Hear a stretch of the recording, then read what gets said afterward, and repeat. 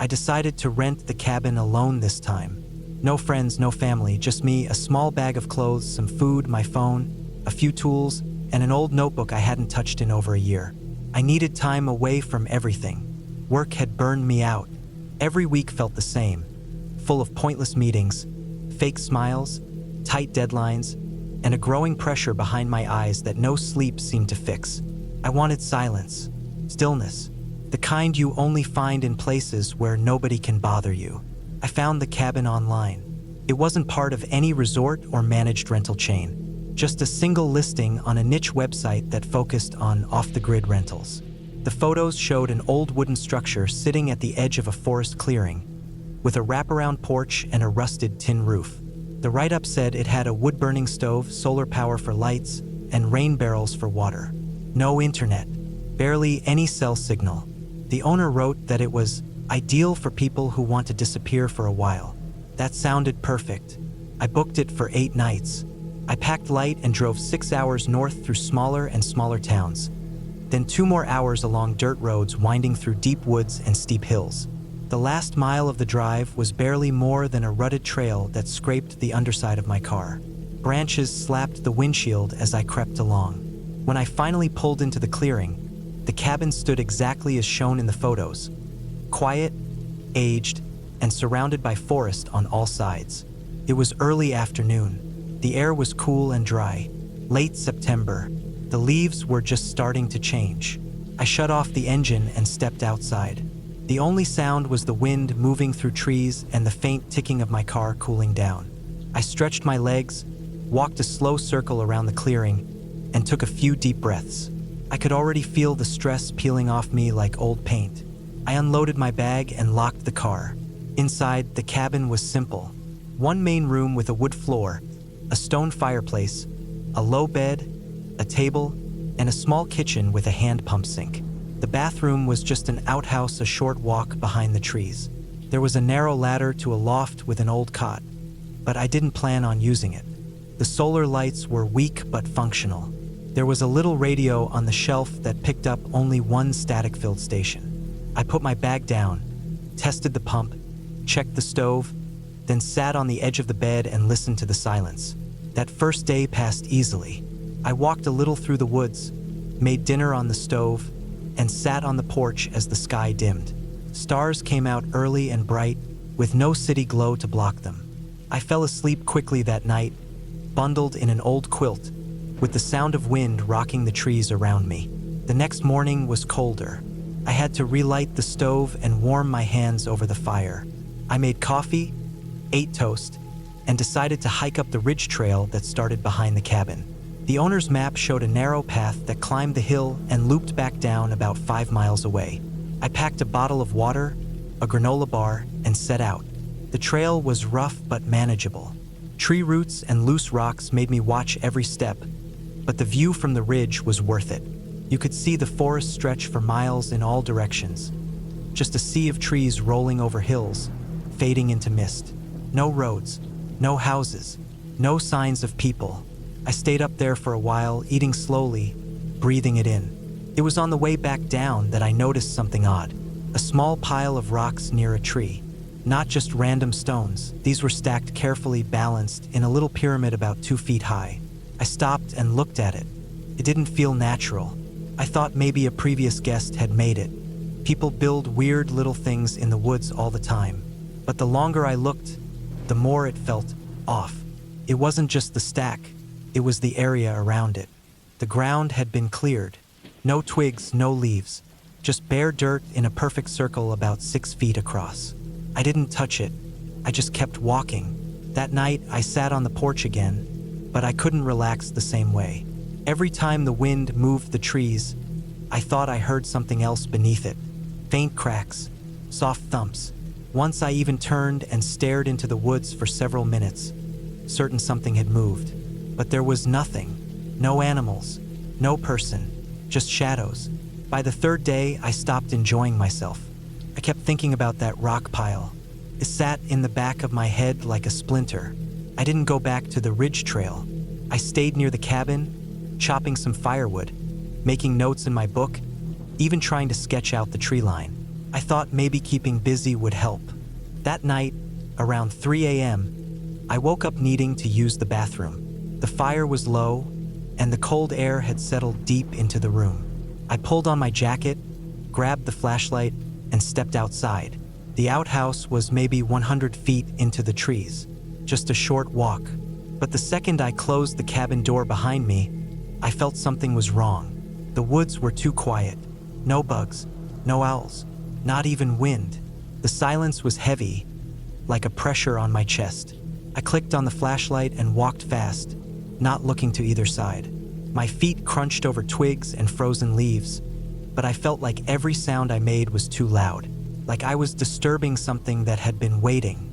I finished and hurried back toward the cabin. That's when I saw it. Another pile of rocks. This one was closer, just off the trail. A little smaller than the first, but the same careful shape. And again, the ground was cleared around it in a perfect circle. I didn't sleep the rest of the night. I sat in the bed, staring at the door, gripping the flashlight like a weapon. When morning came, I went outside and checked again. The pile was real. It hadn't vanished in daylight. It looked fresh, clean. The rocks didn't have moss or dirt on them like the ones scattered naturally through the forest. Someone had picked them carefully. I thought about leaving then, but something in me refused to panic.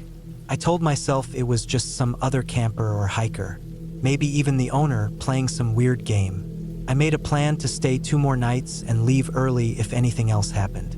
On the 5th day, I didn't go outside much. I stayed in the cabin, reading, watching the woods through the windows, and trying to stay warm. I kept my boots on all day. That night, I barricaded the door with a chair. I didn't hear anything, but sleep came in short bursts. On the 6th morning, I found footprints. They were just outside the porch in the soft mud near the edge of the clearing. Not boot prints, bare feet. Human. Wide toes, narrow heel. No shoes. No tread marks. Just clean footprints that started near the woods and stopped about 10 feet from the front steps. I walked the whole edge of the clearing, looking for more. I found 3 more sets in different spots, each facing the cabin. Like someone or something had stood there and watched, not moving, just standing. I grabbed my bag and started packing. I filled a thermos, stuffed food into the backpack, and got the keys from my coat pocket. I shoved everything into the car as fast as I could. The air was cold and sharp. The sky was pale blue and cloudless, but nothing about the scene felt peaceful anymore. It felt like the trees were watching me. I turned the key in the ignition. The engine clicked again, and then nothing. I popped the hood, checked the battery. The terminals were clean. I tried again. Click, nothing. It wasn't just a dead battery. The starter was fine 2 days ago. The lights on the dashboard flickered and died. I opened the back of the car. The wires were pulled loose, ripped, not chewed, not weathered, just torn out. That night, I made a fire and stayed inside with a hatchet by the bed. I kept every candle burning, every solar light on, but the darkness outside felt thicker than before. It pressed against the windows like a living thing. Every creak in the walls made me freeze. Around midnight, I heard something on the porch. A single footstep, then nothing, then another. I held my breath, not moving. The boards creaked softly. The handle on the door turned once, then stopped. I waited for the sound of glass breaking, or the crash of the door, but none came, just silence. By morning, there was a new pile of rocks on the porch. Not next to it, not in the yard, on the porch, right in front of the door. I kicked it off the steps, grabbed my pack, and started walking down the road. I didn't stop. I didn't look back. I walked for almost 10 miles before I found a signal and called a tow truck. When the driver arrived, I didn't explain anything. I just told him the battery was dead and I needed a ride back to town. I didn't even go back to the cabin. I filed a report with the local sheriff the next day. He barely blinked when I told him about the footprints and the rock piles. Said it was probably local kids messing around, or someone squatting in the woods. He took my statement and didn't ask me to come back. A week later, I checked the listing again. It was gone. Not marked as booked, just removed. No sign it had ever been there. I still think about that third pile.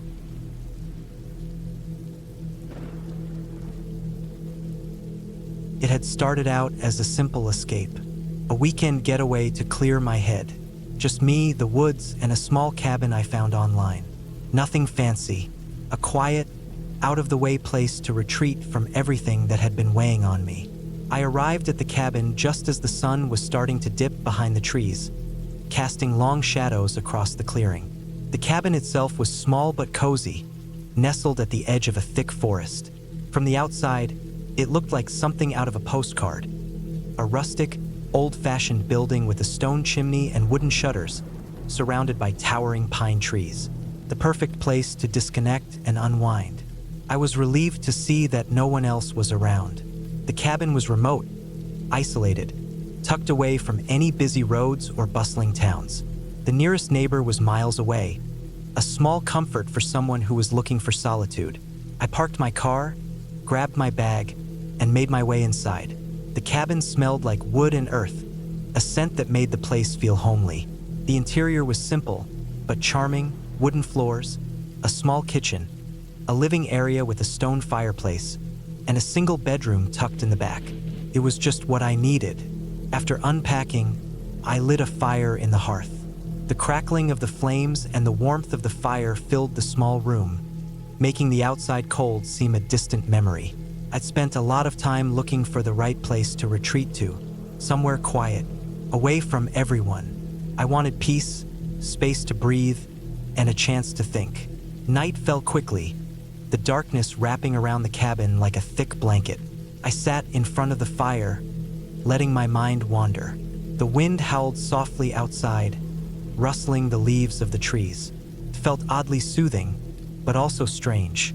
I wasn't used to being so far removed from civilization. There was something unsettling about the stillness. It wasn't a fear I could put my finger on, but it lingered in the back of my mind. I shrugged it off, telling myself I was just being overly cautious. The cabin was safe. The only sounds outside were the occasional gusts of wind and the rustle of wildlife moving in the woods. A few animals, deer, squirrels, maybe a fox or two, were the only creatures I expected to see. Nothing to worry about. As the night wore on, I got a bit restless. The fire burned low, and I couldn't help but feel a sense of unease creep in. I tried to ignore it, but the quiet seemed oppressive. It wasn't just the silence. It was the way everything around the cabin felt so still. There was no hum of distant traffic, no sounds of people living their lives, just the wind and the trees, and something else. Something faint, almost imperceptible. I decided to get some rest.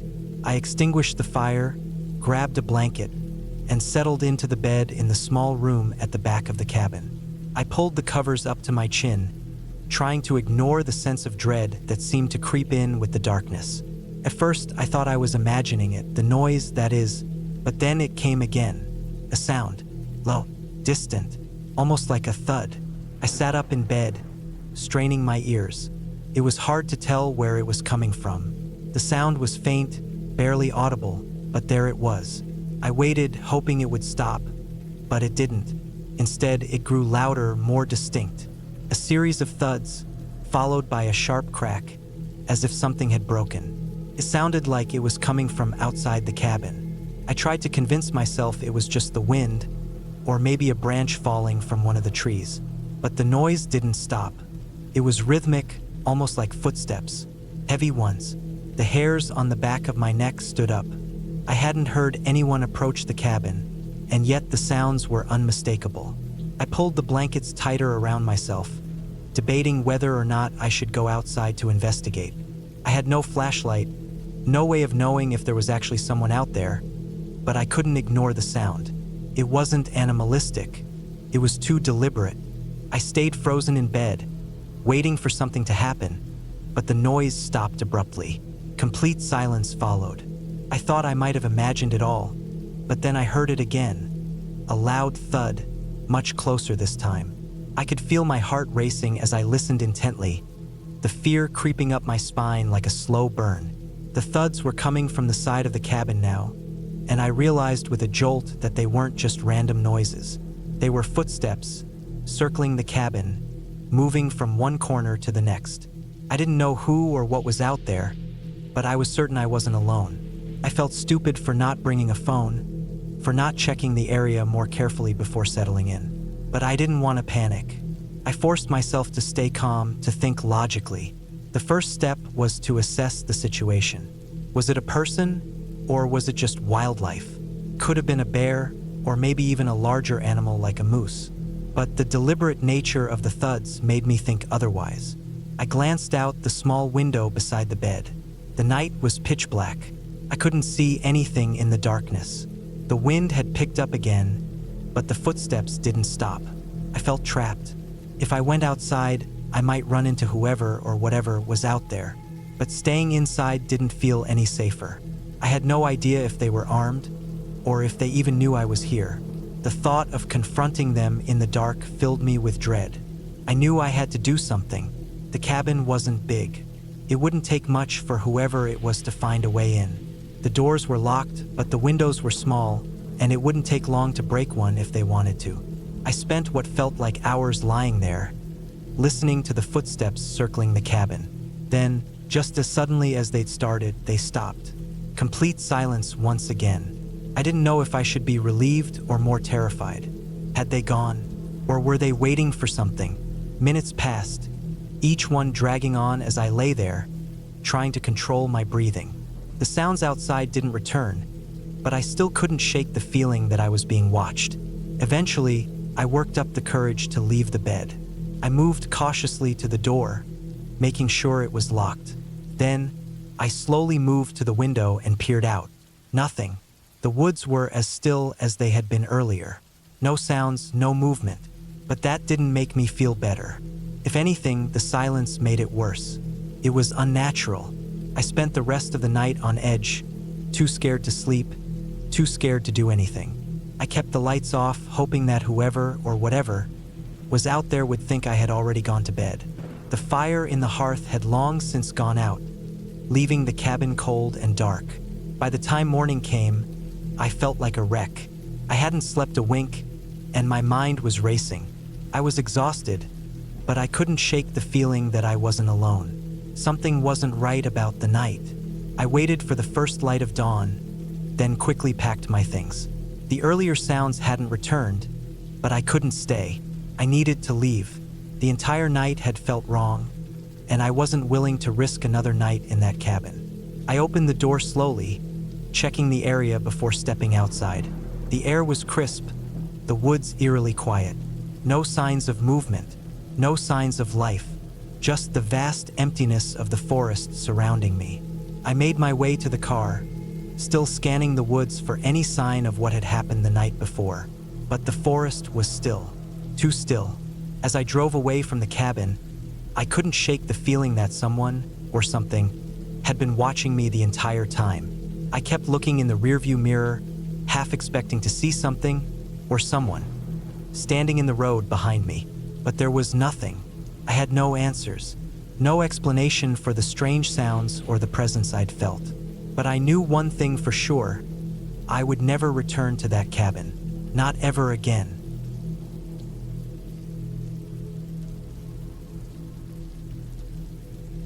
I had rented the cabin for 2 weeks. It was small and old, sitting alone near a river bend deep in a forest in northern Idaho. I'd found it listed on a quiet outdoor forum.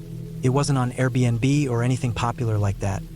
Just a few photos and an email exchange with an old guy named Frank. He told me it didn't have electricity or running water but was sturdy and dry, and that the area was great for fly fishing and completely private. That was exactly what I wanted. I needed quiet. I brought enough supplies to last me the full 2 weeks. Dry food, bottled water, a camping stove, basic tools, bear spray, a solar-powered charger, and a cot with a sleeping bag. I also brought a collapsible chair, a fishing rod, a hunting knife, and a journal. My phone would only work if I hiked about 3 miles to a high ridge behind the cabin, and I planned to turn it off anyway. I didn't want notifications. I didn't want anyone from work contacting me. I didn't even want the news. The drive out took most of a day, and the last 2 hours were rough dirt roads through national forest land. Frank had told me there would be a split in the road marked by a red rock, and to take the right fork and follow it until I saw a rusted-out mailbox with no name. That's where I'd find the trail to the cabin. When I got there, the road was so overgrown I barely made it through with my Subaru. I had to stop a few times to clear branches, and I scratched the paint up on both sides. I didn't care. I just wanted to be away from everything. When I got to the cabin, it looked just like in the photos. Gray wooden walls, a tin roof, a crooked chimney, and a wraparound porch with a few plastic chairs stacked in one corner. There were no tire marks, no signs of recent visitors. It was quiet, completely still. Just the sound of water moving in the river about 100 yards downhill through the trees. The air smelled like pine and damp moss. I could hear birds. Somewhere far off, I heard the dry crack of branches, maybe an elk or a deer. Felt right. I unlocked the door with the key Frank had mailed me and stepped inside. The place was musty but not bad. A small stone fireplace took up one wall. There was a shelf with some canned food and dusty books, an old steel sink that led to a drainage pipe, and a tiny table with 2 wooden chairs. The floor creaked when I walked across it. A few spiders had made webs in the corners, and a couple of dead flies lay on the windowsills. Felt empty but safe. I set up my cot near the back wall, unpacked a few things, and then stepped out onto the porch to breathe. It was late afternoon. I watched the light fall through the trees, long orange shadows slanting down toward the river. I heard it before I saw it, just the low, constant movement of water over rocks.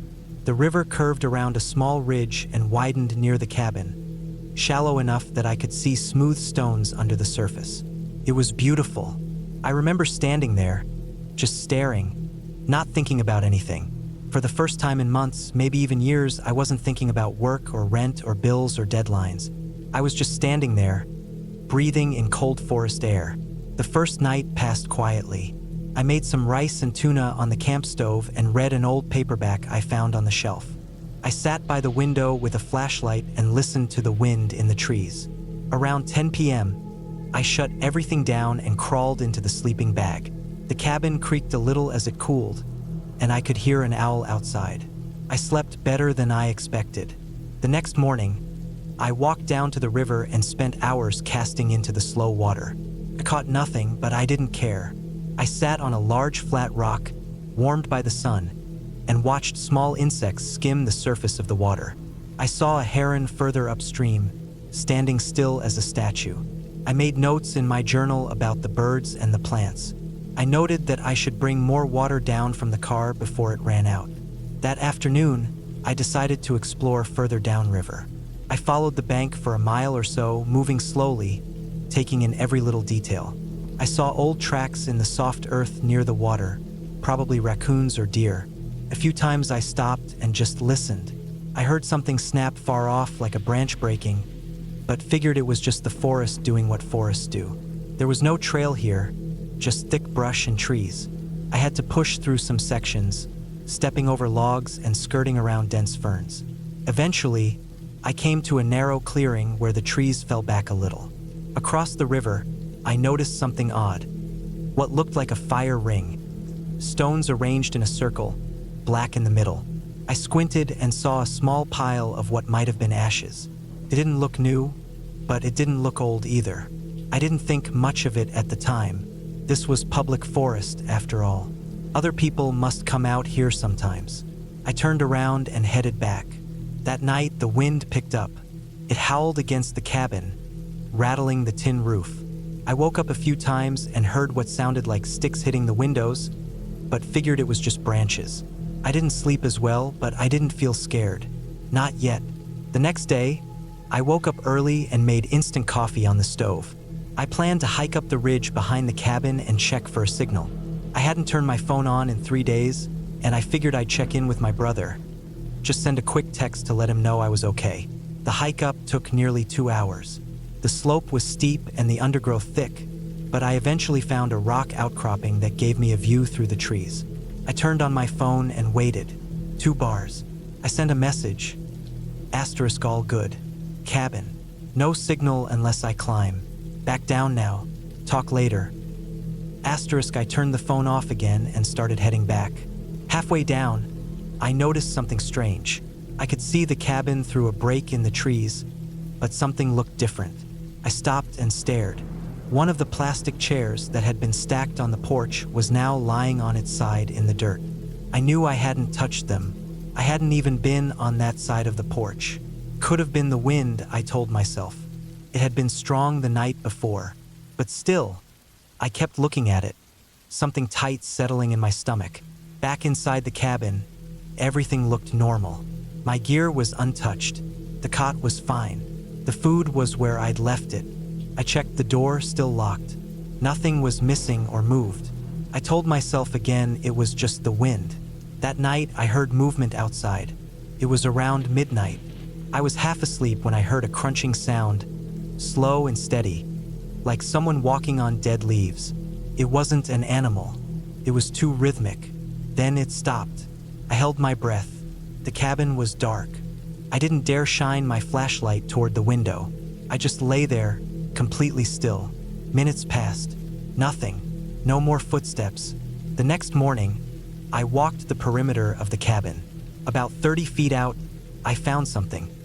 A partial footprint in the soft dirt, near where the chair had fallen. It wasn't deep or clear, but it looked like the ball of a shoe. Too large for a coyote, too clean for a bear. I stared at it for a long time. I didn't want to panic. I told myself maybe someone else was out here. A hunter, maybe, or someone who came to fish and saw the cabin and got curious. But no one should have been this close. Frank had told me he hadn't rented the place to anyone in over 6 months. That afternoon, I walked back to the spot downriver where I'd seen the old fire ring. This time I crossed to the other side. There were faint signs of a trail behind the clearing, overgrown but there. I followed it for a while and came across something else. A tarp, half buried under leaves. It was green and dirty, but I could see the edges. When I pulled it back, I found a pile of empty cans, old food wrappers, and a ripped sleeping bag. Someone had been living here. The tarp had been used as shelter. The sleeping bag was torn and moldy, but there were footprints in the dirt around it. Some looked recent. I stood there, looking around, heart pounding. The forest felt different now, like it was watching me. I listened for sounds. Nothing, just whined through the trees. I backed away slowly and returned to the cabin. That night I didn't sleep. I sat up by the window with my knife in hand. I didn't turn on my flashlight. I just listened. At some point around 2 in the morning, I heard the sound again. Footsteps. This time closer. They stopped just outside. I heard breathing. No knocking. No talking. Just someone or something standing there. Then the doorknob rattled. Just once. Then nothing. I held my breath. I didn't move. I sat there in the dark, gripping the knife so hard my hand hurt. After what felt like an hour, I heard the crunch of footsteps moving away. I waited until dawn before I dared to move. The next morning, I packed everything I could into my backpack. I left the food behind. I just wanted to get out. I didn't care about my original plan anymore. I hiked up the ridge, turned on my phone, and sent a message. Asterisk leaving early. Something's wrong here. Picking up car. Will explain later. Asterisk. When I got to my car, I found a strip of cloth wedged under the wiper. It was dark.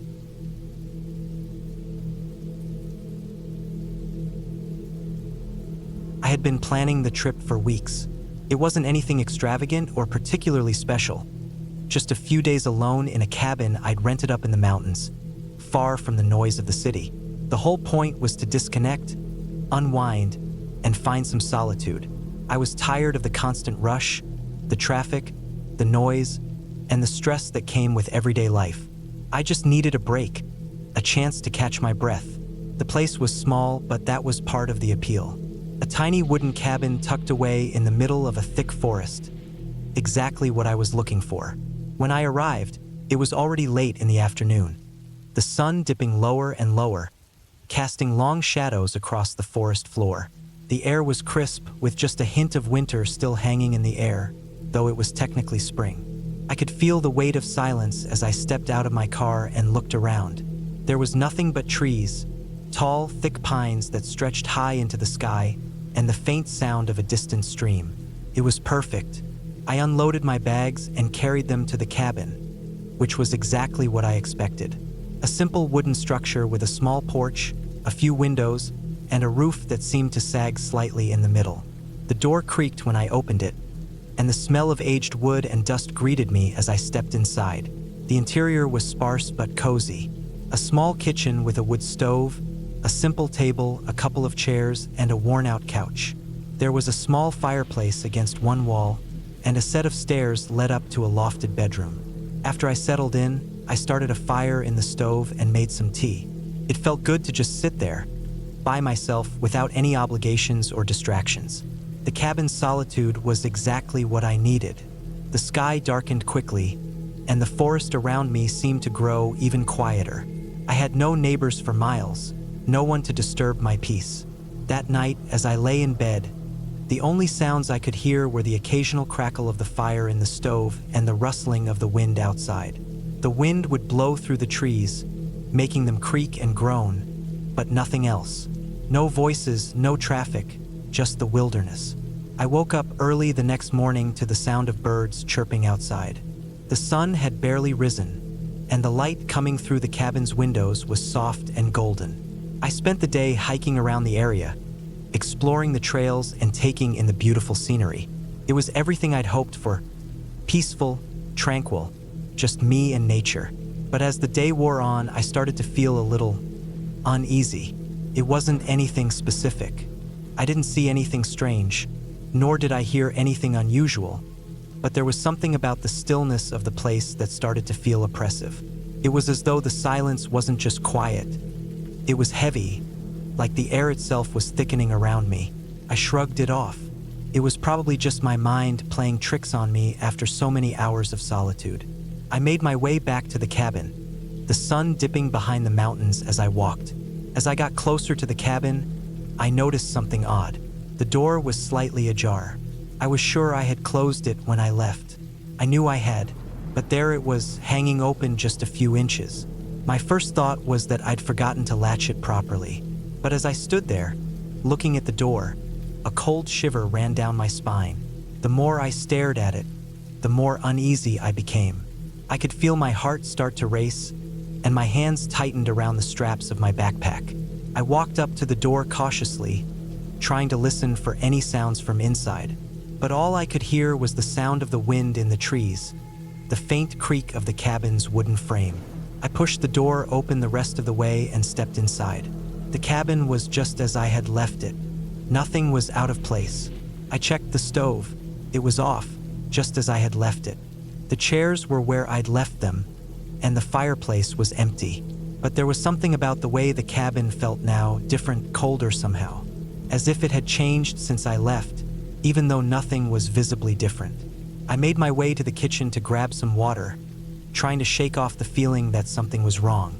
I tried to convince myself it was nothing. I was just imagining things. But when I turned back around, I noticed something else. The window above the sink was open, just a crack. The same window that had been shut when I left.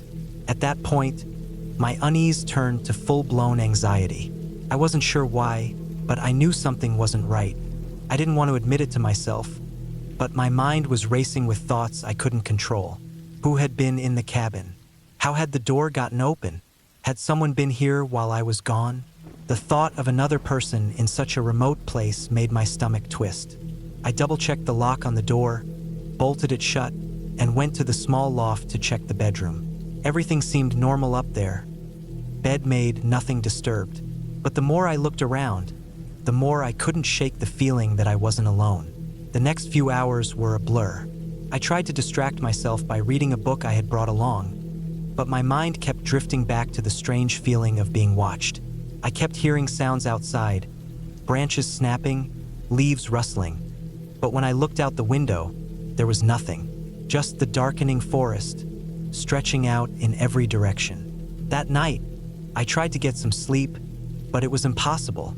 Every creak of the cabin seemed louder in the silence, and I kept waking up, thinking I heard footsteps outside or faint voices in the distance.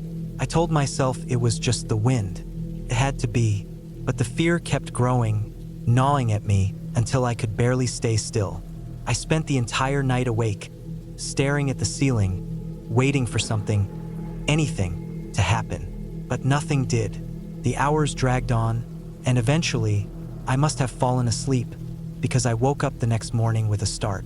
The sunlight was weak, and I could hear the wind howling outside, but something was different. The air felt heavy, almost oppressive. I sat up in bed, trying to shake off the grogginess of sleep. And then I noticed it, the door. It was open again. This time, I didn't hesitate. I grabbed my jacket, my bag, and rushed out of the cabin. I didn't care where I was going. I just needed to get away from there, away from that eerie feeling that seemed to be growing stronger with every passing minute. As I walked through the woods, I could hear my own breathing, my footsteps crunching against the leaves.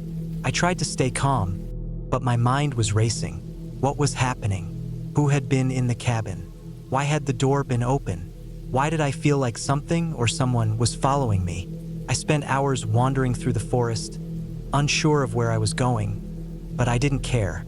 I just needed to escape.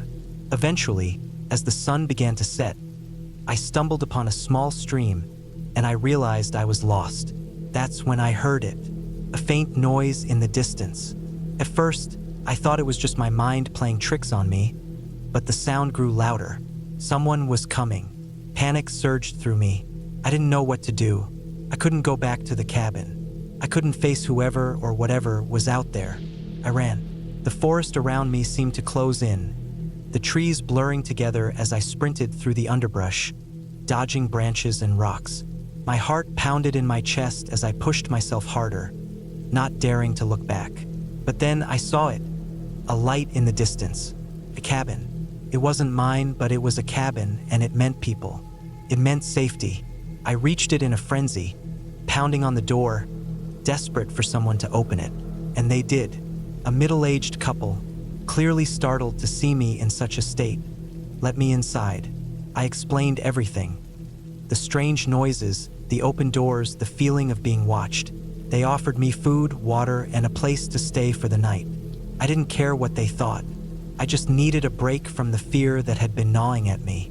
The next day, I left the mountains, never to return to that cabin. I never did find out what had happened there, but I'll never forget the feeling of being watched, of being followed, of not being alone. Maybe I was just paranoid. Maybe the isolation had gotten to me. But as I drove away from those woods, I couldn't shake the feeling that someone, had been out there with me all along. And that thought, more than anything, kept me from ever wanting to go back.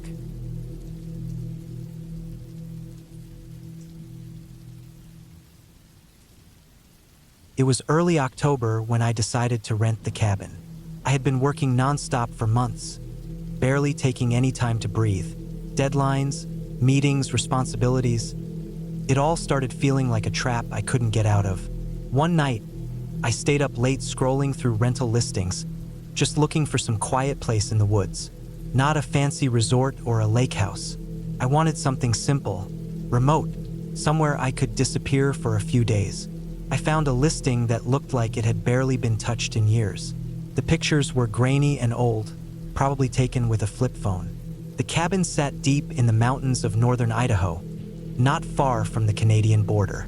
The owner mentioned it had no cell reception, no internet, and ran on a small generator for basic electricity.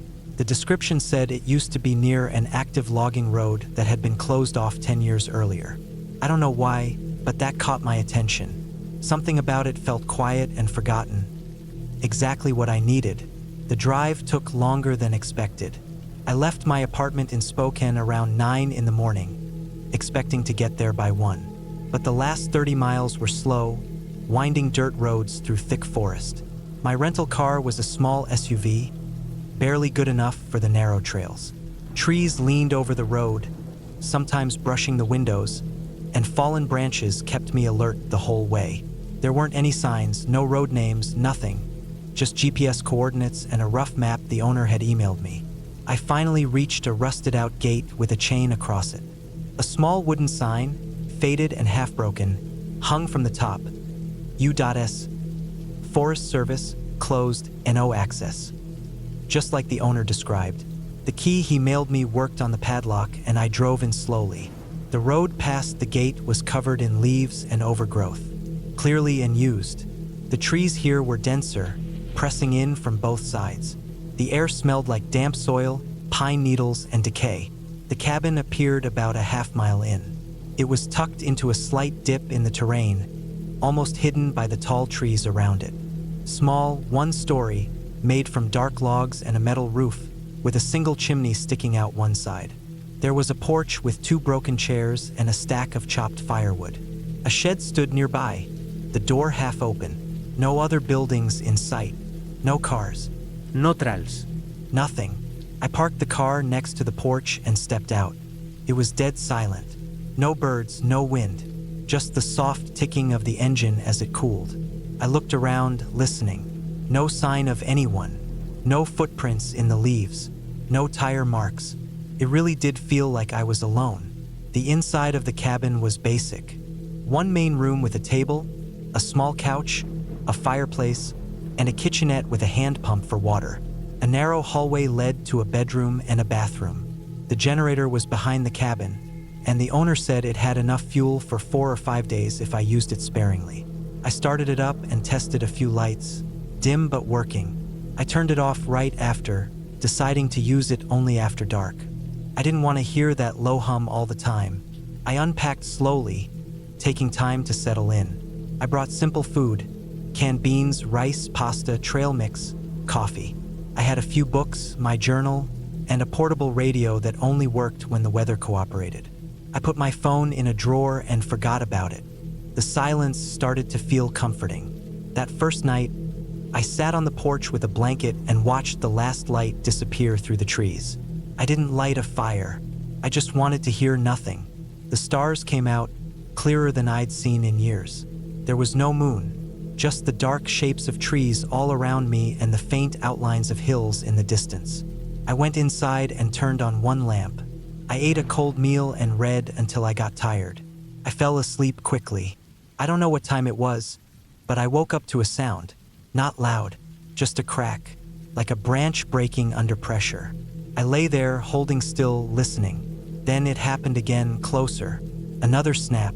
I slowly sat up and stared toward the window. It was too dark to see anything, but the direction of the sound was clear, back near the shed. I told myself it was probably a deer, or maybe a raccoon. The forest was full of animals, but something about the way it moved, in short bursts with long silences in between, didn't feel right. After about 15 minutes, I heard nothing else and eventually went back to sleep. The next morning, I checked around the cabin. I walked over to the shed. The door was still half open like before. I looked inside, just an axe, a few tools, and some rotted bags of concrete. The ground outside was covered in wet leaves. No footprints, no drag marks, nothing. I let it go. That afternoon, I hiked a little. Not far, just behind the cabin and down toward a small stream I had seen on the map. The air was cool and clean. The trees here were thick with moss, and the undergrowth made it hard to move quietly. Every now and then I thought I heard something behind me, like footsteps, but when I stopped, it stopped. I knew it was probably just me making noise and then noticing the silence when I paused. On my way back, I found something I didn't expect. Off to the left, maybe 50 yards from the trail, was an old piece of machinery, rusted, half sunken into the ground. It looked like a logging skidder or part of one. Nearby were chunks of metal and old cable coils. I realized this must have been part of the old logging operation. There was no clear road leading to it anymore, just forest. That night, I made a small fire and sat outside with my blanket again. The air was colder. The wind had picked up slightly, moving the trees in long, slow waves. I watched shadows slide across the porch, unsure if it was the fire or the trees. Just before midnight, I heard something again, same as the night before. Snapping wood, slow steps, then silence. This time I grabbed my flashlight and stepped outside. I aimed it toward the shed, but the light didn't reach far. Just trees, branches, and nothing else. I stood there for 5 minutes, my breath showing in the cold air, listening. There was nothing. I started thinking maybe it wasn't an animal, Maybe someone knew about this cabin. A hunter, or someone squatting out here. I walked over to the car and double-checked that it was locked. Then I went back inside and put a chair under the doorknob. I felt stupid doing it, but I didn't care. The next morning, I woke up early and hiked farther than before. I brought a compass, marked my trail, and kept moving toward where the logging road must have gone. After about an hour, I found it, barely visible through the overgrowth. Just a line of ground packed harder than the rest. I followed it uphill. I found more equipment scattered along the trail, chains, metal parts, and what looked like a crushed work trailer. Its walls were buckled and open, and inside were rusted cans, papers, even an old cot. I stepped in and looked around. There were some rolled-up maps in a drawer, all torn and stained.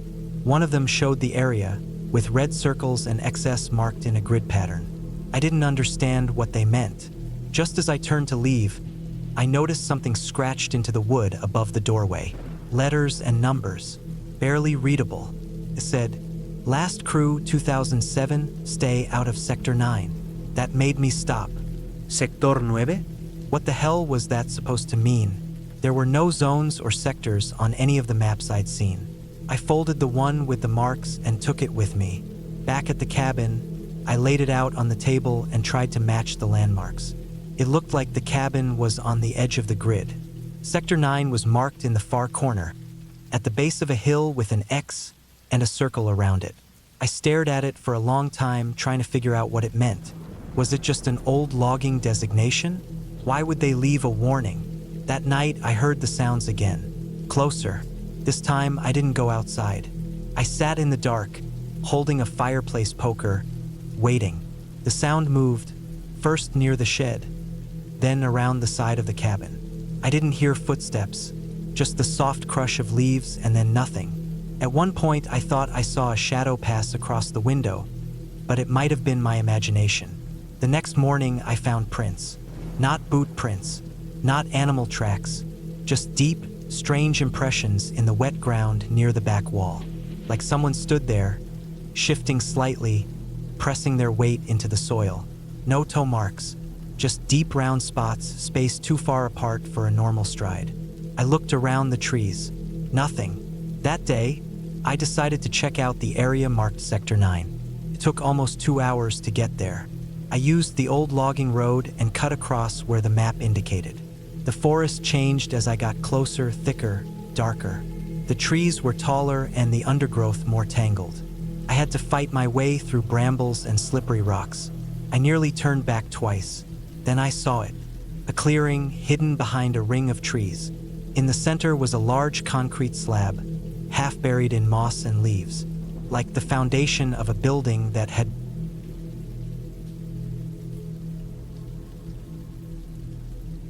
I had been planning the solo trip for months. Life in the city had worn me thin. Work stress, traffic, constant noise, people everywhere. I just wanted quiet, real quiet, not just headphones on quiet, but the kind where the only sounds are the wind and maybe a few birds. I had booked a small off-grid cabin deep in the northern woods of Michigan, about 4.5 hours from my apartment. It wasn't through any hotel website, just a private owner who listed it on an old cabin rental forum.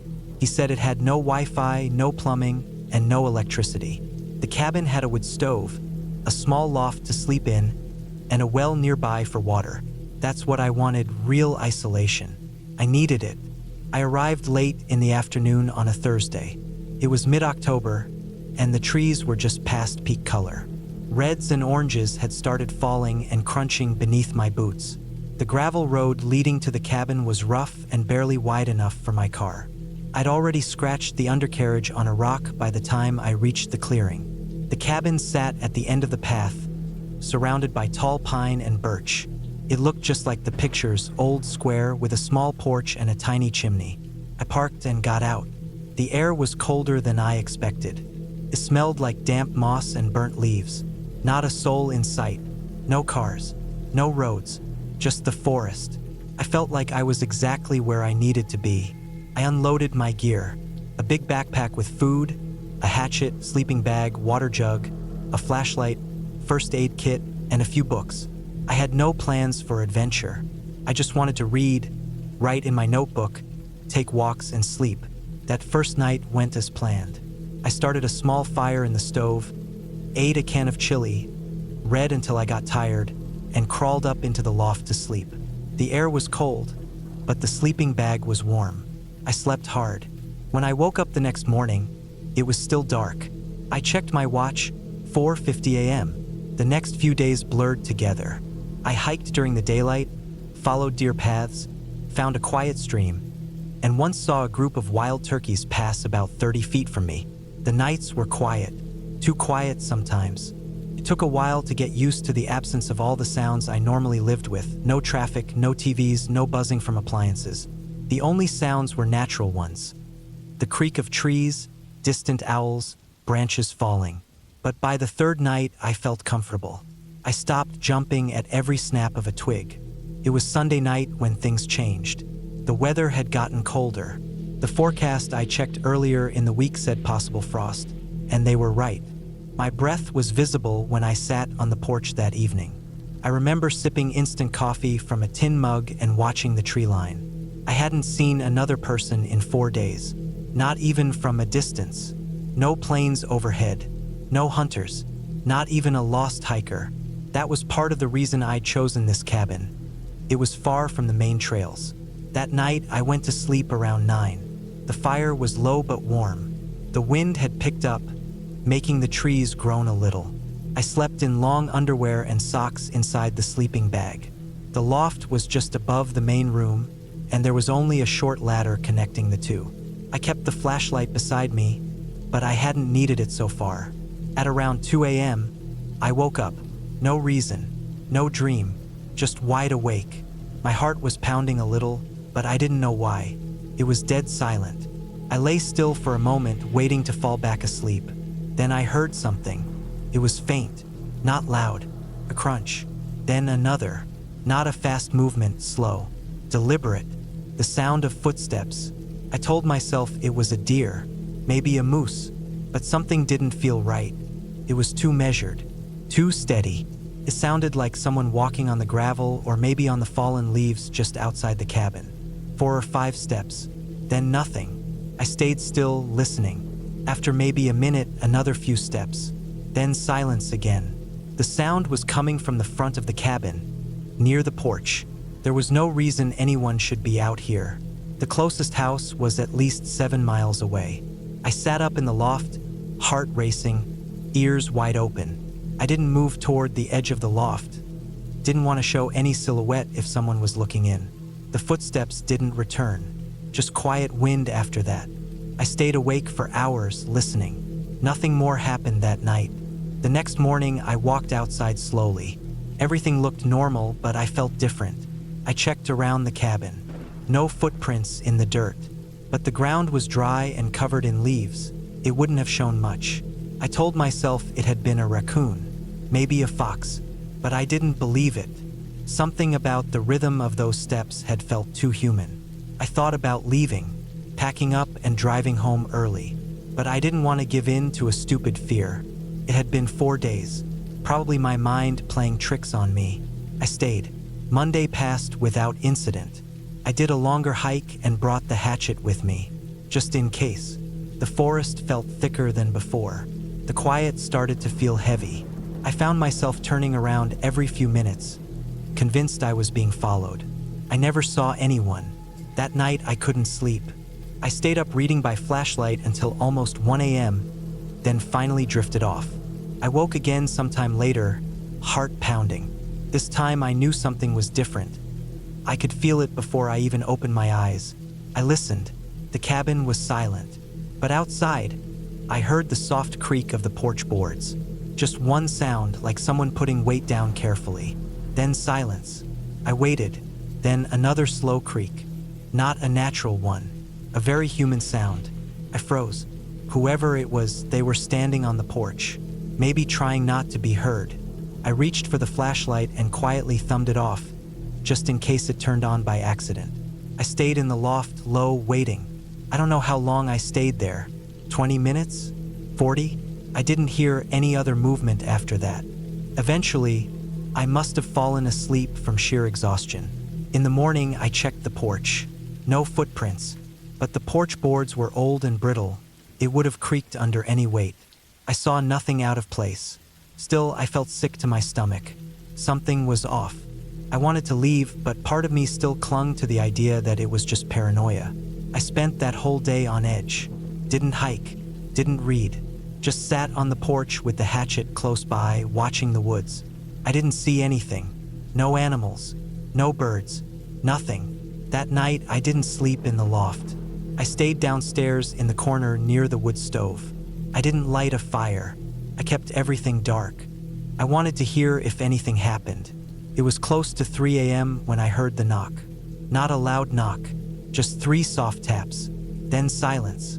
It wasn't at the front door. It came from the back of the cabin, where there was no porch, just a window. I stayed frozen. Then, maybe a minute later, the same knock. This time on the side wall. Whoever it was, they were circling the cabin. Knocking slowly, quietly. I didn't move. I didn't even breathe. I stayed crouched, holding the hatchet. I didn't turn on the flashlight. I didn't want to give away my position. After maybe 10 minutes, everything went quiet again. I waited another hour before I moved. I sat there in the cold, hatchet in hand, afraid to even shift my weight. My legs went numb. I never heard footsteps retreating. Nothing to show where they'd gone. That was it. I made the decision then. I was leaving at first light. When the sun came up, I grabbed my pack, barely checked the inside, and went straight to the car. It was colder than usual. I remember the windshield had a light frost on it. I loaded my gear and started the car. Nothing happened, just a click. I tried again. Another click. The battery wasn't dead, the light still worked, but the engine wasn't turning over. I opened the hood. I'm not much of a mechanic, but even I could tell something was wrong. The battery cables had been cut. Cleanly, deliberately. I stood there, stunned. There was no way an animal did that. Someone had gone under the hood with a tool and sliced both cables. It hadn't been me. I checked them when I first arrived. They were fine. I backed away from the car and looked around the woods. Nothing moved, just trees. I had 2 choices: stay and wait for someone to come, unlikely, or hike out. I grabbed my pack and started walking. I took the logging trail that led east, the one I'd come in on. My phone had no signal, but I knew there was a main road about 7 miles out. If I moved fast, I could get there before dark. The hike was long and silent. I didn't stop for breaks. I kept looking over my shoulder. Every time I heard a stick snap, I spun around, but I never saw anyone. Still, I felt eyes on me the entire walk. I finally reached the road by late afternoon. A passing truck picked me up. The driver was kind enough to take me to a gas station where I called for help. The sheriff's department eventually went.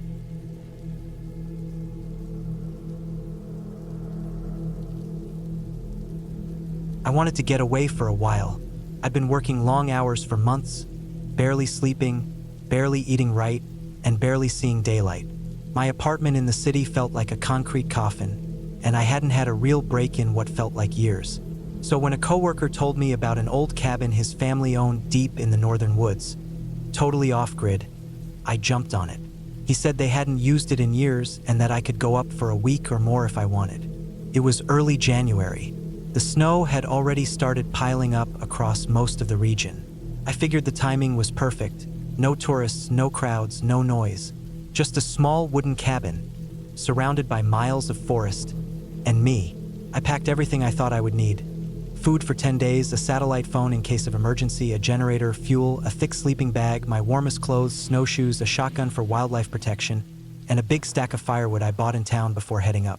The drive up north was long and quiet. Once I left the highway, the roads turned into narrow, icy trails that twisted through snow-covered trees. For the last 2 hours, I didn't see another car. The only sound was the crunch of my tires on packed snow and the occasional thump of something falling from a tree. My GPS lost signal halfway there, but I had written directions from my coworker. When I finally pulled up to the cabin, it was almost dark. The sun had dipped behind the trees, and everything was cast in a deep blue-gray light. The cabin sat in a small clearing, half buried in snow. It was a single-story structure, made from thick logs, with a metal roof and a small front porch. A chimney stuck out at an angle, blackened from years of smoke. There were no lights, no power lines, no tire tracks in the snow leading up to it. Just untouched white ground all around. I parked a little ways off and trudged through the knee-deep snow with my gear.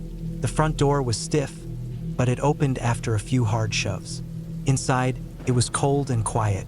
The place smelled like dry wood and old ash. There was one main room with a stone fireplace, a small table, 2 wooden chairs, a cot in the corner, and a kitchenette. In the back, there was a tiny bathroom with a compost toilet and a closet packed with old supplies. Candles, canned food, dusty blankets. I set my gear down and got to work.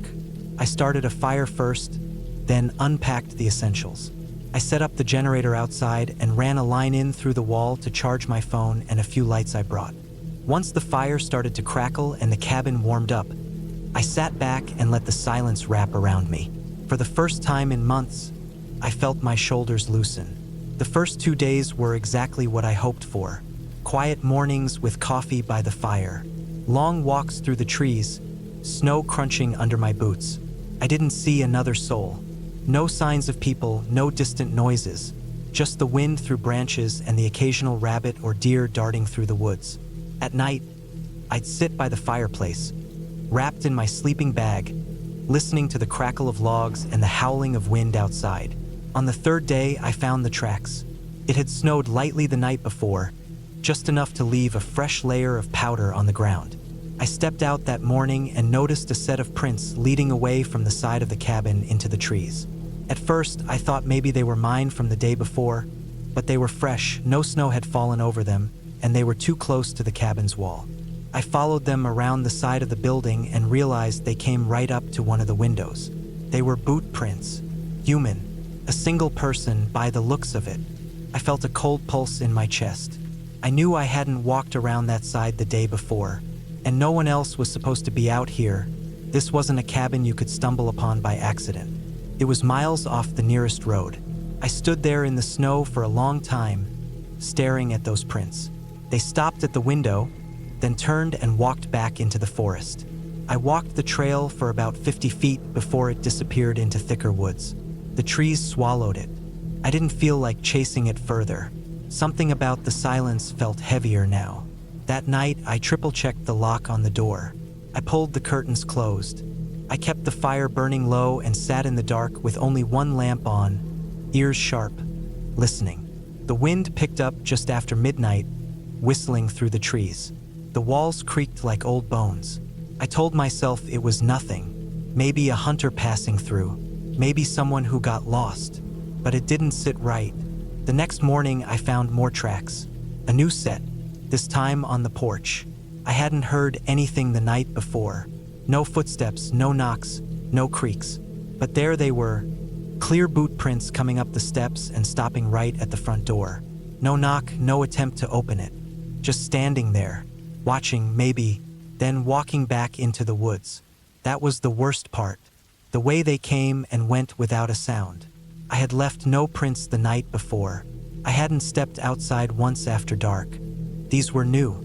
I walked back around the cabin again and checked every window.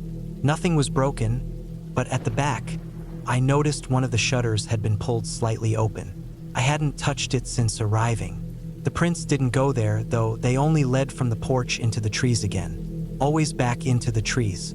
I stayed inside that day. I kept the shotgun close. I kept the fire small, barely a flicker to keep the inside dim. I sat by the window for hours watching the tree line. Every time a branch moved or snow fell from a bough, I jerked my head around. Nothing moved out there. Not that I could see, but I knew someone had been here. Twice now. I didn't sleep that night.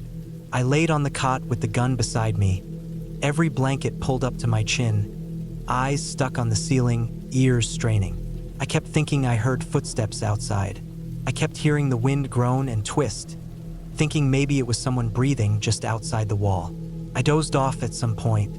I must have, because when I woke up, the fire was out and the room was freezing. I sat up and saw that the door was open. Just a crack, maybe 2 inches, but it was open. I hadn't opened it. I knew that. I locked it before bed. I checked it twice. My body went rigid. I didn't move for several minutes, just stared at that open door, watching the cold air drift in. I finally got up, holding the shotgun, and closed it slowly. The lock was still set. No signs of forced entry, but the snow just inside the door told me someone had been there. A single print, just one, right at the threshold, like someone had stood there and watched me sleep. That was the breaking point. I packed as fast as I could. I stuffed everything I could into my bag, left the rest. I didn't care about food or clothes. I just needed to leave. I threw on my snow gear, strapped the shotgun to my shoulder, and started for the car. But it was gone. Not just moved. Asterisk, asterisk, gone. Asterisk, asterisk, the tracks from where I drove in were there, covered in snow, but the car was nowhere in sight. I ran to where I'd parked it and just stood there. Nothing but white. My heart was racing. I turned in every direction, scanning the woods. There were no tracks leading away from the car. It hadn't driven off. It had been towed or pushed, maybe even buried. I ran back to the cabin and locked the door behind me. That night, I didn't sleep at all. I sat in the middle of the room with my back to the fireplace, shotgun across my lap, staring at the door. I didn't light a fire. I didn't want whoever was out there to know I was awake. But I couldn't stop shivering. Not from the cold, but from something else. Something deep in my stomach. Something like a slow, crawling dread. I must have drifted off again because I jerked awake to the sound of something tapping against the side of the cabin. It wasn't wind. It was too rhythmic. Tap, tap, tap. Then silence. Then again, asterisk, asterisk, tap. Tap, tap. Asterisk, asterisk. Then a heavy thump, like someone had leaned against the wall. I held my breath. I didn't move. My hands were frozen around the gun. I could feel my pulse in my teeth. Then came the sound of footsteps. Asterisk, asterisk, slow, asterisk, asterisk. Dragging steps moving around the outside, creaking across the porch. Then nothing. I stayed like that until the sky turned gray. By morning, the footsteps were gone. No prints in the snow. Nothing but wind-blown powder. I waited until midday, then grabbed my satellite phone and called for help. Took hours to get through. I had to climb to a higher ridge half a mile away before I got a signal. I told them I was stranded, that someone had been at the cabin, that I needed extraction. They said someone would be there the next day. I didn't go back to the cabin. I stayed on that ridge, shotgun ready, wrapped in my emergency blanket, scanning the tree line. That night, I saw something move between the trees. Just a shape. A man, maybe. Tall, dark, thin. I didn't sleep. I didn't blink. The helicopter came the next afternoon. When they found me, I was half frozen. They had to carry me into the chopper. I didn't speak the whole ride back. I never found out who it was. They said they found my car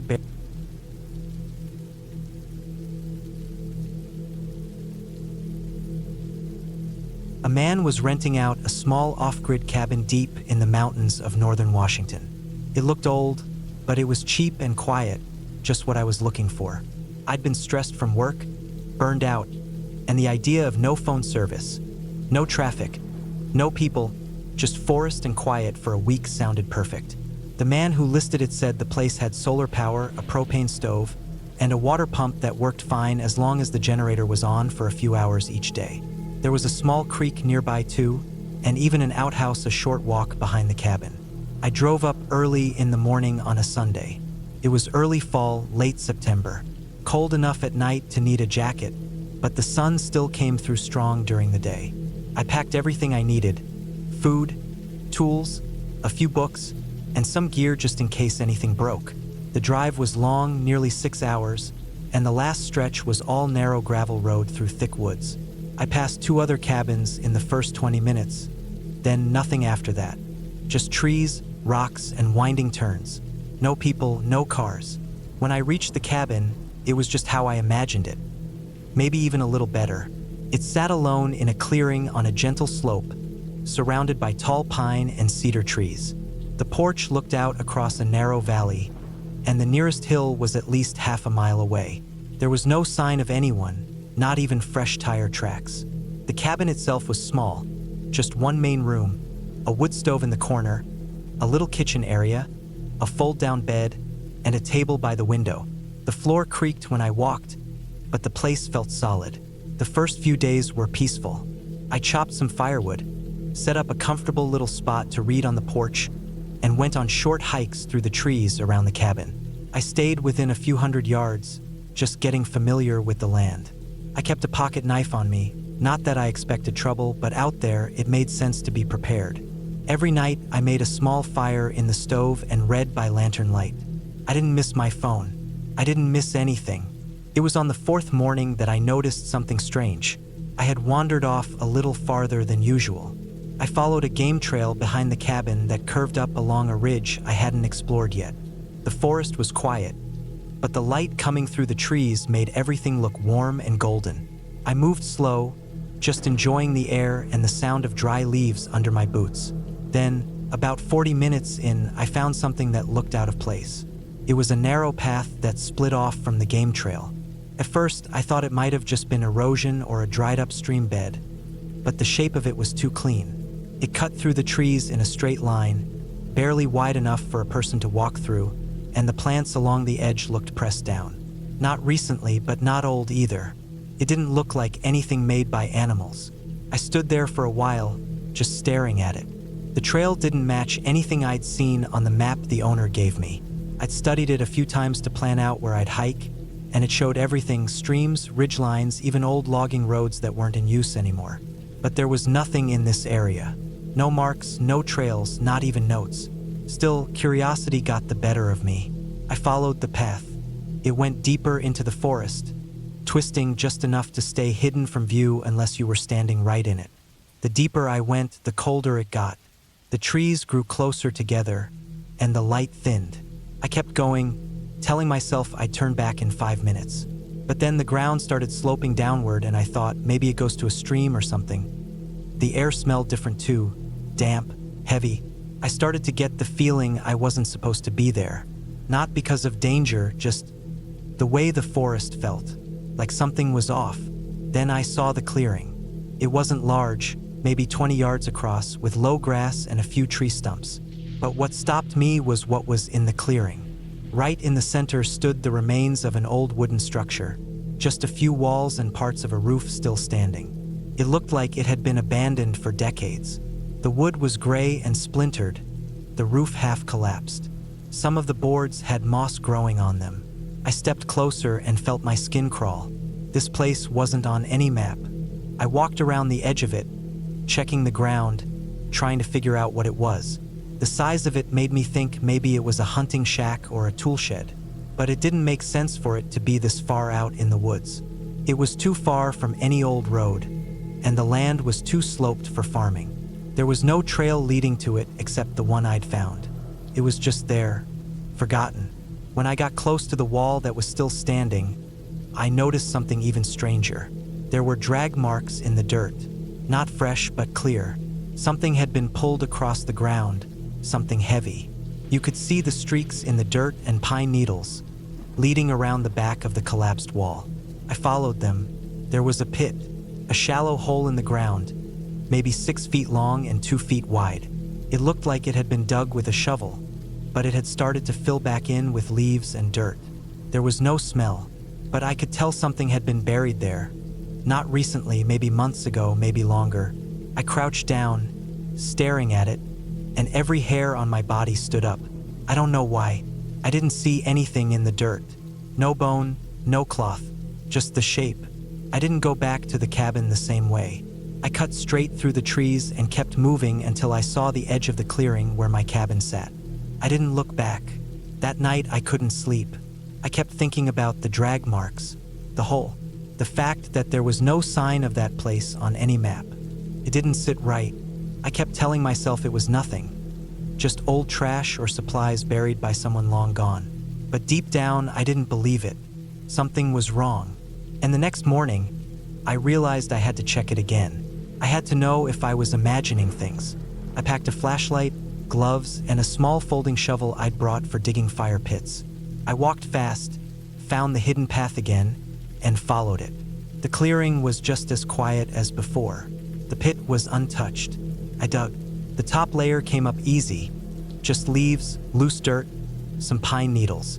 Then I hit something. It wasn't hard like wood or stone. It was soft. I dug around it, brushing dirt away with my hands. My stomach turned. It was fabric. A blue tarp, bundled tightly around something heavy. The dirt around it was damp, and as I pulled it free, a smell rose up that made me gag. I didn't open it. I didn't need to.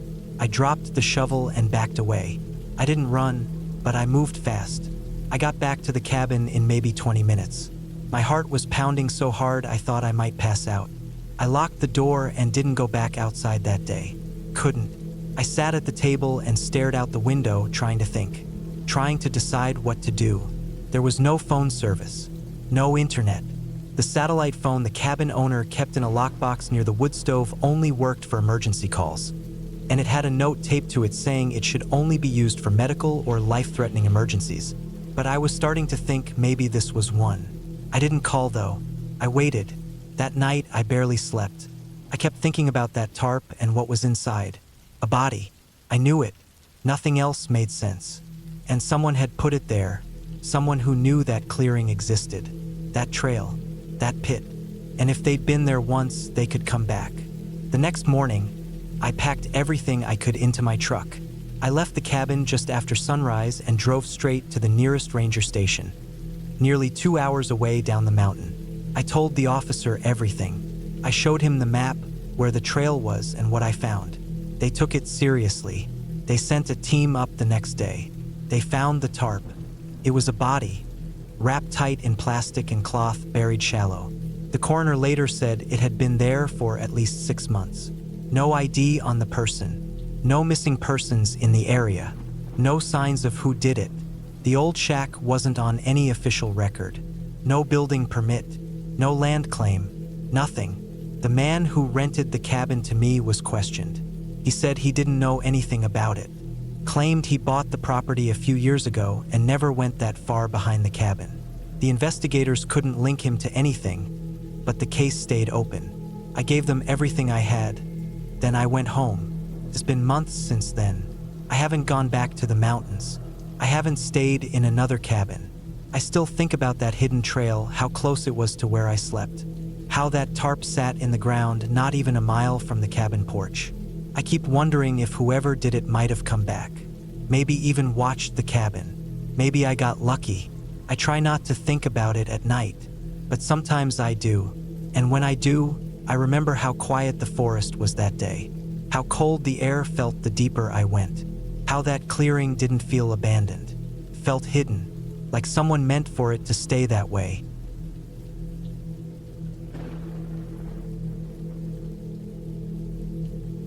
I had always liked the idea of getting away alone. No one calling, no traffic, no appointments. Just the woods, some quiet, and me.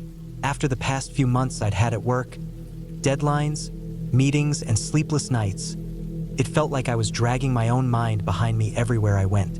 So when I saw an old listing online for a secluded cabin deep in the woods of northern Minnesota, I booked it without a second thought. It wasn't anything fancy, just a single-story wood cabin with a small deck, a fire pit outside, a small kitchen, and a view of a lake. The photos were taken in the fall, leaves orange and red, the lake calm. It was isolated, too, about 8 miles off a gravel road that itself was already an hour from town. That was the part one liked the most. No one nearby. I drove up there in early October, just before the cold fully set in. The gravel road to the place was rough and winding, surrounded by thick trees that started to thin only when I got near the water. There were no signs, no cabins nearby, nothing. Eventually, I saw a faded wooden post with a number carved into it, 1476. That matched the listing. I pulled in, tires crunching over old gravel and pine needles, the air cold and dry. The cabin was small, weather-worn, and simple. No power except for a generator in the back, no running water, just a well and a manual pump outside. I knew that going in, and I was okay with it. I had a cooler full of food, bottled water, a sleeping bag, a .22 rifle I always brought camping, and a plan to do absolutely nothing for 4 days. That first day, I settled in. I walked the perimeter of the property, just trying to get a feel for the place. The cabin sat maybe 150 feet from the water. The lake wasn't big, maybe a third of a mile across, but the far side was nothing but thick forest. I didn't see any docks or canoes, but I didn't plan on going out on the water anyway. I brought a book, a journal, and some firewood. That was enough. The first night was quiet. The kind of quiet that city people forget exists. No traffic, no sirens, no buzz from electric lines. Just wind moving through trees and the occasional distant crack of branches. I fell asleep early and slept hard. The second day, I woke up late. I brewed coffee over my propane stove and sat on the front step watching the lake. A pair of loons drifted in the water, calling out with that weird, hollow sound. I stayed there for maybe an hour, not thinking about much, just listening. That afternoon, I hiked a little around the property, down an old path behind the cabin that led deeper into the woods. It was overgrown, but still visible in places. I figured it had once been a deer trail or something the owners used to use. I followed it for maybe a half mile before turning around. I didn't want to get lost, and I didn't have my GPS. That night, it got colder. I kept the fire going for a while, sat beside it with my rifle leaned against the porch, just because. Not that I expected anything, but you never know in the woods. Coyotes, maybe a black bear if you're unlucky. I went inside around 10 and locked the door behind me. It wasn't a heavy-duty lock, just a simple bolt, but it made me feel better. That night, though, something woke me up. It was maybe 2 or 3 in the morning. I had no clock, but I could feel it. The moon was up, shining through the window. I hadn't heard anything at first, just a sense that I was no longer asleep. Then there was a sound. Something light, maybe wood moving. A shuffle. I sat up in the sleeping bag and listened. The cabin was small, just one room with a little kitchen and a small bathroom off to the side. There was no one else here. There shouldn't have been any sound. Then I heard it again. A soft creak like a floorboard, but not inside. Came from the deck. I stayed still. My rifle was within arm's reach. I didn't grab it, not yet. I just listened. Then it was gone. Nothing more. I laid back down, but I didn't sleep. The next morning, I told myself it was probably an animal. A raccoon, maybe a fox. Maybe just the deck settling in the cold. But when I went outside, I looked around. There were footprints on the deck. Just a few. Boots. Not heavy like hiking boots, something smaller. They came from the left side, up from the woods and stopped near the door. Then they backed away. I followed them off the deck and into the woods, maybe 20 feet. Then they disappeared into the pine needles and leaves. That part of the ground was soft, and it didn't hold tracks well. But it bothered me a lot. No one should have been out here. I checked the map. No other cabins or properties within miles. The road wasn't marked. There were no trails nearby. This was deep wilderness. I loaded the rifle and kept it with me the rest of the day. I didn't go hiking again. I stayed near the cabin and tried to keep calm. Could have been someone passing through, maybe a hunter. Maybe they thought the place was empty and were just checking. But why come up at night? That night, I didn't sleep. I laid in the dark, watching the window, the rifle in my hands. Nothing came. The third day, the wind picked up. A storm was coming in. I kept the fire pit dry with a tarp, but spent most of the day inside. I tried to read, but I couldn't focus. I kept looking out the window, watching the trees. Around 4 in the afternoon, I walked around the cabin again, trying to burn some nervous energy. I noticed something that hadn't been there before.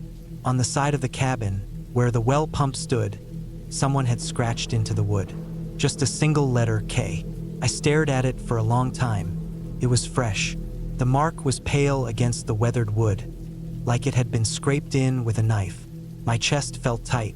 That wasn't there when I arrived. That meant someone had been here, recently. I thought about leaving early, but the storm was rolling in. By 5, it had started raining. The wind howled off the lake and shook the trees so hard I heard branches snapping. I sat inside with the rifle on my lap, a flashlight beside me, the door locked, and both windows covered with old curtains. That night, the power in the generator flickered once. I went out to check it in the rain, and everything seemed fine. I told myself I was overreacting. But still, when I got back inside, I moved a heavy chair against the door. It was after midnight when I heard the sound again. Not from the deck this time, from the back wall. A knock, slow, deliberate, just once. Then again. A pause. Then again. I didn't move. My breathing was shallow. My heart was pounding. Then silence.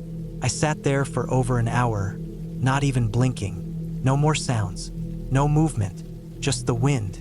When the sun came up, I went outside the back door with my rifle ready. I walked the perimeter again, but this time I saw something different. About 30 feet behind the cabin, under a thick pine, there was a small pile of stacked rocks. 3 rocks, flat, balanced one on top of the other. It looked deliberate, not like something random. Beside it, a cigarette butt, still fresh. I bent down and touched it. It was dry even after the rain. Someone had been standing there. That's when I knew I needed to leave. I packed fast. I loaded everything into the truck and didn't even eat breakfast. The whole drive out, I watched the tree lean. I kept imagining someone stepping out. A figure, a flash of movement, but I saw nothing.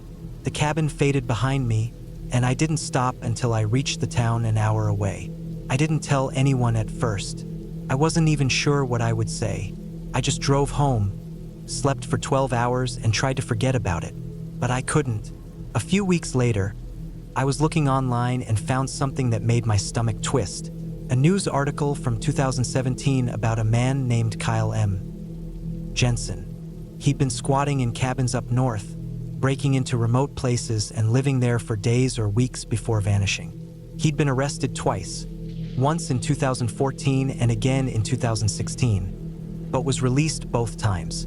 No violent charges, just trespassing. But the article mentioned something else.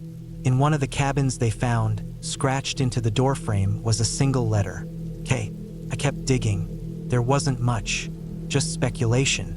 A few survivalist forums where people shared stories about the guy in the woods, a man who never stole much, just food and smokes, someone who watched, who waited. One post said this: "He doesn't break in unless he knows you're gone, but sometimes he gets it wrong.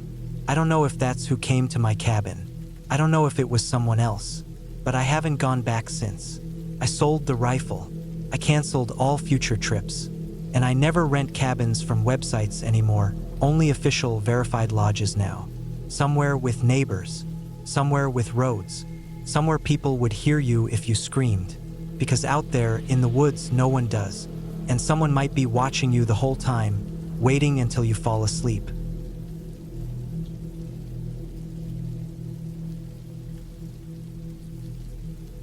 I didn't really have a reason for going out there. Not one that made sense after everything that happened. But at the time, I felt like I needed to get away. Work was piling up, the city felt loud and crowded all the time, and I was tired. Just tired in a way that sleep didn't fix. I figured a few days alone in the woods would clear my head. I rented this cabin I found online. Cheap, small, and sitting right on the edge of a lake in northern Vermont. The listing said it had solar power, a propane heater, a wood stove, and a backup generator. No cell signal, no Wi-Fi, and no neighbors.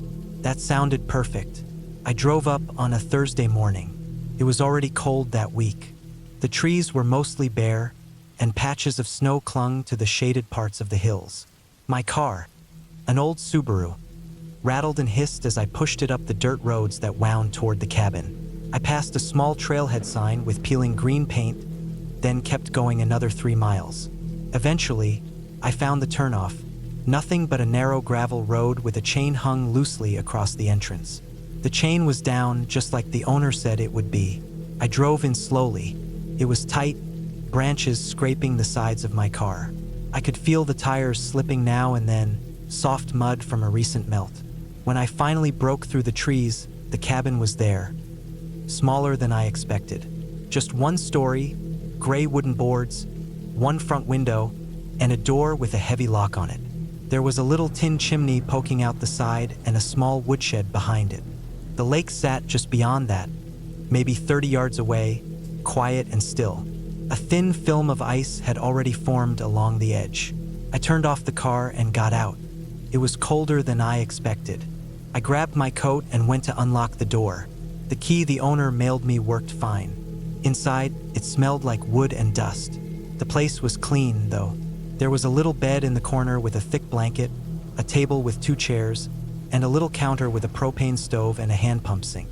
The bathroom was just an outhouse a few yards down a footpath. I brought in my stuff, cans of soup, rice, water, a camping stove just in case, and some tools.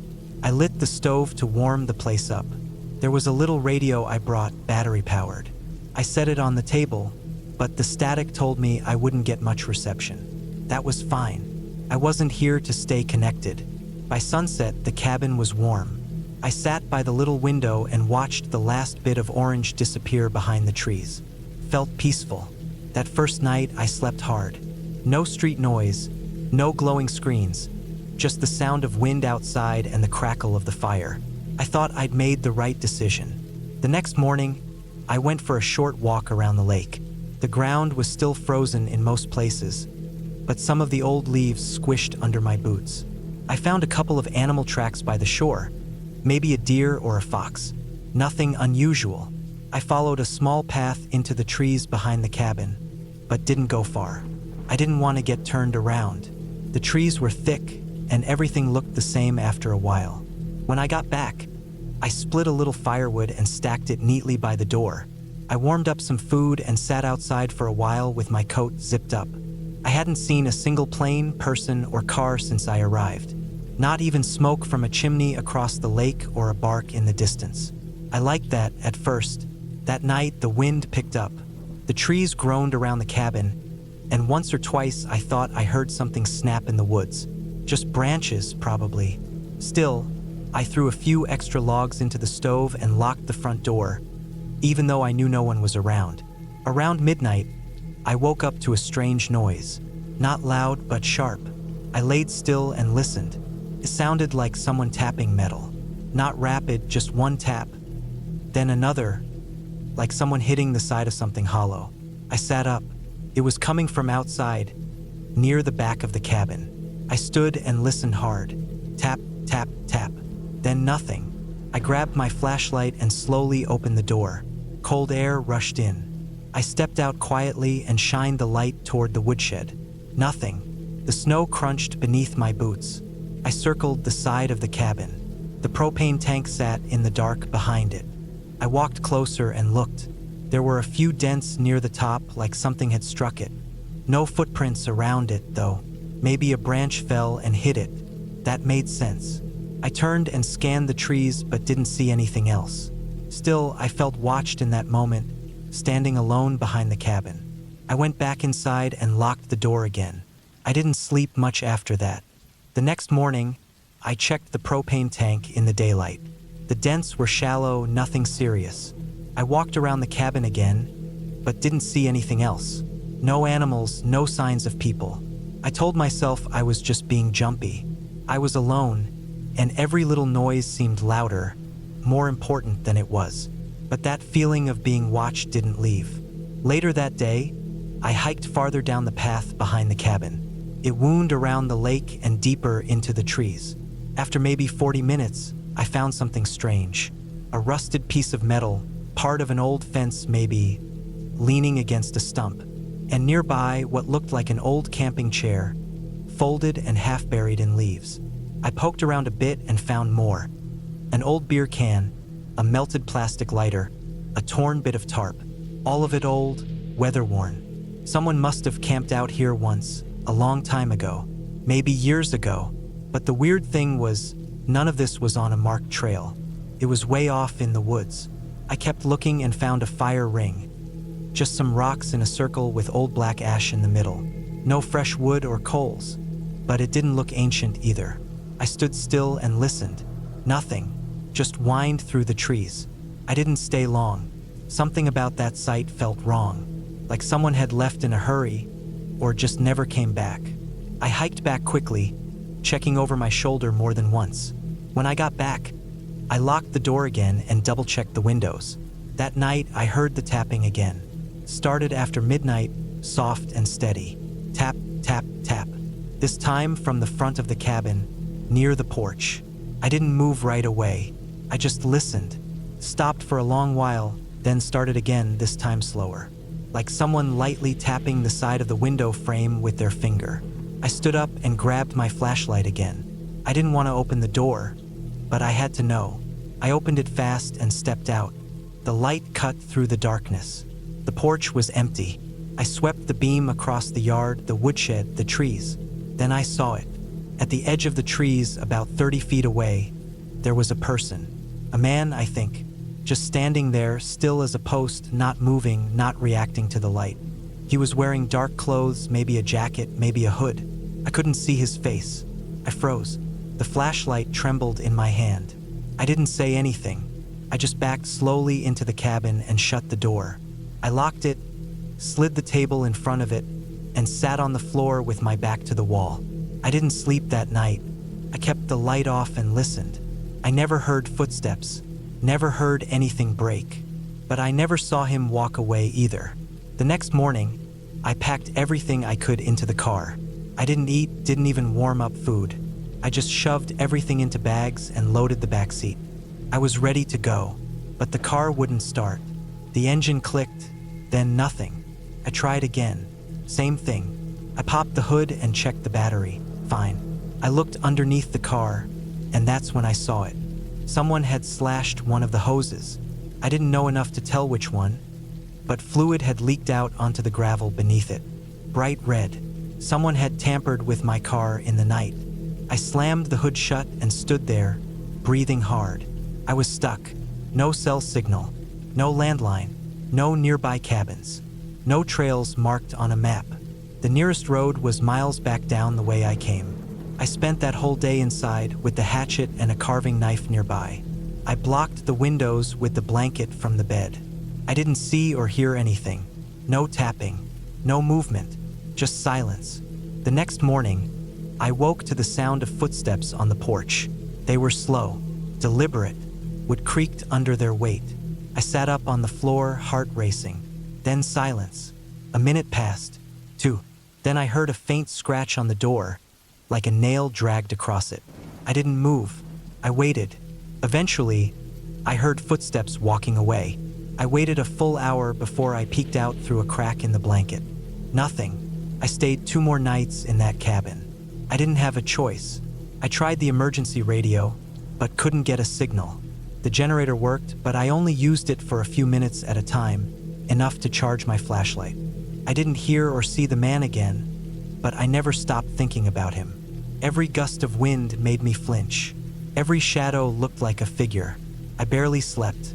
On the 5th morning, I started walking. I packed a bag, took the knife, filled a bottle with water, and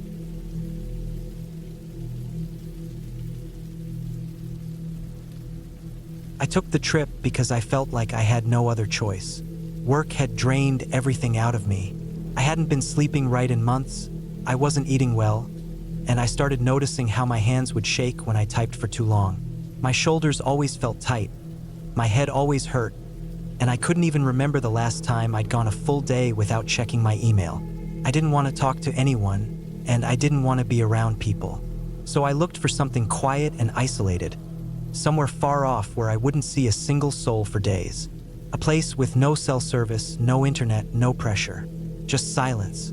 I found the listing on a website that offered remote getaways. It was a small, single-room log cabin located deep in the mountains of northern Idaho. The description said it had been used by hunters during the off-season, but now it was mostly for people looking to escape modern life for a few days. No electricity, no running water, no phone service. Just a small wood stove, a bed, a table, and a fire pit out back. It was only accessible by a rough dirt road that was barely wide enough for a single truck. I booked 5 nights. I told my office I'd be unreachable and packed my truck the night before. I left just after sunrise and drove for most of the day.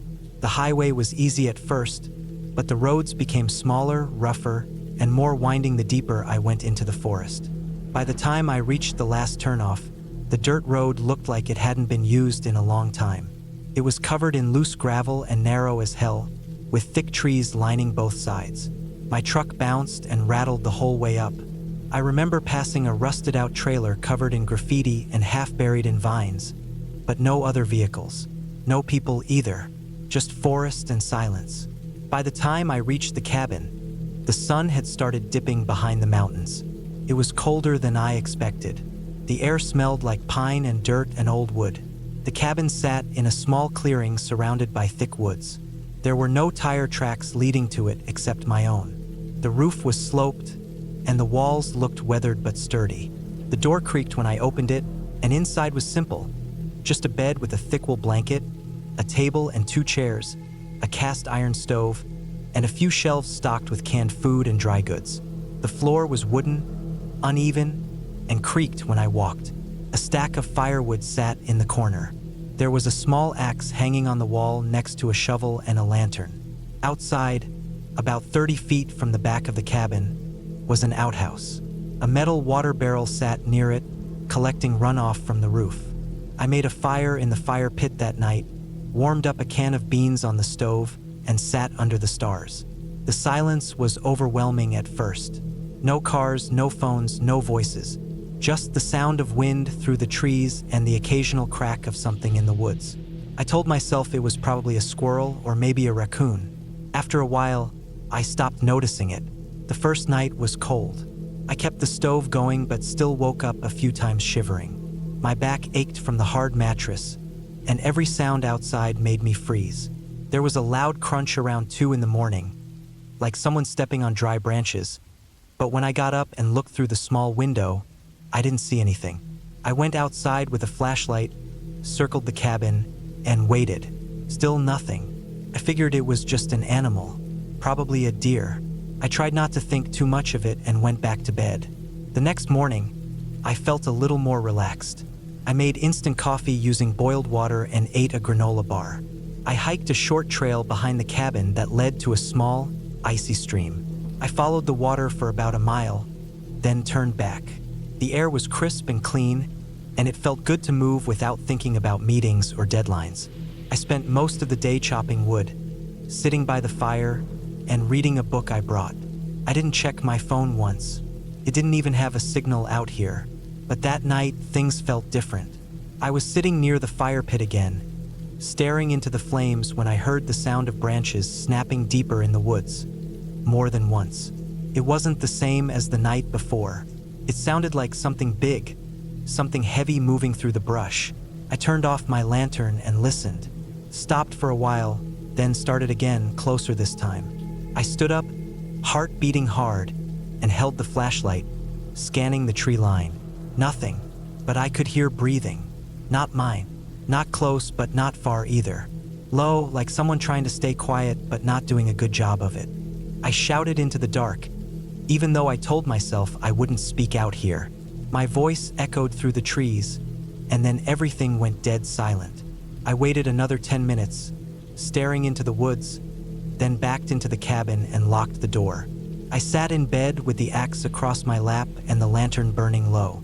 I didn't sleep. The next morning, I went outside and walked the perimeter of the clearing. About 40 yards out, just past a cluster of dense trees, I found footprints. Human footprints. Barefoot. No shoes. The prints were wide, and the toes were splayed. They didn't look right. They looked like someone had been walking slowly in circles, just outside of view from the cabin. I followed them for a little while but lost the trail after about 50 feet. They led deeper into the woods and vanished near some rocks. I felt something shift in my stomach. Something was wrong. I kept my axe with me all day after that. I stayed close to the cabin and checked the windows often. Around noon, I spotted something between the trees on the ridge to the east, just a flash of movement. I stared at that spot for almost 20 minutes but didn't see it again. That night, the noises came back. Footsteps, heavier this time, closer. I put out the fire and watched from the window. The woods were pitch black, and the flashlight didn't reach far. I caught the reflection of eyes once, 2 dots low to the ground, but they blinked and vanished. I didn't go outside. Couldn't. Something was out there watching me, waiting. I locked the door and pushed the table in front of it. When I woke up the next morning, the front door was open. The table was tipped over. Nothing inside the cabin was touched, but the door had deep scratches running across it. Not like an animal, like someone had dragged something sharp across the wood again and again. I wanted to leave, but the road was rough and I didn't want to drive it in the dark. I decided I'd pack and head out at first light. I spent the day keeping watch, barely eating.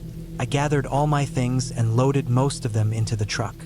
That night, I didn't light a fire. I sat in the dark with the axe, listening. Around midnight, I heard something scrape against the side of the cabin. Not claws, not branches, something metal, slow, dragging. I waited. The sound moved around the walls, inching closer to the door. I held my breath. Then it stopped. 10 minutes passed. Then I heard breathing again. Closed this time, right outside the wall. A low, wheezing sound like someone who had been running for a long time. I didn't sleep. At dawn, I got in the truck and drove, fast. The road tore up the underside of the vehicle, but I didn't care. I didn't stop until I hit pavement. I didn't stop even then. I drove until I had a signal, then pulled into a gas station and sat in the lot for nearly half an hour with the engine running, just staring at the windshield. When I got home, I looked up the history of that cabin. I didn't find much, just one article from 2003 about a missing hunter who had last been seen in the same area. His truck was found abandoned on the dirt road a few miles from where I stayed. No signs of struggle, no trace of him ever found. His name was Craig Lester. I don't know if what I saw out there had anything to do with him. I don't want to know. But 2 days after I got back, I checked my truck. On the driver's side, below the door, someone had scratched a word into the paint. Just one word.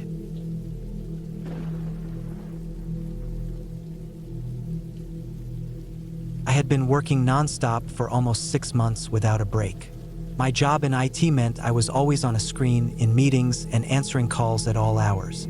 I lived in the city, surrounded by noise and traffic and people I didn't know. My sleep had gotten bad. My stress was building up to a point where I was forgetting to eat sometimes. I needed to shut everything off for a while and disappear somewhere quiet. No phone, no people, no emails. Just quiet. That's when I booked a remote cabin I found online. It was located in the northern woods, 5 hours away from the city. The pictures showed a small wooden cabin surrounded by trees with a small gravel road leading up to it. There was no Wi-Fi, no cell service, no neighbors nearby. Just a bed, a fireplace, a shed in the back, and a lot of space. It looked perfect. I packed some essentials: canned food, a few books, clothes, a flashlight, batteries, a small cooler with ice packs, and my old sleeping bag just in case. I brought a hatchet too, more for cutting kindling than anything else. I left early in the morning, around 5 a.m., to avoid traffic, and I drove for hours through mostly empty roads. After a while, the paved roads turned to cracked asphalt, then to gravel, and finally to a dirt trail with potholes and tree roots. When I arrived at the cabin, it was almost noon. It looked just like the pictures. Small, weathered, but sturdy. The front porch had 2 wooden steps and a single chair with flaking green paint. I stepped out of my car and immediately noticed how quiet it was. No cars, no sirens, no voices, just the breeze in the trees and birds chirping somewhere high above. The air was fresh and cold. I walked around the place before unloading my stuff. The trees went far in every direction. There was a small shed about 50 feet behind the cabin, a little off to the left. It looked old, maybe even older than the cabin. The door was half open. I figured it was just used for firewood or tools. I'd check it out later. I brought my bags inside, and the place was clean but basic. A wooden floor, a small bed, a fireplace made from stone, a table with 2 chairs, and a counter with a small propane stove. There was a water pump outside for washing up, but I brought bottled water for drinking. The cabin had a single window in the front and one in the back. I locked the front door after I got in and set everything down. The first day passed quietly. I read a bit, ate a can of beans, then went for a short walk around the woods nearby. I didn't go far, just stayed within sight of the cabin. I gathered some kindling and chopped a few logs for a fire later. By sunset, the temperature dropped. I made a small fire in the fireplace and sat in the chair by the window, staring out at the trees until it got too dark to see. That night, I slept deeply. No streetlights, no traffic, just pure silence. The next morning, I got up early. The cabin was cold, so I lit a fire again and boiled some water for instant coffee. After breakfast, I decided to check out the shed behind the cabin. I hadn't looked in it yet. I walked over slowly. The grass was wet with dew, and a few pine cones crunched under my boots. The shed looked even more rundown up close. The roof sagged a little in the middle, and one of the wooden panels on the side had a crack in it. The door creaked when I pushed it open. Inside, it was dark and dusty. I stood in the doorway, letting my eyes adjust. There were some tools hanging on nails, a rusted saw, a shovel, a rake. In one corner, there was a stack of firewood and a rusted-out wheelbarrow. But the thing that caught my attention was a metal gas can in the far corner next to a pile of folded tarps. It looked newer than everything else. I walked over to it. It was almost full. I opened the cap and smelled gas. It was definitely fresh. That was strange. The listing said the cabin had been empty for months. Maybe the owner had left it there, I thought. I backed out of the shed and went back to the cabin. I didn't think much of it. I spent the rest of the day reading, walking around the woods again, and chopping more wood. Started to feel like I was finally relaxing. That night, I was woken up by a noise. I didn't know what time it was. My phone was off and I didn't bring a clock, but it was pitch dark outside. At first, I thought it was just the wind, but then I heard the crunch of gravel. Slow, steady steps like someone walking on the path that led to the cabin. My heart started pounding. I sat up in bed, straining to hear. The steps stopped. Then I heard another sound, a soft creak, like a door hinge. I grabbed my flashlight and turned it on. I didn't open the door or look out the window. I just sat there, holding the light, breathing as quietly as I could. After a while, I didn't hear anything else. I waited for maybe an hour before I finally laid back down. I didn't sleep much after that. In the morning, I went outside. Nothing looked out of place. The woods were still. The gravel path looked the same. I walked over to the shed. The door was wide open. I knew I hadn't left it like that. I pushed it shut the day before. Inside, nothing looked missing, but the gas can was tipped over on its side. Some of the gas had leaked onto the floor. I stared at it for a while. It didn't make sense. There was no wind that could have opened that door. I picked up the can and set it upright, then closed the shed door firmly. I wedged a small rock against it this time. The rest of that day, I stayed closer to the cabin. I kept the hatchet nearby just in case. I told myself it could have been an animal, maybe a raccoon or something, but I couldn't shake the feeling that someone had been out there last night. That night, I didn't sleep. I lay in bed with the flashlight in one hand and the hatchet in the other, fully clothed. Around midnight, I heard something again. This time, it was more definite. It was footsteps on the porch. I heard the wood creak, one slow step at a time. Then silence. My heart was pounding so hard I felt dizzy. I didn't move. I didn't breathe. I waited. Then I heard the sound of metal, like a tool being scraped against the wood of the cabin. A long, slow scrape. I sat frozen in bed until morning light started to seep through the window. When it was light enough, I got up and went outside. There were marks on the porch. Long, thin gouges in the wood that hadn't been there before, like someone had dragged a sharp metal object across it. I packed my bags. I didn't care how much time I had left on the rental. I loaded everything into the car and got ready to leave. I just needed to go. But when I tried to start the car, the engine wouldn't turn over. I tried again. Nothing. I popped the hood. The battery cables had been cut, clean with something sharp. I stood there for a long time, staring at the cables. I looked around at the woods. Nothing moved. I didn't see anyone. I didn't hear anything, but I felt watched. I couldn't drive out and I had no cell signal. I thought about walking back down the gravel path to the main road, but it was a long walk, at least 10 miles, and I wasn't sure which direction led to town. I didn't want to take the chance of getting lost in the woods with whoever was out there. I decided to wait until morning and walk out with daylight. I spent the whole day inside the cabin, watching the tree line. I blocked the windows with blankets and moved the table in front of the door. I kept the hatchet with me at all times. That night, I didn't sleep again. I sat in the corner of the cabin with the flashlight and the hatchet in my hands, waiting. Around 2 in the morning, I heard it again. Footsteps. Not on the porch this time, but out behind the cabin, near the shed. Then the sound of metal scraping. Then silence. I didn't move until sunrise. When it was light enough, I ran out of the cabin and into the woods, heading away from the shed and the gravel path. I just ran. I had no plan. I didn't know where I was going. I just needed to get out. After what felt like hours, I came to a service road and flagged down a truck. The driver took one look at me. Sweaty, scratched up, covered in pine needles, and didn't even ask questions. He let me ride in the back until we reached town. I called a tow truck later and had them retrieve my car. I didn't go back to the cabin. They told me when they got there, the front door was wide open. All the firewood I chopped was gone. The gas can was missing too. The shed door was ripped off its hinges and lying flat in the grass. Nobody ever found out who had been there. The cabin owner said no one else had access. That was 2 years ago. I haven't gone camping since. Sometimes I dream about the sound of those footsteps. Slow, steady, crunching on gravel. Whoever it was didn't want to be seen. They just wanted to be close.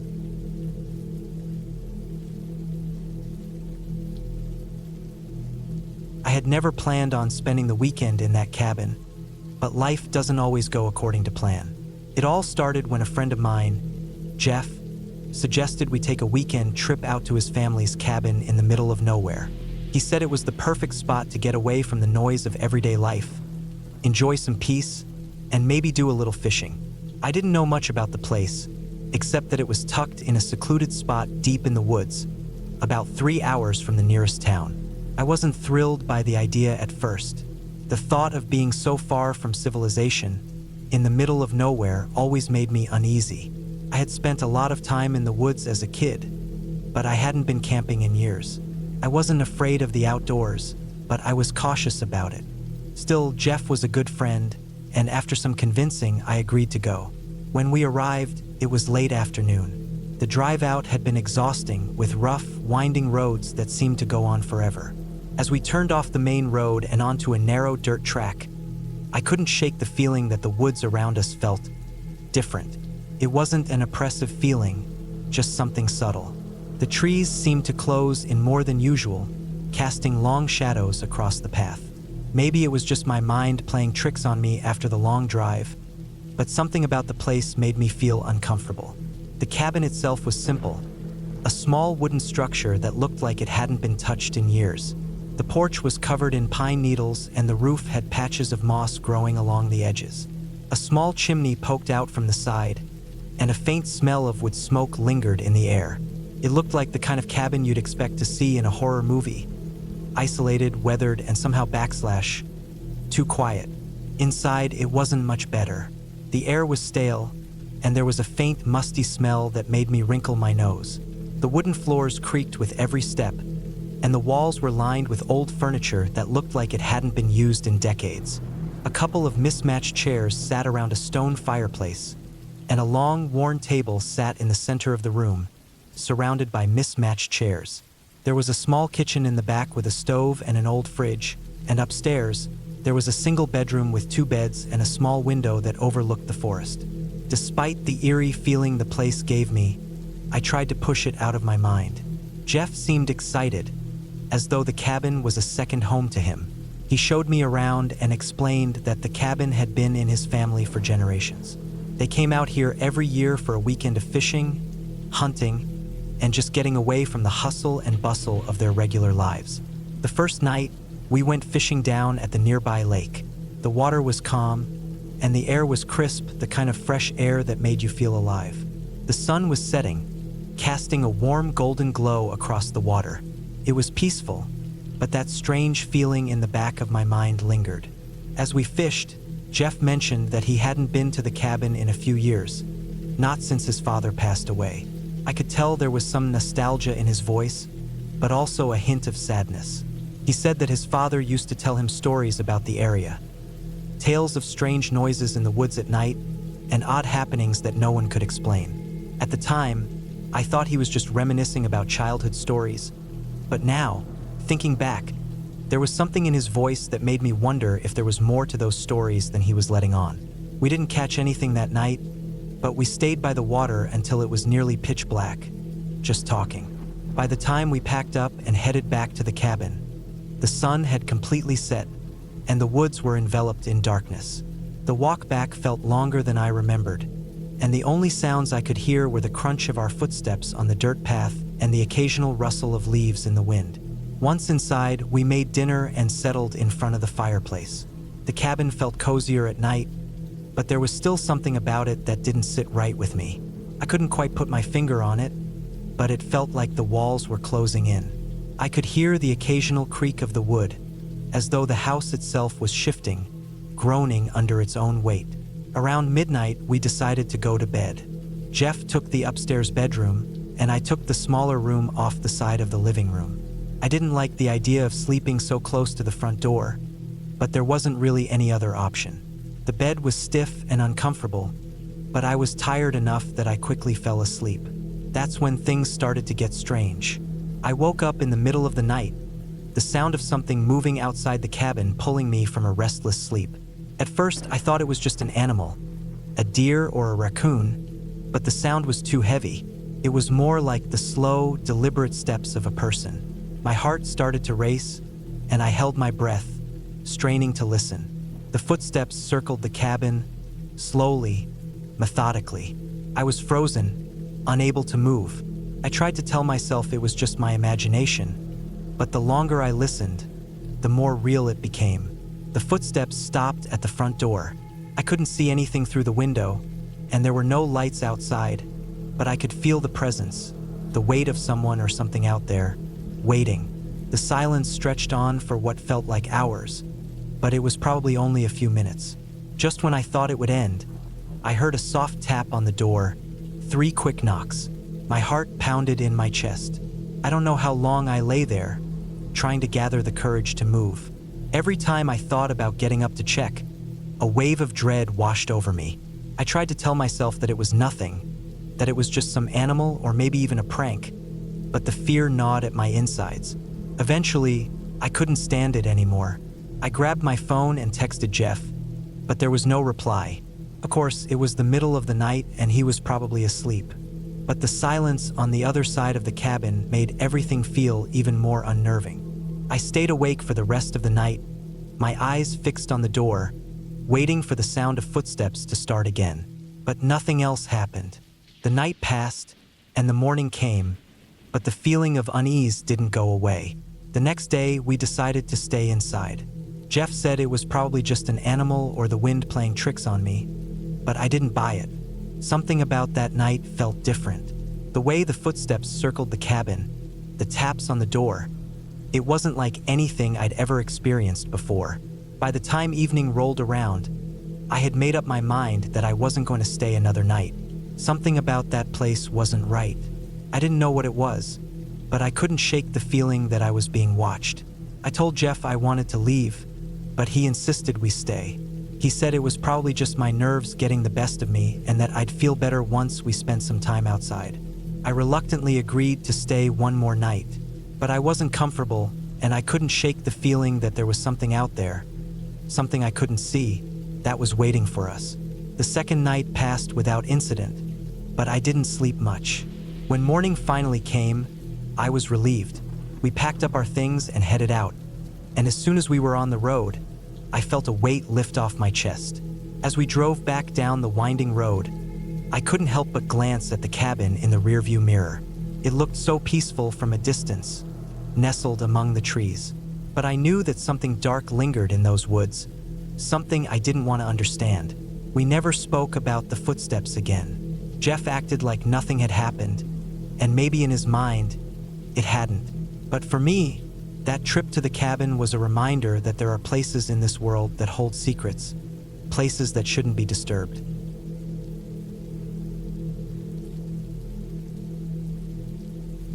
The road that led to the cabin had been narrow and winding, tucked away deep in the woods. the kind of place most people wouldn't even know existed unless they were specifically looking for it. I'd heard of it through a friend of a friend, someone who said it was perfect for a weekend getaway. With no internet, no distractions, just peace and quiet. The idea of being off the grid for a few days sounded like exactly what I needed, especially after the chaos of the past few months. It was late in the afternoon when I finally arrived, the trees beginning to cast long shadows across the dirt road. My car's tires kicked up small puffs of dust as I made my way further in, the forest thickening on either side. I didn't mind the isolation. It felt good, almost like I was stepping into another world, one where nothing could bother me. When I finally saw the cabin, it looked exactly like what I'd imagined. A small, weathered structure made of logs, with a porch that had seen better days. The roof was sagging in places, and the windows were covered with old, faded curtains. The place had character and a certain kind of charm that I appreciated. It felt like it had been forgotten by time. I parked the car and took a deep breath. The air smelled fresh, damp with the scent of pine and earth. For a moment, I just stood there, taking it all in. The chirping of birds and the rustling of leaves in the breeze were the only sounds, and it felt like the whole world was holding its breath. Inside, the cabin was even more rustic. The wooden floors creaked underfoot, and the walls were lined with shelves filled with old books, some of them looking as though they hadn't been touched in years. There was a fireplace in the corner, the kind that looked like it could hold a roaring fire if the weather ever turned cold enough. A couple of worn armchairs sat near the hearth, facing a small wooden table. There was something comforting about the place, though I couldn't shake the feeling that I wasn't completely alone. I shrugged it off, telling myself it was just the isolation playing tricks on my mind. The cabin was old, and it was far from perfect, but that was part of its charm. I unpacked my things, settled into one of the armchairs, and let the quiet envelop me. The sun began to set, and the light outside faded, casting the cabin in a dim, golden glow.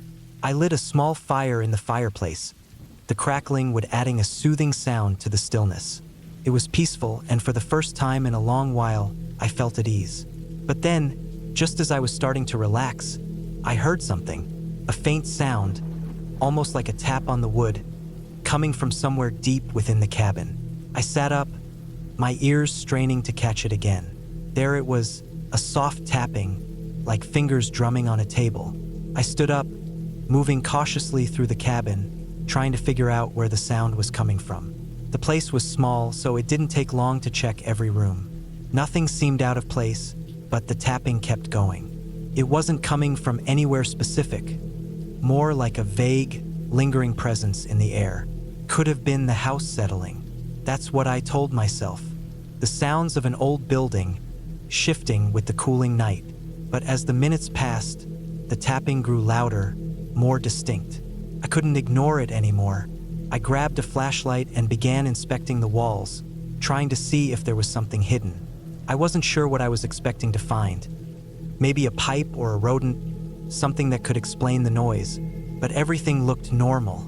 The wood of the cabin creaked and groaned in the silence, the air growing colder by the minute. When I got to the back of the cabin, I noticed something odd. The door to the small storage room was ajar, a sliver of darkness visible inside. I hadn't noticed it earlier, but now it stood out, as though something was beckoning me toward it. The tapping stopped the moment I reached the door, leaving an eerie stillness in the air. I hesitated for a moment, but curiosity won. I pushed the door open fully, shining the flashlight into the room. It was small, filled with old furniture and boxes covered in dust. Nothing seemed out of place, but the hairs on the back of my neck stood up, a sudden chill running down my spine. And then I saw it. At the far corner of the room, barely visible in the low light, was a large wooden trunk. It was old, the wood darkened with age and wear. The thing that caught my attention was the faint scratches on the surface, as if something or someone had been trying to claw their way out. I felt a rush of unease flood through me, but I couldn't look away. I stepped closer, my heart pounding in my chest. The tapping from earlier had stopped, but something about this trunk felt wrong, like it had been waiting for me to find it. My hand shook slightly as I reached out, running my fingers over the rough wood. It felt cold, too cold for something that had been sitting in a room with a fire going just a few feet away. There was no logical explanation for it. Maybe it was just the isolation getting to me, or maybe it was my mind playing tricks, but I felt like I needed to open the trunk. It was as though some unseen force was pulling me toward it, urging me to see what was inside. I knelt down and gripped the latch. The moment I touched it, the air seemed to thicken, a heavy weight pressing down on my chest. With a sharp tug, the latch gave way, and the lid of the trunk creaked open. I shone the flashlight inside. What I saw made my stomach twist. The trunk was empty, but not completely. At the very bottom, buried beneath a layer of old yellowed fabric, was a small, rusted metal object. I reached in cautiously, pulling it out with trembling fingers. It was a key, old, ornate, and covered in strange markings that I couldn't decipher. There was something about it that felt significant, like it had been waiting for me, just as the trunk had. I stared at the key for a long time, a sense of dread creeping into my bones. What was it for? Why was it hidden here in the back of the cabin, away from everything else? I felt the weight of the key in my hand, and for a moment, it felt like it was alive, pulsing with a strange energy. I left the room, locking the door behind me. The cabin seemed quieter now, too quiet, and I couldn't shake the feeling that something had shifted. The night stretched on, and I spent the rest of the evening pacing around, unable to shake the unease that had settled deep in my chest. The next morning, I woke to find the air even colder than before. It wasn't just the temperature. It was the atmosphere itself, thick and heavy, like something was waiting for me. I didn't want to stay another night in the cabin, but something told me I couldn't leave yet. The key in my pocket weighed heavily on me, pulling me back to the cabin, urging me to find out more. I packed my things and went to the car, but when I turned the key in the ignition, the engine sputtered and died. I tried again, but the car refused to start. Panic set in as I realized I was stranded. The nearest town was miles away, and I hadn't seen anyone on the road for hours. I was completely alone. I had no choice but to go back into the cabin, where the key seemed to call to me from my pocket. I had to find out what had opened. The rest of the day passed in a haze. I checked every door, every drawer, every corner, but nothing seemed to fit. The key didn't seem to belong to anything in the cabin until I found a hidden panel in the floor just beneath the rug by the fireplace. Clicked into place. What I found beneath the floor was the reason I could never leave.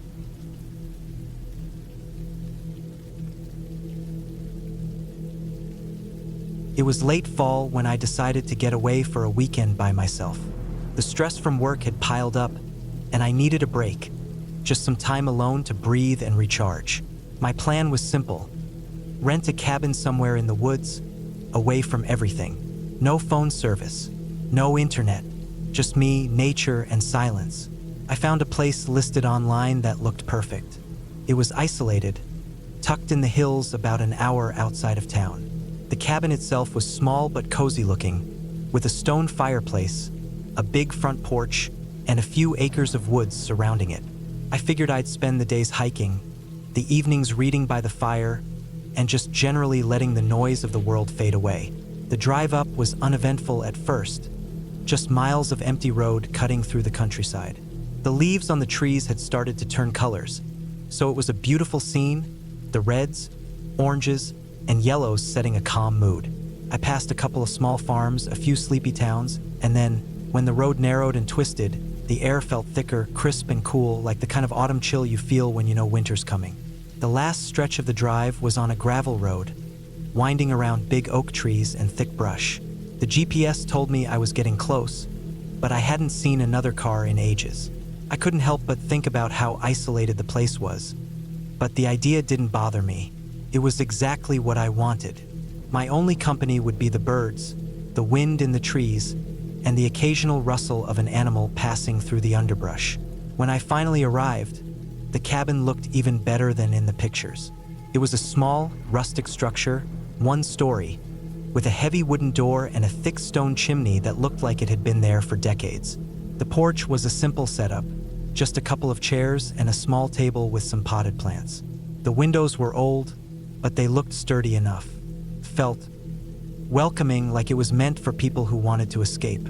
I parked the car in front, grabbed my things, and made my way to the door. The key was under the mat as promised, so I let myself in. Inside, the cabin smelled of wood and dust, but there was a certain warmth to it, a welcoming feeling that put me at ease. The living area was simple, with a big couch in front of the fireplace, a small kitchen off to the side, and a narrow hallway leading to the bedroom and bathroom. The whole place had this earthy, lived-in feel, like it had seen its fair share of people over the years, but it hadn't lost any of its charm. I unpacked my things, set up a few books on the coffee table, and decided to go for a walk in the woods. The sunlight was starting to fade, casting long shadows across the ground, and I knew I should get moving before it got too dark. The air was cool, and the earth beneath my feet was soft, like it had been damp from the morning frost. I followed the trail that wound through the woods, feeling the crunch of dry leaves beneath my boots. Everything seemed peaceful. The only sounds were the occasional creak of the trees and the distant call of a bird, but otherwise, it was completely silent. Not a single car or person in sight. It was just me and nature. As I walked deeper into the woods, the path started to narrow, and the trees grew thicker. I didn't mind. I was used to hiking and felt confident in my ability to find my way back. But after about 30 minutes, I noticed something odd. The path wasn't just narrowing, it was disappearing. In some places, the trail had been overtaken by thick vines and undergrowth. It wasn't just a little overgrown either. It felt as though the path hadn't been walked in years. I stopped for a moment, trying to decide whether I should turn back or keep going. The woods around me felt still, almost too still. No birds, no wind rustling through the leaves, just silence. That's when I noticed the trees seemed different. Not in a magical or spooky way, but in a way that made me uncomfortable. They were much older, thicker, and the trunks were gnarled. The bark looked warped and twisted, like they'd been here a lot longer than they should have been. I shook the feeling off and decided to head back. But when I turned around, the path didn't look the same. What had been a clear trail was now obscured by thick brush. I had somehow missed it while walking. My heart started to race a little as I scanned the woods, trying to figure out where I was. The last thing I wanted was to get lost in a place I wasn't familiar with, especially as the light started to fade. I kept walking, trying to stay calm, but after another 10 minutes, the feeling of unease grew stronger. I kept seeing the same strange trees over and over again, like I was walking in circles.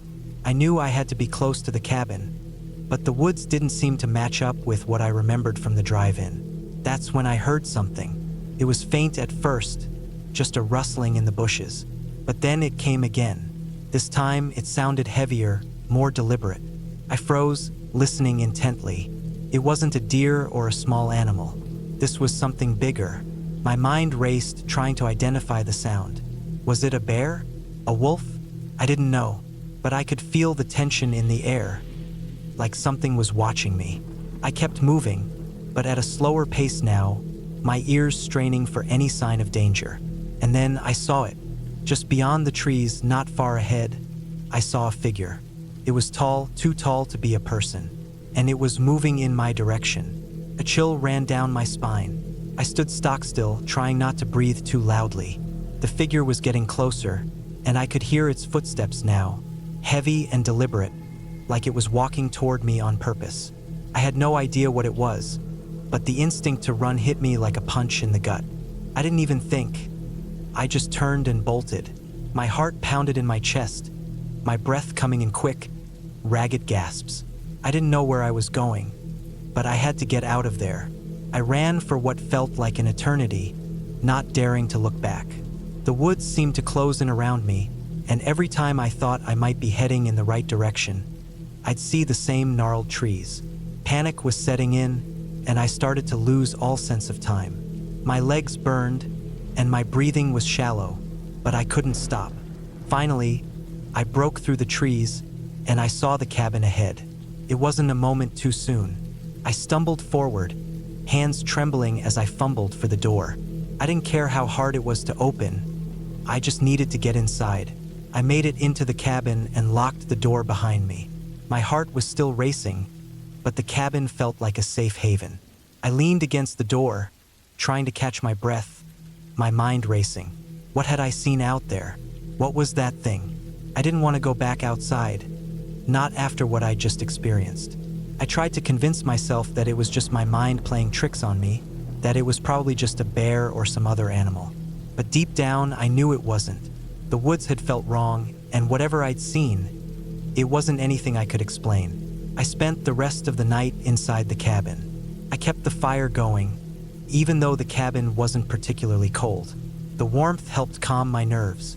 I made some dinner, read a little, and then finally crawled into bed, exhausted. I kept the lights on, and every now and then, I'd hear a small sound from outside, but I didn't go looking. I wasn't taking any chances. By morning, I was still shaken, but I knew I had to leave. I didn't want to, but I couldn't shake the feeling that whatever was out there in the woods wasn't something I could ignore. I packed up my things quickly, checked the cabin one last time, and headed back down the gravel road. The drive back was quiet. I didn't see another soul the whole way. When I got home, I didn't tell anyone about what had happened. I wasn't sure anyone would believe me, and frankly, I wasn't sure I even believed it myself. But I knew one thing for sure. I wouldn't be going back to that cabin. The woods had felt too alive, too wrong. Whatever it was that had been out there, it wasn't something I ever wanted to encounter again. The experience stayed with me for a long time, but I slowly moved on. It took me a while to feel at peace again, but in the end, I realized that sometimes the best thing you can do when you're scared is to walk away. Sometimes the woods aren't just trees and animals. Sometimes they hold something else, and that something is better left undisturbed.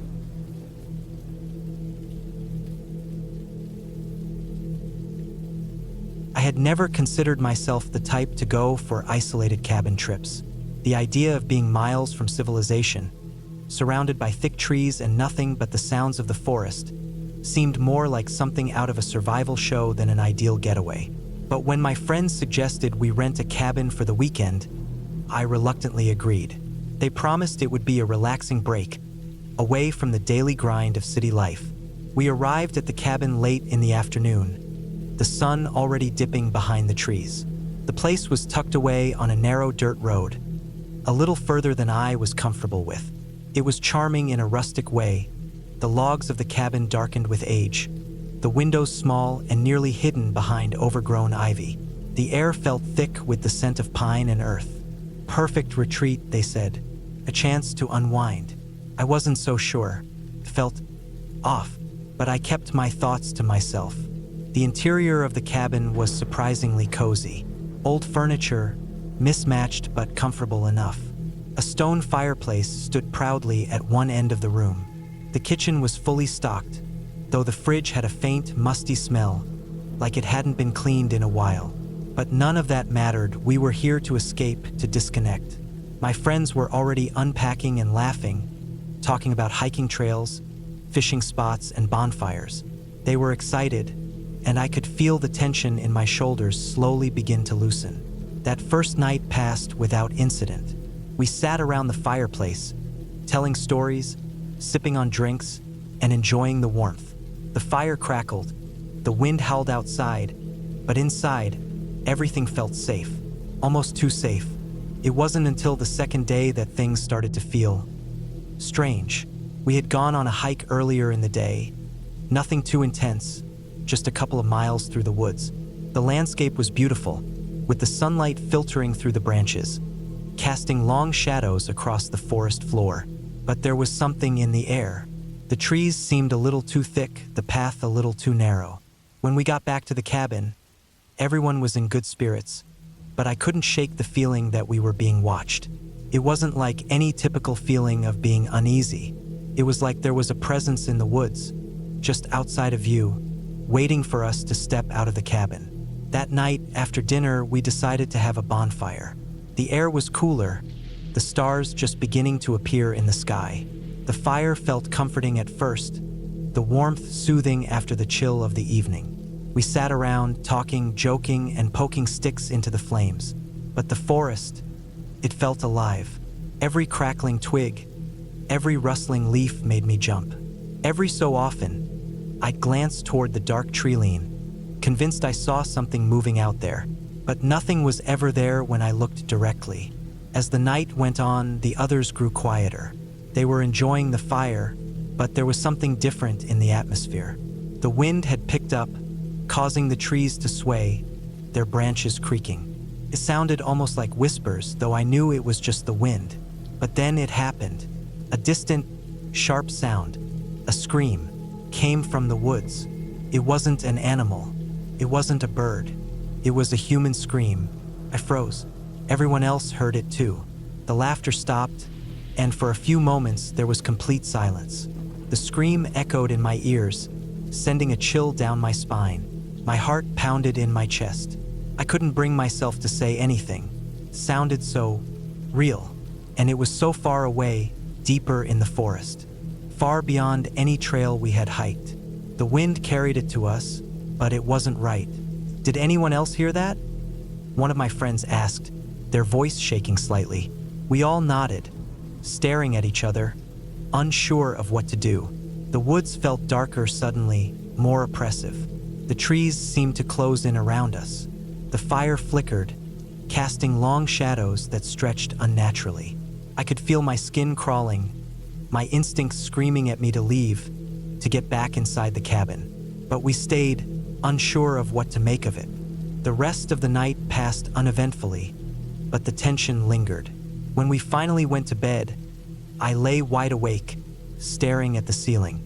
The air in the cabin felt heavier, almost suffocating. I kept hearing the wind outside, and every time I thought I heard a movement near the window, my heart skipped a beat.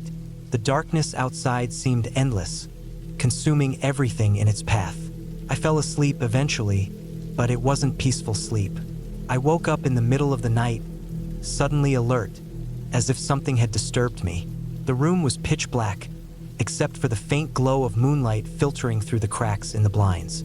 I tried to shift in bed, but my body felt frozen. Couldn't move, couldn't make a sound. Panic started to set in. I wasn't asleep anymore, I realized. I was wide awake, but I still couldn't move. Then, just as suddenly as it had started, the paralysis lifted. I could move again, and I sat up in bed, breathing hard. The room was silent, but the unease had only grown stronger. I glanced around the cabin, half expecting to see something lurking in the shadows. But there was nothing. Still, I felt watched, like eyes were boring into my back from the darkness. I lay there for what felt like hours, unable to sleep, until finally morning arrived. I was exhausted, drained, and unnerved. The others seemed to be in a similar state, but we didn't talk about what happened. Instead, we decided to go for a walk, hoping the fresh air would clear our minds. The forest seemed different now, not inviting but oppressive. The trees were closer, their branches hanging lower, as though they were watching us. Every crack of a twig beneath our feet sent my heart racing, and I could feel the hairs on the back of my neck standing up. We walked for what felt like miles, each step deeper into the woods, until we came across something strange. Clearing. At first, it seemed like a natural break in the trees, a peaceful spot. But as we stepped into it, I noticed something. The ground was covered in old, twisted branches, as though something had been dragged through the area. There were also strange markings on the trees around the clearing, scratches, deep gouges in the bark, like something large and heavy had passed through recently. We didn't stick around long. Something about that place felt wrong, unnatural. The air was thicker here, the trees felt closer, almost like they were suffocating the very life out of the space. We left the clearing quickly, making our way back to the cabin in silence. My mind kept racing, trying to make sense of it, but nothing added up. That night we sat in the cabin, uneasy. The fire was burning brightly, but it didn't bring warmth anymore.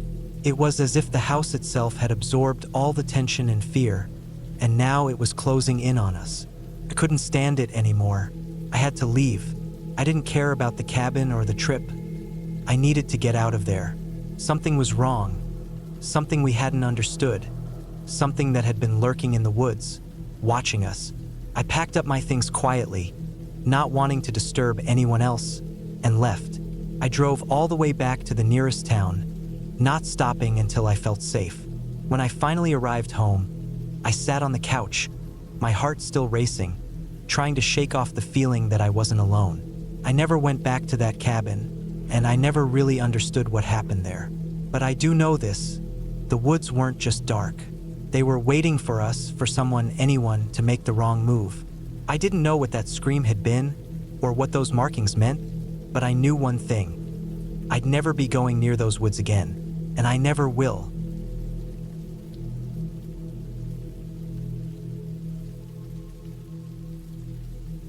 I took time off from work that fall because I needed a break from everything. The noise, the stress, the lights, the same routine every day. It had worn me down. I wanted to be alone somewhere far from the city, somewhere quiet, where I could think, breathe, and maybe feel like myself again. I found a cabin online that looked good enough. It was about 5 hours away, tucked deep in the woods of northern Michigan. The listing said it was old but functional, no neighbors for miles, and had a wood stove for heat. That was all I needed. I packed up my small SUV with food, bottled water, basic camping gear just in case, extra firewood, warm clothes, and some tools. I brought a satellite phone too, since I figured there wouldn't be any cell signal out there. I wasn't going out to get lost or die in the woods, just to get away for a bit. I left on a Thursday morning and drove most of the day. The roads got worse the farther north I went. Narrower, rougher, then gravel, then dirt. By the time I got near the area, the GPS had cut out. I used a printed map and some directions I wrote down from the cabin owner's message. The driveway to the cabin was barely a road at all. It was just 2 muddy tire tracks pushing through thick woods. I drove slow, weaving between trees and potholes, until the trees opened up and I saw the cabin. It was smaller than I expected, almost square, with a green tin roof and a little porch.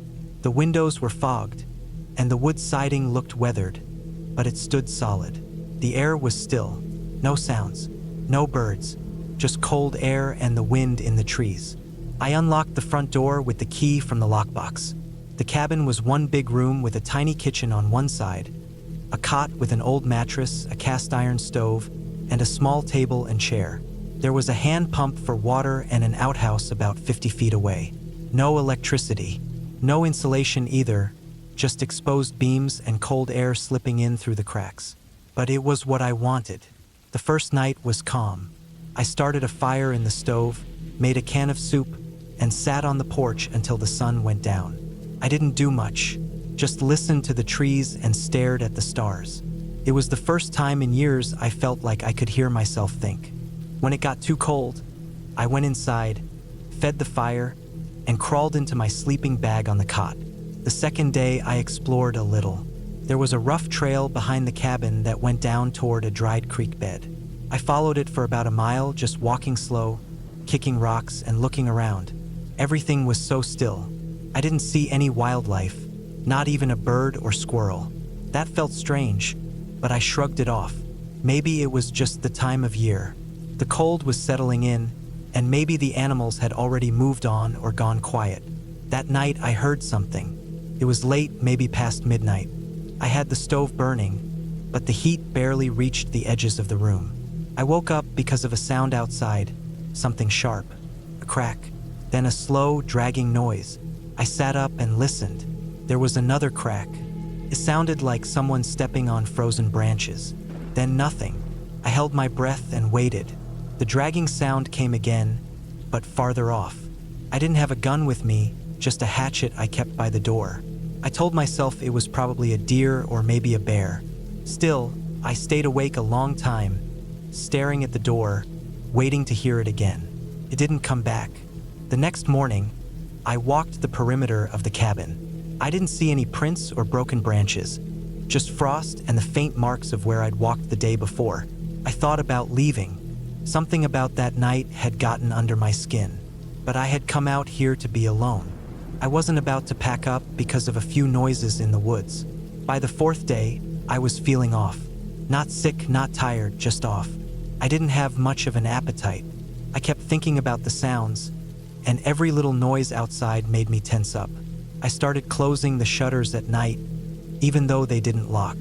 I kept the hatchet beside the cot and added more logs to the fire than I needed, just to stay awake a little longer each night. There was no comfort in the dark out there. The silence wasn't peaceful anymore. It felt like it was watching me. That night, I heard it again. Only this time, it was closer. It started with soft crunches, like footsteps moving through frost. Then the dragging again just past the porch. I didn't breathe. I sat up in the cot, clutching the blanket and staring at the door. Something knocked against the side of the cabin twice. A slow, dull thud. Then it moved again. I heard the sound of something brushing against the wall, almost like fingers trailing along the wood. It went all the way to the window, paused. Then everything went silent. I didn't sleep. When the sun finally came up, I stepped out with the hatchet in one hand and looked around. The frost was thick that morning, and that's when I saw the marks.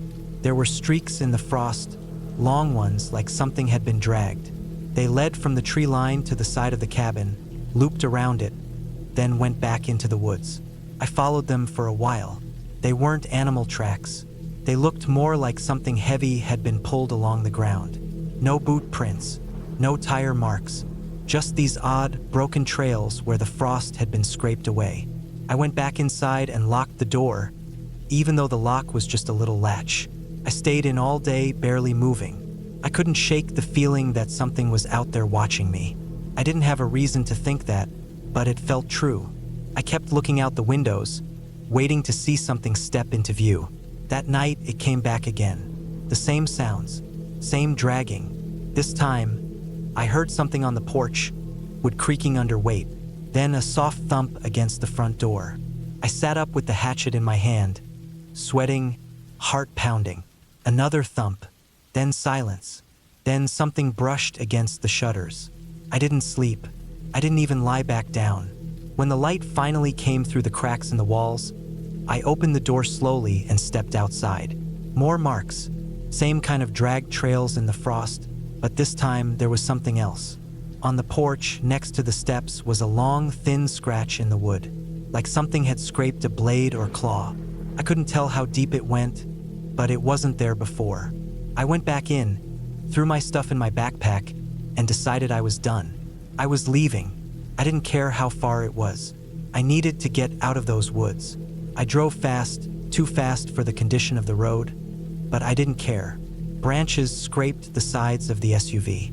Mud kicked up under the tires. I kept looking in the rearview mirror like I expected to see something chasing me. There was nothing, just trees.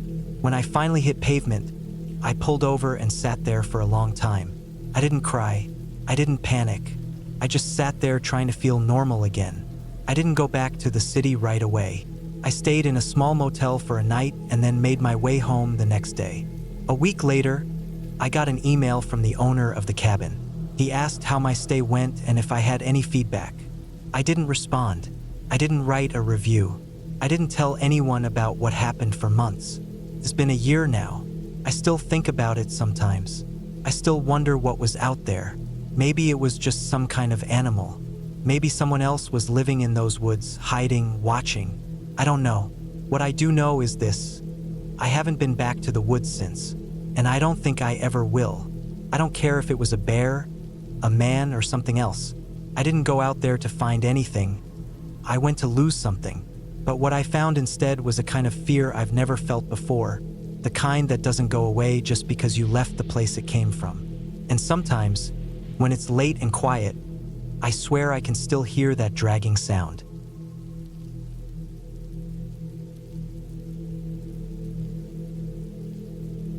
I rented a small, off-grid cabin in northern Michigan last fall. I'd been working too much, and my doctor told me I needed to unplug and take a break before I burned out completely. The place was listed on a forum for hunters and outdoorsmen, not even a typical rental site. It was described as rustic, remote, and quiet, perfect for solitude. I thought it sounded ideal. Took me about 9 hours to drive there from my place near Cincinnati.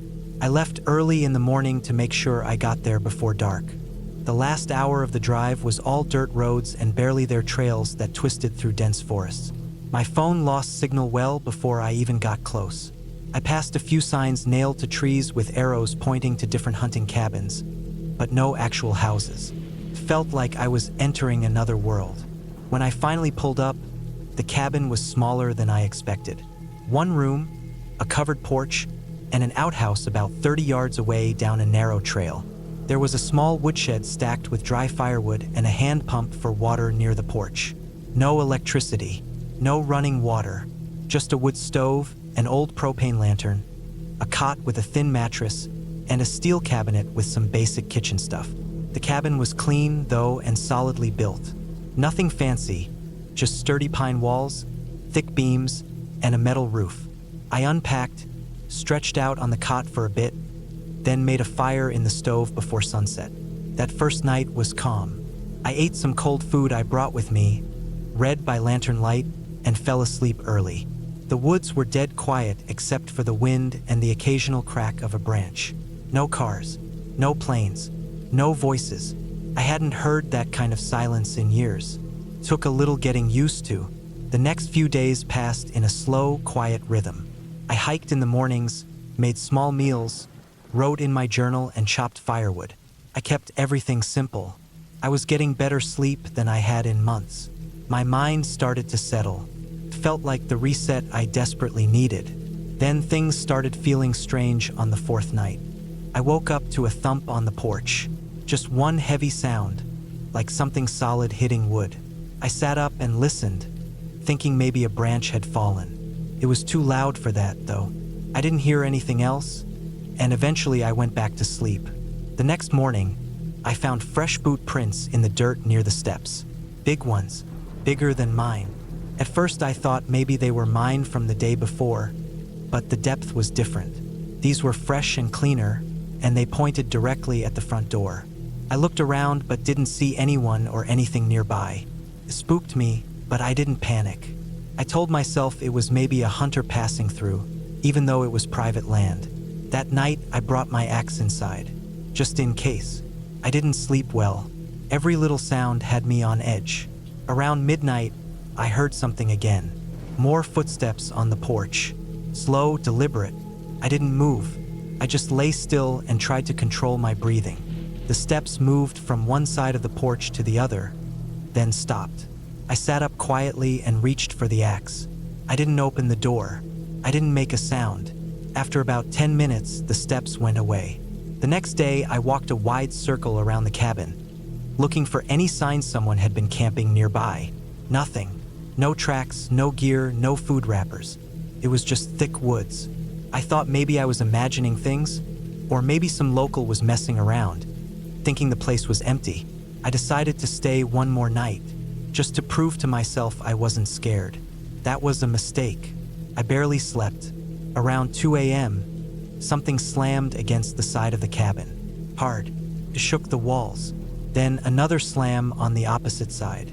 I jumped up, heart racing, grabbed the axe, and stood by the door. I didn't open it. I just stood there in the dark, listening. More footsteps outside, moving fast, circling the cabin. Then silence. Total, absolute silence. I waited until daylight before stepping out. I walked around the entire cabin, hands shaking. There were more boot prints, deeper this time, like whoever it was had been running or stomping. I followed them for a while, maybe 100 feet into the woods. Then they disappeared. No campsite, no trail, just gone. That was it. I packed up that morning. I didn't eat, didn't clean, didn't care. I tossed everything in the car and drove out, checking the rearview mirror every few seconds. Took an hour to get back to a paved road. Once I had service again, I called the guy who posted the cabin rental. No answer. No voicemail. I got home late that night. I didn't unpack for days. For a while, I thought maybe it was just someone messing around, or some local drunk looking for a place to sleep it off. But the way they moved around the cabin, how quiet they were, how they didn't try to break in, just walked and slammed and vanished, it didn't make sense. I checked the forum again a few weeks later. The post about the cabin was gone, like it never existed. I tried to find the guy's username. Nothing. I haven't gone back to the woods since. I still think about those boot prints, those sounds, that silence. I wasn't hurt. Nothing was stolen. But something was out there. Someone. I haven't slept as well since. I keep an axe by my bed now, just in case.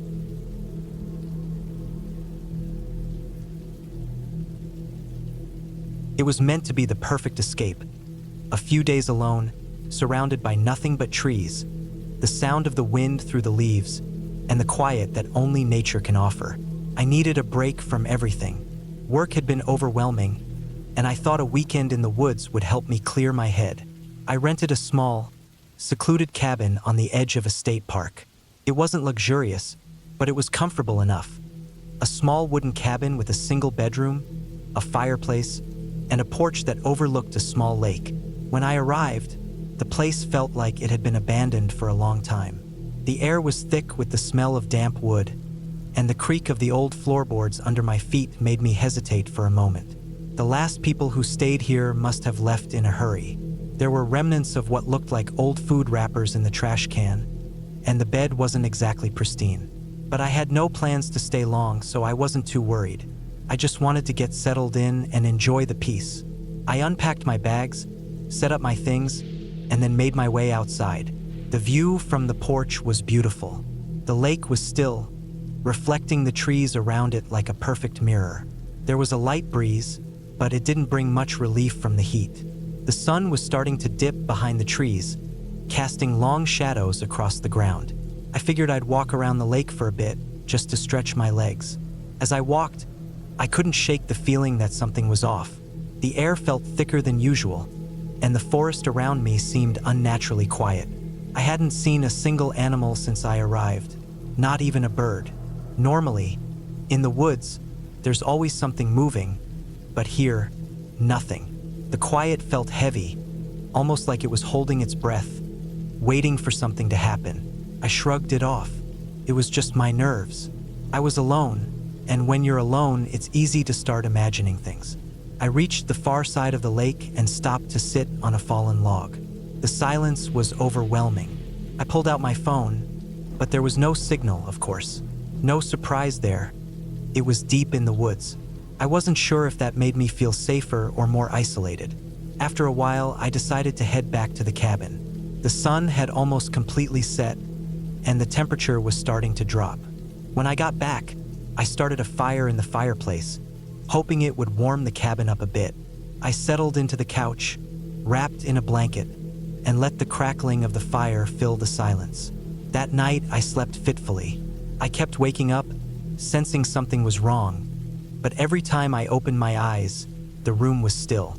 It wasn't the kind of fear you feel when you're in immediate danger. It was more like a nagging unease, like I was being watched. Every creak of the floorboards, every gust of wind outside, made me jump. I tried to tell myself it was just the unfamiliar setting, but the feeling lingered. The next day, I decided to go for a hike to clear my head. I figured I could follow one of the trails in the park and maybe do some bird watching. The hike was peaceful at first, just me and the trees. I tried to enjoy it, but the same feeling from the night before was still with me. Something wasn't right. The trail seemed to stretch on longer than it should have. I hadn't seen another soul all morning. At one point, I noticed something odd. There were fresh footprints in the mud, large, heavy prints. They were too big to be from any animal I knew of in the area. I leaned down to inspect them more closely. The prints were deeper than they should have been, almost as if someone had been carrying a heavy load. The hairs on the back of my neck stood up. I decided to turn back. I didn't feel like exploring any further. The hike back to the cabin was quicker than I expected, but the unease had only grown.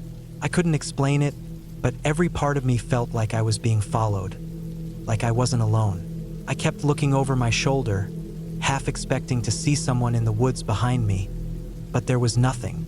Still, the feeling didn't go away. When I got back to the cabin, I locked the door behind me and made a cup of coffee. The warm drink helped, but the lingering sense of unease wouldn't leave. I sat in front of the fireplace again, trying to focus on the crackling fire. That's when I heard it, a noise from outside. At first, I thought it was just the wind, but it was too rhythmic. It sounded like someone was walking around the cabin, just outside of my line of sight. I froze, my heart pounding. The door was locked, and I didn't have a weapon, but something told me I should check. I crept toward the window and peeked out, my breath catching in my throat when I saw something strange. A figure, not someone walking, but crouched low, moving slowly, deliberately, just out of view. It was too dark to make out details, but I could tell it wasn't an animal. I had no idea who or what it was. Panic set in. I backed away from the window, my mind racing. Who could it be? No one else was supposed to be out here. The nearest cabin was miles away, and I hadn't seen a car on the road since I arrived. I grabbed my phone, hoping for a signal, but there was still nothing. I considered calling the authorities, but there was no way they'd make it out here in time. The closest help was at least an hour away. I sat down in the corner of the cabin, trying to stay calm. I thought about running to the car, but the idea of leaving the safety of the cabin made my blood run cold. Instead, I decided to wait it out, hoping whatever or whoever was outside would leave. The minutes felt like hours. The sound of footsteps continued, circling the cabin, but there was no sign of anyone. It was as if they were deliberately avoiding the windows, staying just out of sight. I kept hearing the crunch of leaves and twigs underfoot, the occasional rustle of branches, but there was no voice, no other sound to indicate who or what was out there. Then, just as quickly as it had started, the footsteps stopped. There was an eerie silence, and I couldn't help but feel like something was watching me through the walls, waiting for me to make a move. I didn't dare open the door. I stayed hidden in the corner, too afraid to make a sound. Eventually, after what felt like an eternity, the sun began to rise, and the world outside seemed to come back to life. The strange noise from the night before was gone, and the quiet of the woods returned. I waited until it was fully light before I dared to step outside. When I did, there was no sign of anyone or anything. The ground around the cabin was undisturbed, and the footprints I had seen earlier were gone. I searched the area thoroughly, but there was no trace of anyone having been there. It was as if everything had disappeared into thin air. I spent the rest of the day with my doors locked, constantly checking the windows, waiting for something else to happen, but nothing did. The unease never fully left me, but I convinced myself it was just my imagination running wild. There was no one out there. I was safe. That night, I stayed awake, listening to every sound, every creak of the floor, every gust of wind outside. But the hours passed without incident. By morning, I packed my things and left. The drive back felt like a relief, the weight that had settled on me during my time at the cabin lifting with every mile I put between myself and that place. To this day, I still don't know what happened that weekend. I never found out who or what was out there circling the cabin. All I know is that it was real. The fear I felt was real, and I've never been able to shake the feeling that something in those woods was watching me, waiting for me to leave.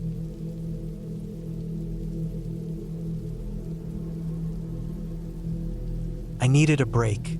After months of relentless work and personal turmoil, the idea of escaping to a secluded cabin in the woods seemed like the perfect remedy. A friend had recommended a place nestled deep within the forested hills of northern Pakistan, promising tranquility and a chance to reset. I packed my essentials, left my phone behind, and set off, craving solitude and peace. Horror Tree 1. The journey was arduous. The roads grew narrower and more rugged as I ventured deeper into the wilderness. Eventually, I arrived at the cabin, a modest wooden structure with a sloping roof and a small porch surrounded by towering pine trees. The air was crisp, filled with the scent of pine and earth. Birdsong echoed through the trees, and a gentle breeze rustled the leaves. It was idyllic. Inside, the cabin was simple but cozy. A stone fireplace dominated one wall, with a stack of firewood neatly arranged beside it. A small kitchenette, a worn sofa, and a single bed completed the furnishings. There was no electricity, but a gas lantern and a battery-powered radio provided some comfort. I unpacked, lit the lantern, and settled in, feeling the tension begin to melt away. The first night was uneventful. I sat on the porch, sipping tea and watching the stars emerge in the clear night sky. The silence was profound, broken only by the occasional hoot of an owl or the rustle of leaves. I felt a sense of peace I hadn't experienced in years. The next morning, I decided to explore the surrounding woods. I followed a narrow trail that wound through the trees, marveling at the beauty of the forest. Sunlight filtered through the canopy, casting dappled shadows on the forest floor. I walked for hours, losing track of time, until I stumbled upon a small clearing with a babbling brook. I sat by the water, enjoying the serenity, before making my way back to the cabin. That evening, as I prepared dinner, I noticed something odd. A faint scratching sound, like nails on wood, emanated from beneath the floorboards. I paused, listening intently, but the sound ceased. I dismissed it as a mouse or some other small creature and returned to my meal. The scratching returned that night, louder and more persistent. It seemed to move beneath the floor, traveling from one end of the cabin to the other. I tried to ignore it, attributing it to wildlife, but unease settled in my stomach. I reminded myself that I was in the woods, and such noises were to be expected. Cornet fiction. 2. The following day, I decided to investigate. I searched the cabin for any signs of infestation but found none. No droppings, no gnawed wood, nothing to suggest the presence of rodents. Puzzled, I ventured outside, circling the cabin, but again found nothing unusual. The forest remained silent and still. That night, the scratching intensified.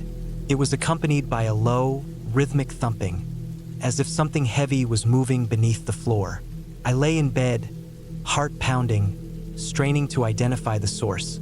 The sounds continued for hours, preventing me from sleeping. When dawn finally broke, the noises ceased.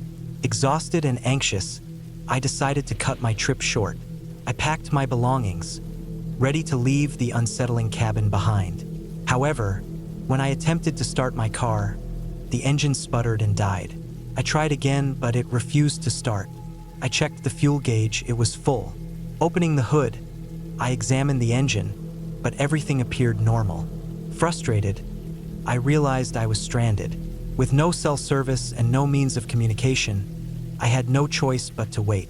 I rationed my food and water, hoping a passing hiker or ranger would find me. Days passed, and the noises continued each night, growing louder and more erratic. I began to feel watched, as if unseen eyes were observing me from the shadows. The forest, once a source of comfort, now felt oppressive and menacing. One night, the sounds escalated into violent banging, shaking the cabin. Terrified, I grabbed the lantern and ventured outside, determined to confront whatever was tormenting me. The forest was silent, the trees looming like sentinels. I circled the cabin, shining the lantern's beam into the darkness, but saw nothing. As I returned to the porch, I noticed deep gouges in the wooden steps, as if clawed by a large animal. My blood ran cold. I retreated inside, barricading the door with furniture. Sleep was impossible. I sat clutching a kitchen knife, ears straining for any sound. The night stretched on, each creak and groan of the cabin amplifying my fear. When morning arrived, I ventured outside cautiously. The gouges remained, but there were no tracks or signs of an animal. Karen Woodward, 3. Determined to escape, I decided to hike back to the main road. I packed a backpack with essentials and set off, marking my path with ribbons of cloth torn from a shirt. The forest was dense, and the trail was difficult to follow. After hours of walking, I realized I was lost. Panic set in as I retraced my steps, only to find my markers missing. The forest seemed to shift around me, disorienting and confounding my sense of direction. As night fell, I stumbled upon the cabin. I had walked in a circle. Defeated and exhausted, I returned inside. The noises resumed, louder than ever. I felt trapped, both physically and mentally. My mind began to fray, paranoia taking hold. I questioned my sanity, wondering if the isolation had driven me to hallucinate. On the 7th day, salvation arrived. A park ranger conducting a routine patrol found me. He was alarmed by my disheveled appearance and incoherent ramblings. He radioed for assistance, and I was taken to a nearby hospital. Medical evaluations revealed severe dehydration, sleep deprivation, and signs of acute stress. In the weeks that followed, I recovered physically, but the psychological scars remained. I learned that the cabin had a history of unexplained incidents, leading to its abandonment. The scratching and banging were attributed to structural issues and wildlife, but I remained unconvinced. The experience left me with a profound respect for the power of isolation and the fragility of the human mind. I returned to the city, resuming my life with a newfound appreciation for connection and community. The cabin, once a symbol of escape, now served as a reminder of the dangers that lurk within solitude. I never spoke of the experience again, choosing instead to focus on the present and the people around me.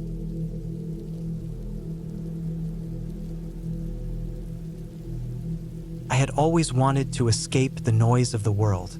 Living in a city with constant traffic and the never-ending hum of people had worn me down over the years.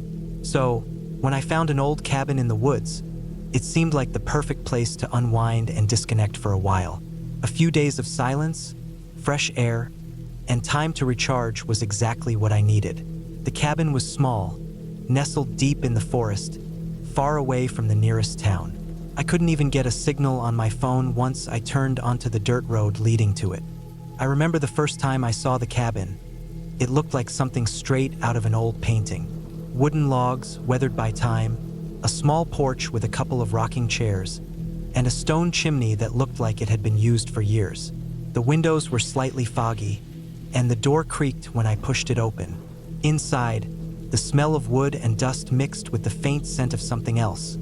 Something musty, like a room that had been closed for far too long. But it was cozy despite that. The wooden floors creaked under my feet as I explored the space, feeling a strange sense of peace wash over me. I spent the first day getting settled in. There was a small kitchen with a gas stove, a fireplace in the living room, and a small bedroom at the back. The place was simple, but it had everything I needed. I unpacked my things, grabbed a book, and sat down by the fire, listening to the crackling of the logs. Outside, the wind rustled through the trees, and the sound of birds calling to each other was the only noise. It felt like I was the only person in the world, and for the first time in a long time, I felt truly alone. That evening, I stepped outside to get some fresh air. The air was crisp and cold, and the sky was clear. The stars shone brighter than I had ever seen, and the moon was almost full. I stood there for a while, just taking it all in, the silence, the solitude. It was peaceful, but that night, things started to change. I had gone to bed early, tired from the long drive and the excitement of being in such a remote place. The bed was comfortable, and I quickly fell into a deep sleep. Around midnight, I woke up. At first, it was just a feeling, something off. I couldn't put my finger on it, but I knew something wasn't right. The air felt heavier, as if something was pressing down on me. I turned over, trying to shake off the sensation, but I couldn't. My eyes scanned the dark room, and I swear I saw something move near the window. It was just a shadow, but it was enough to make my heart race.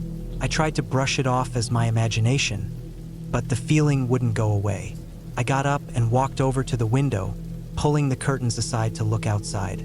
The moonlight bathed the forest in a soft, silver glow, but there was nothing there. No movement, no sounds, just the trees swaying gently in the wind.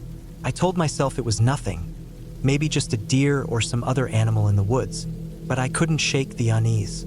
I went back to bed, pulling the covers up around me tightly, but sleep wouldn't come. Every time I closed my eyes, I felt like I was being watched. I told myself it was nothing, just the quiet of the forest making me paranoid. But deep down, I knew something was wrong. The next day, I tried to go about my routine, making coffee and sitting on the porch, trying to enjoy the quiet. But the nagging feeling was still there. It was like the woods around the cabin were alive, watching me, waiting. I spent the day reading and trying to relax, but every sound seemed amplified. The wind in the trees, the occasional creak of the cabin's wooden frame. By the time evening came, I was ready to go to bed early again, hoping that sleep would give me some relief from the constant tension. That night, as I lay in bed, I heard something that made my blood run cold. A knock on the door. It was soft at first, barely audible, but it was there. My heart skipped a beat. Who could be out there? There was no one for miles. I froze, listening intently, but the knock came again, louder this time. 3 quick taps, followed by silence. I got up slowly, my mind racing. What should I do? Should I open the door? Maybe it was just an animal or a branch tapping against the wood. But something told me it wasn't. The feeling of being watched had only grown stronger. I couldn't just ignore it. I grabbed a flashlight and walked cautiously to the door. My hand trembled as I reached for the knob. I opened it just a crack, peering outside into the darkness. The porch was empty. There was no one there, just the same silent woods stretching out into the night. No footprints in the dirt, no sign that anyone had been there at all. The wind rustled through the trees, and I shivered, closing the door quickly behind me. I told myself it was nothing. Maybe the wind had blown something against the door, or maybe I had imagined the knock. But deep down, I knew that wasn't the case. The feeling of dread that had been creeping up on me for days was now impossible to ignore. I locked the door and went back to bed, but sleep didn't come easy. The thought of someone or something out there kept me awake. The next morning, I decided to leave. I didn't want to stay another night in that cabin, not with the strange knocks and the feeling that I was being watched. I packed up my things quickly, trying to push the fear out of my mind. But as I was loading my car, I noticed something strange. The back of the cabin was surrounded by trees, but there was a small clearing just beyond the edge of the forest. I had seen it the day before when I first arrived, but something about it stood out now. There were footprints in the snow, fresh ones. The footprints led toward the clearing, and as I followed them, my stomach dropped. They were large, deep prints like someone or something had been walking in the snow not long ago, but I couldn't see where they ended. The trail disappeared into the thick trees, swallowed up by the dark woods. I knew then that I wasn't alone. I rushed back to the car, my heart pounding. I had to get out of there and fast. But just as I was about to start the engine, I saw something out of the corner of my eye, movement in the trees. I froze, staring into the woods, trying to make out what I had seen. There was nothing there, just the wind rustling the branches. But I knew I wasn't imagining it. I drove away, not looking back, my hands gripping the wheel tightly. As I drove down the long, winding road away from the cabin, the feeling of being watched slowly faded, but it wasn't gone. It lingered, like a shadow, following me, no matter how fast I drove. And when I finally reached the nearest town, I stopped at a small diner to catch my breath. The waitress, an older woman with graying hair, looked at me oddly when I mentioned the cabin. "You don't want to be staying out there alone," she said, her voice low. "People say the place has a history. Some folks say it's the land. Others say it's the cabin itself. Whatever it is, you don't want to be there when the sun sets." I didn't need to hear more. I knew exactly what she meant. I had already felt it, the weight of something lurking just beyond the edges of the woods. I didn't know if it was the land, the cabin, or something else entirely, but I wasn't going back to find out. That was the last time I ever stepped foot in that cabin. The memory of those footprints and the strange knocks still haunt me to this day, but I never went back. I didn't want to know what else was out there in the woods. Some things are better left undisturbed.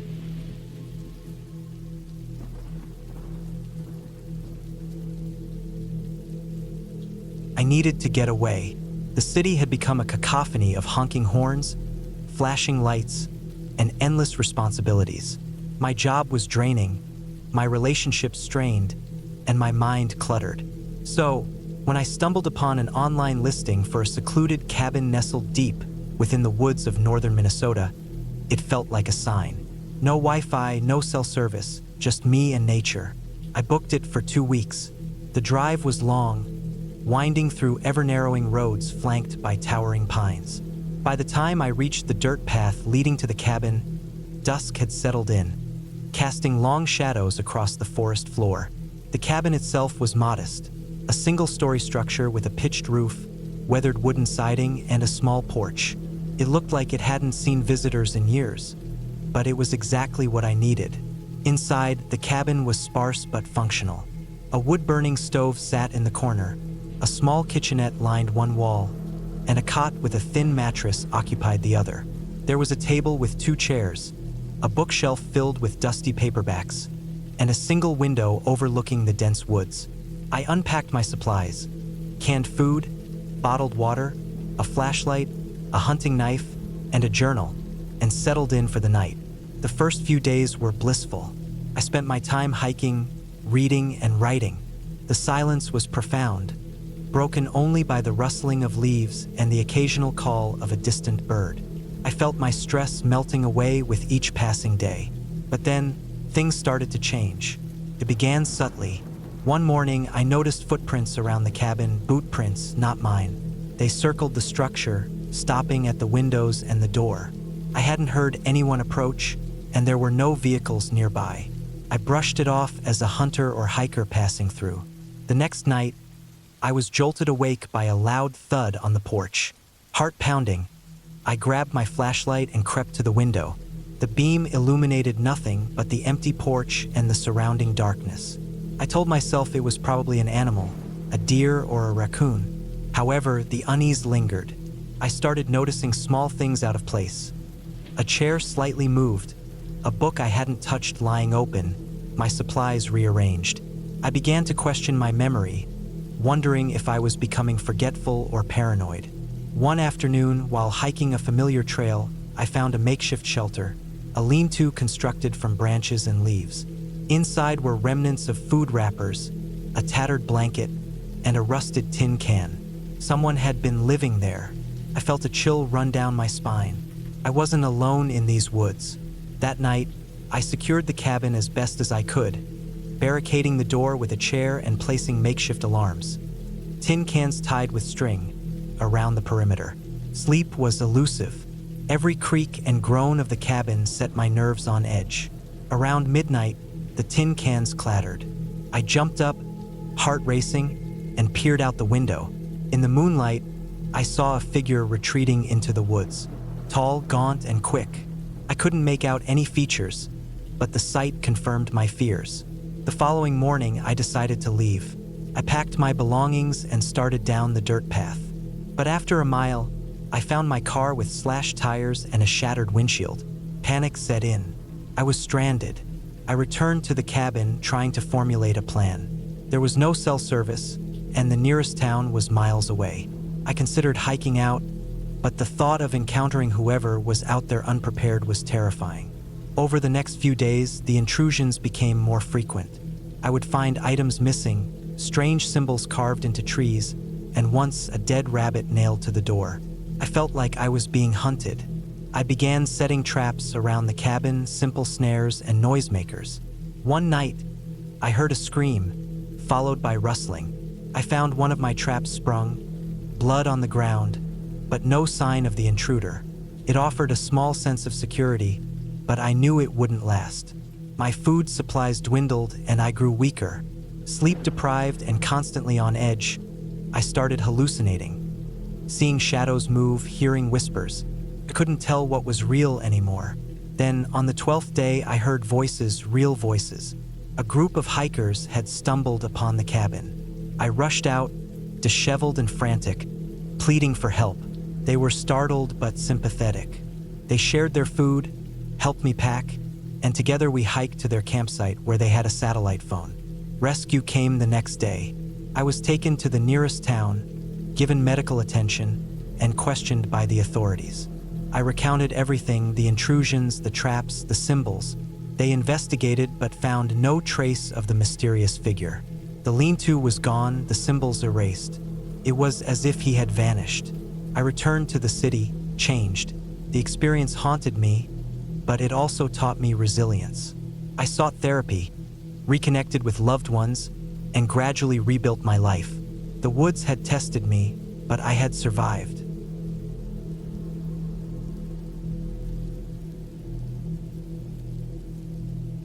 It was supposed to be the perfect weekend getaway. Just me and the cabin in the woods. A little peace and quiet, some time away from the grind of daily life. I had been working nonstop for months and needed a break, something to recharge. I wasn't a stranger to spending time alone in nature. I had done it a few times before, but something about this cabin felt different. I don't know why, but I felt uneasy the moment I stepped foot on the property. I chalked it up to being overly stressed, though. That's what I told myself, anyway.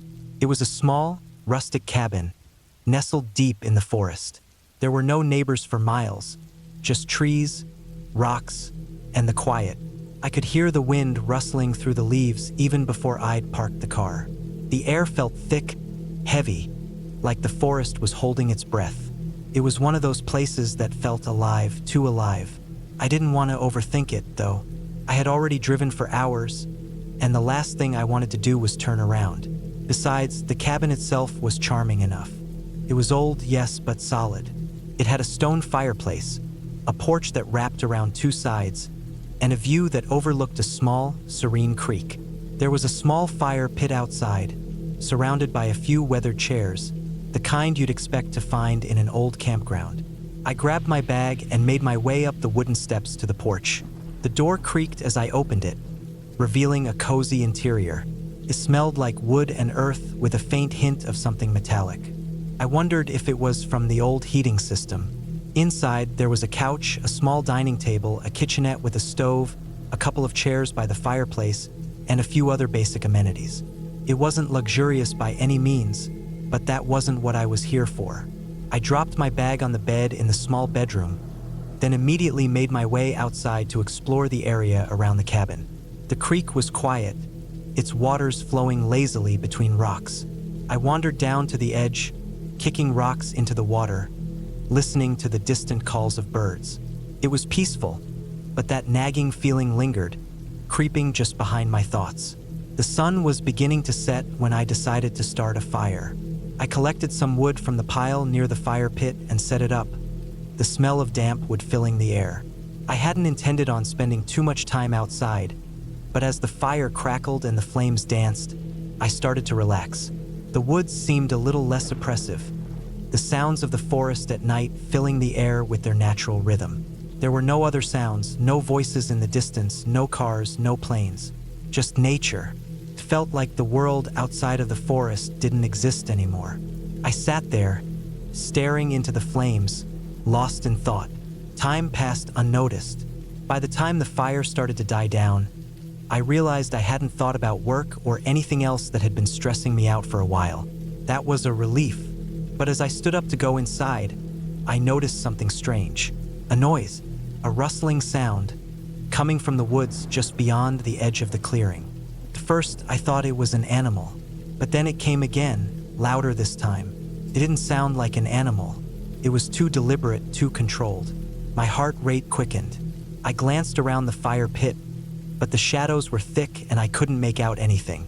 It was just trees and darkness beyond them.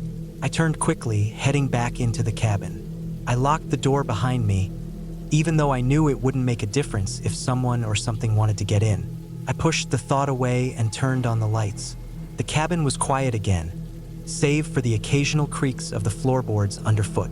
I grabbed my jacket from the bed and made myself a cup of tea, trying to calm down. But I couldn't shake the feeling that something was wrong. Something was off about this place. It wasn't just the sounds outside. It was the way the air felt, thick like the forest was closing in. The way the walls creaked at odd times, as though the cabin was shifting in response to the things around it. Maybe I was imagining things, but the longer I stayed, the more it felt like something was watching me. And no matter how much I tried to brush it off, it lingered just below the surface. I ended up staying up late that night, reading a book by the fireplace. The fire had long since burned down to embers, but I didn't feel like sleeping. Something about this place kept me on edge. Every little sound seemed louder, sharper. Every shadow seemed deeper. I kept hearing things. Footsteps in the woods, the sound of something moving just outside my window. I knew it was probably just the wind, but it felt different.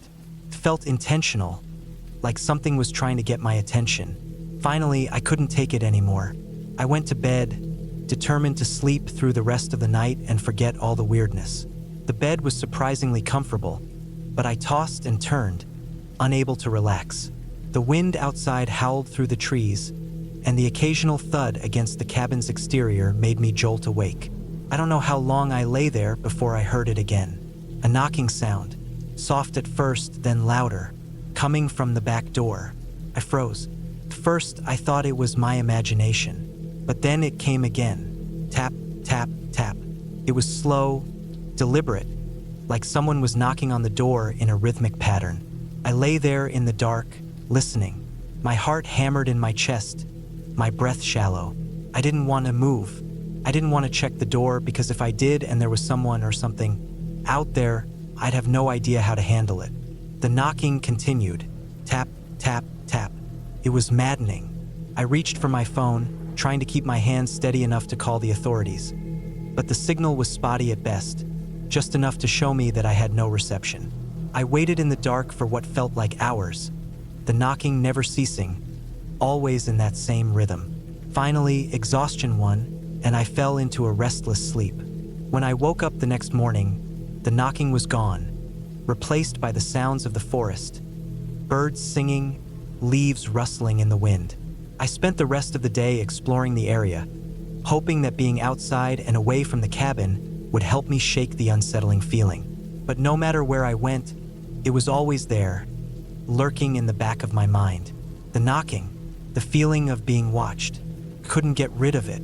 I spent the day making sure all the doors and windows were locked, trying to stay calm. That night, I decided to leave.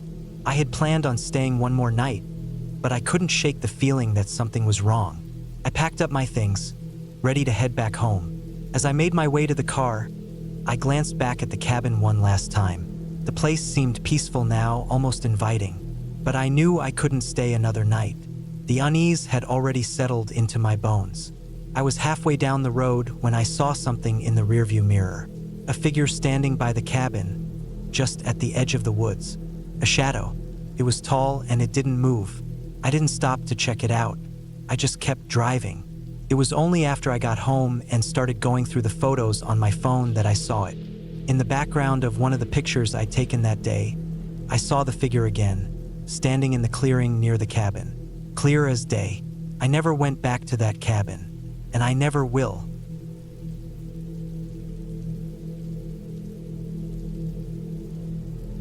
I don't usually go into the woods alone, especially not to stay in a cabin. I like the idea of solitude and peace, but when it comes to reality, I know better. Still, this trip felt like something I needed. Work had been too much. I was tired of emails, tired of meetings, tired of people. I hadn't taken a real break in over a year, and my body was starting to feel it. The tension in my shoulders, the constant headaches, the bad sleep, it was all piling up. I told myself I deserved a weekend away, so I found a place that looked quiet and cheap. It wasn't far, just a few hours north of where I lived in Indiana. I booked a small off-grid cabin on a private lot near a national forest. It was advertised as a peaceful retreat for people looking to disconnect. It had no Wi-Fi, no cell service, and no neighbors within a mile. It had a wood stove, solar lights, a composting toilet, and a basic kitchen with a hand pump for water. The pictures showed a simple wooden cabin with a porch, a fire pit outside, and thick trees surrounding it on all sides. It looked perfect. I packed light, a cooler with food, my camping knife, a flashlight, a first aid kit, clothes, and a book I'd been meaning to finish. I brought a few extra tools too. Hatchet, rope, some duct tape, just in case something broke or needed fixing. I left early Friday morning, hoping to get there by noon and have the whole day to settle in and relax. The drive up was uneventful. 2-lane roads, farmland, hills. As I got closer to the forest, the landscape changed. The trees thickened and the air felt cooler, even though it was still late spring. The directions the owner emailed me were pretty clear, but the last few miles were rough. I had to drive slowly over a bumpy dirt road, winding through the trees. It was the kind of road you didn't want to take after dark. Narrow, no signs, no cell reception. I started to feel the weight of isolation even before I got to the cabin. When I finally pulled up, the place looked exactly like the photos. The cabin sat at the end of a long clearing, surrounded by tall pine and oak trees. The front porch had 2 chairs and a small table. The fire pit was made from big stones arranged in a circle, with a stack of firewood nearby. The only noise was the wind in the trees and some birds chirping in the distance. It was peaceful, but also strangely quiet. I didn't see a single squirrel or chipmunk. No bugs, no rustling in the underbrush, just stillness. I unlocked the door and stepped inside. The cabin smelled like old wood and pine needles. It had one room with a bed on one side, a small wood stove, and a table with 2 chairs. A set of shelves held a few dishes, some candles, and a box of matches. There was a small counter near the window with a sink that connected to the hand pump outside. Everything was basic but clean. It felt more like a glorified shed than a house, but that was fine with me. I spent the afternoon unpacking, gathering some firewood, and setting up my cooler inside. I checked out the outhouse behind the cabin, which was just a short walk down a narrow path. It was nothing fancy, just a compost toilet and a small shed around it. But it worked. I tried the hand pump and it groaned a little before water came out. It wasn't cold, but it smelled clean. I filled a metal pot with some and set it on the counter. The first night started out calm. I cooked some soup over the wood stove, read my book, and sat on the porch until the sun went down. I didn't hear a single car, didn't see a plane overhead. It was quiet in a way I hadn't felt in a long time. I went to bed early, just after dark, since there wasn't much else to do. But around midnight, I woke up. First, I didn't know why. There was no sound, no wind, no branches moving, no animals, just dead silence. I sat up slowly and listened. My eyes adjusted to the dark, and I could make out the window near the table. I thought maybe it was a dream or maybe I heard something in my sleep. I lay back down, but then I heard a crunch outside. It wasn't a branch falling. It sounded like footsteps on dry leaves. I held my breath and stayed still. The sound was slow, maybe 3 or 4 steps, then silence. Then again 3 steps crunching leaves, then nothing. My mind went through possibilities. A deer? A bear? Maybe. But I'd lived in Indiana all my life and never heard a deer walk like that. And there was no huffing, no snorting, no breathing. I stayed awake for over an hour, listening. But I didn't hear anything else. The next morning, I tried to brush it off. Maybe I imagined it. Maybe the trees were dropping something, or maybe a raccoon had wandered through. It didn't seem worth worrying about. I spent the day hiking a nearby trail the cabin owner had marked on the map. It wasn't maintained well, and I had to push through brush in a few places, but I enjoyed being out in nature. I brought my knife and water with me just in case, and by mid-afternoon I was back at the cabin. That evening, I made a fire in the pit outside. The sun was setting behind the trees and the sky turned orange and pink. It should have been peaceful, but I kept checking the woods. I couldn't shake the feeling that something was out there. I tried to tell myself it was just nerves or an overactive imagination, but something about the silence felt wrong. There were no bugs buzzing, no birds calling, no frogs croaking from the nearby creek. It was dead quiet again. I went inside before it got dark, locked the door, and sat by the stove reading. The air got colder that night, and I had to feed the fire every hour or so to keep the place warm. I set my flashlight and knife on the table before going to bed. I left my boots by the door. Around 1:30 in the morning, I heard the footsteps again. This time, they were closer, slow, steady, and right outside the cabin. I sat up in bed and stared at the door. The cabin had a small window in the center of the door, but I couldn't see anything through it from where I was. I didn't want to get up. I didn't want to move at all. The steps circled the cabin. I could hear them on the leaves and dirt, moving slowly around. Then they stopped behind the wall near the bed. I waited, barely breathing. Then I heard the softest tap on the wood. 1 tap, then silence. I stayed like that for maybe 2 hours, frozen in bed, listening. My heart was racing. Every time I thought I heard another sound, it would stop again. Eventually, I must have dozed off. When I woke up, it was light out. I went outside and checked the ground. The leaves were disturbed, and there were scuff marks in the dirt. Long marks, like someone dragging their feet. No prints, no clear tracks, just long, disturbed patches around the cabin. They led toward the trees but disappeared a few feet in. That day, I felt different. I wasn't relaxed. I wasn't peaceful. I felt watched. I stayed near the cabin all day. I chopped some wood, cleaned up the area, and tried to keep busy. I didn't want to be inside, but I didn't want to be far away either. Every time I looked at the tree line, I felt like something was just beyond it, something I couldn't see. That night, I didn't make a fire. I didn't even cook. I ate cold food from the cooler and stayed inside. I moved the table in front of the door. I loaded my flashlight with fresh batteries and sat in the chair with my knife in my lap. Around 11 p.m., I heard the door creak, just a little, like something had pressed on it. It didn't open, just shifted. I held my breath.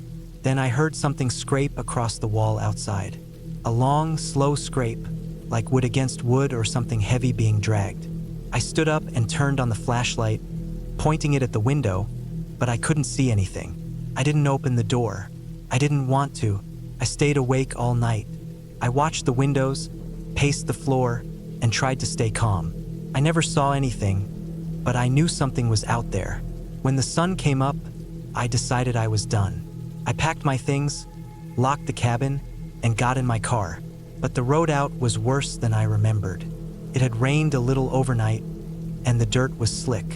My tires spun a few times going uphill. I had to back up and try again. For a minute, I thought I was stuck.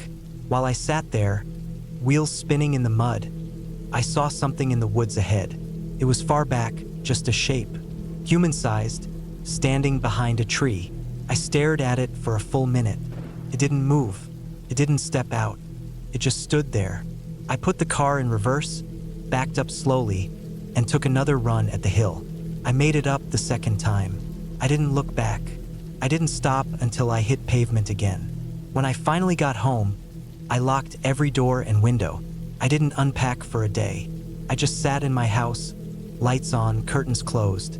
That trip was supposed to be about peace and quiet.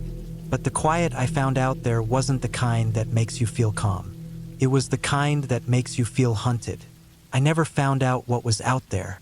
I didn't call the cabin owner, and I never left a review. I didn't go to the police because I didn't have anything to report. I didn't see a person. I didn't have a photo.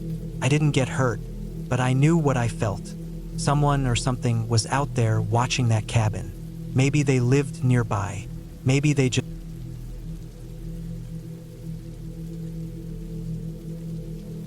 It was early October when I decided to take a week off work and rent a remote cabin in the Upper Peninsula of Michigan. I'd been running on fumes at the office for months, and the idea of being surrounded by nothing but trees and silence sounded like the only thing that could fix the noise inside my head. I didn't tell many people where I was going, just left a basic itinerary with my supervisor and turned off my phone after I crossed the Mackinac Bridge. The drive to the cabin took another couple of hours down narrow, winding roads. The GPS stopped working after I passed a sign for an old logging town, but I'd printed out the directions ahead of time just in case. The roads got rougher, and eventually I was on gravel, weaving through dense forest. I saw deer crossing, thick patches of fog, and more than once I had to stop the car to get out and check if I was still on the right path. When I finally saw the cabin, it didn't look like much. It was tucked behind a row of thick pine trees and had a small gravel driveway covered in pine needles. It had a steep, dark metal roof and one front window that looked out over the woods. It was older than I expected, more rugged. But it had electricity and a well pump, so I figured it would be enough. Inside, the place was cold and smelled like old wood and something metallic. I walked through the small kitchen, opened a few cabinets to find dusty dishes, and then checked out the bedroom. The bed was low and creaked when I sat on it. There was a bathroom with a composting toilet and a small sink and a tiny closet. It was a one-room cabin, basically. Just a kitchen living room space and the bathroom and bedroom off to the side. There was no TV, no radio, just an old space heater in the corner and a pile of firewood stacked beside a metal stove. I brought in my bags and set up my sleeping bag on top of the bed in case the mattress was dusty. The first night was quiet, which is exactly what I came for. The forest outside was dense and dark by 6 o'clock. I read a book with a headlamp and ate some soup I brought in cans. The wind made the trees creak and hiss outside. I thought it might be hard to sleep without city noise, but I was out cold by 9. I woke up in the middle of the night needing to use the bathroom. It was freezing inside. I could see my breath. The space heater had shut off.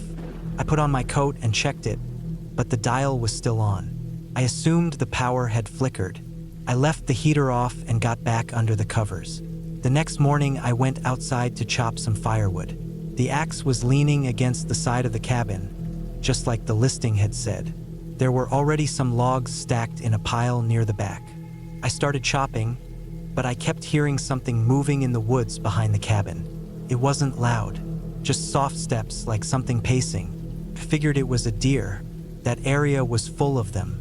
But every time I looked up, I couldn't see anything. I didn't get a good feeling about it. The woods felt too quiet, too thick. I finished splitting the logs I needed and stayed close to the cabin the rest of the day. On the second night, I kept the fire going in the wood stove, and that seemed to keep the place warm enough.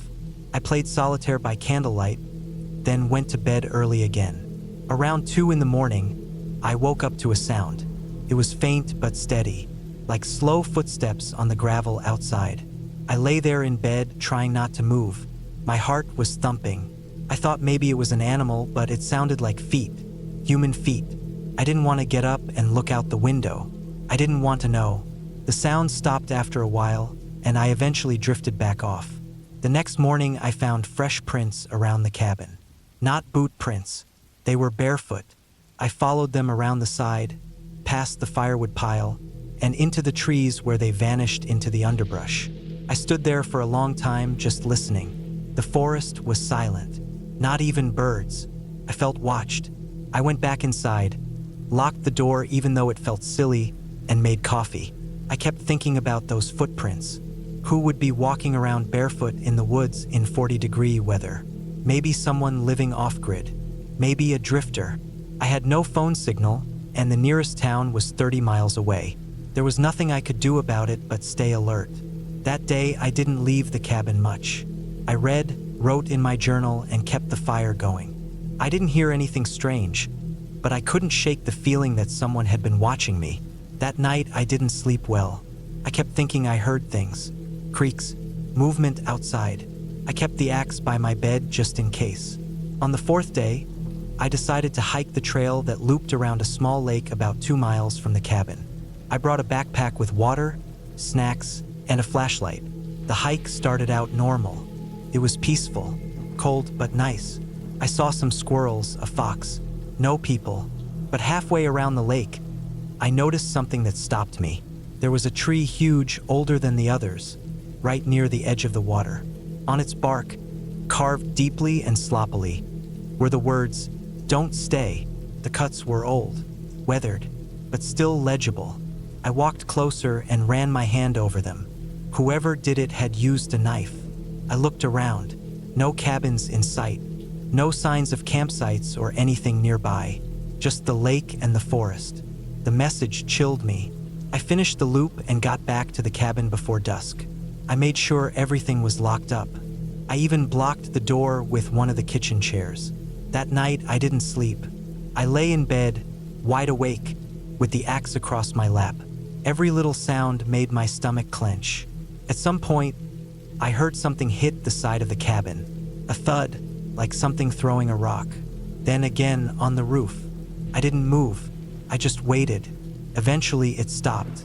The next morning, I found a dead bird on the steps. Its neck was broken, but there was no blood, just twisted wrong. I didn't touch it. I just stared at it for a long time and then went back inside. I started packing. I still had 2 days left on the rental, but I'd had enough. I needed out. I cleaned up the kitchen, swept the floor, took the trash outside. When I went to load my bags into the car, I noticed something. My driver's side tire was flat, all the way down to the rim. I checked the tire. There was a hole in the sidewall, not a puncture from a nail, cut straight like from a blade. I checked the others. They were fine. My hands were shaking. I sat down in the car and tried to breathe. I was stuck. I stayed inside most of the day, checking the woods from the window, axe still in hand. That night, I didn't sleep. I just sat there by the stove with the fire going, waiting. I thought I heard movement out back around midnight, but I didn't check. I was too scared. Every hour felt like a day.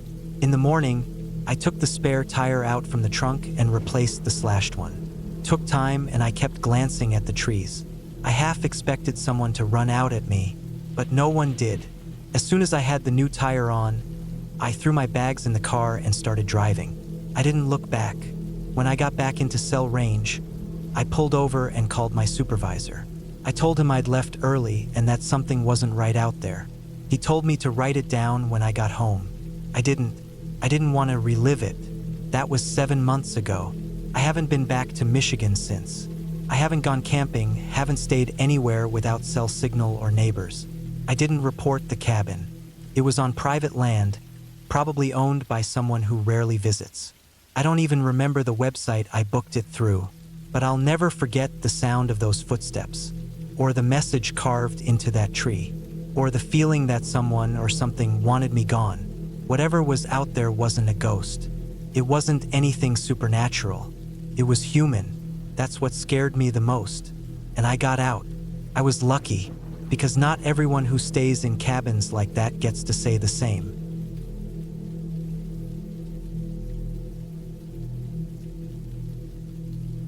I didn't plan for anything weird to happen when I booked the cabin. I just wanted a quiet place away from everything. Life had been weighing on me, and I needed time to breathe. I chose a small cabin in northern Minnesota, deep in the woods, not too far from the Canadian border.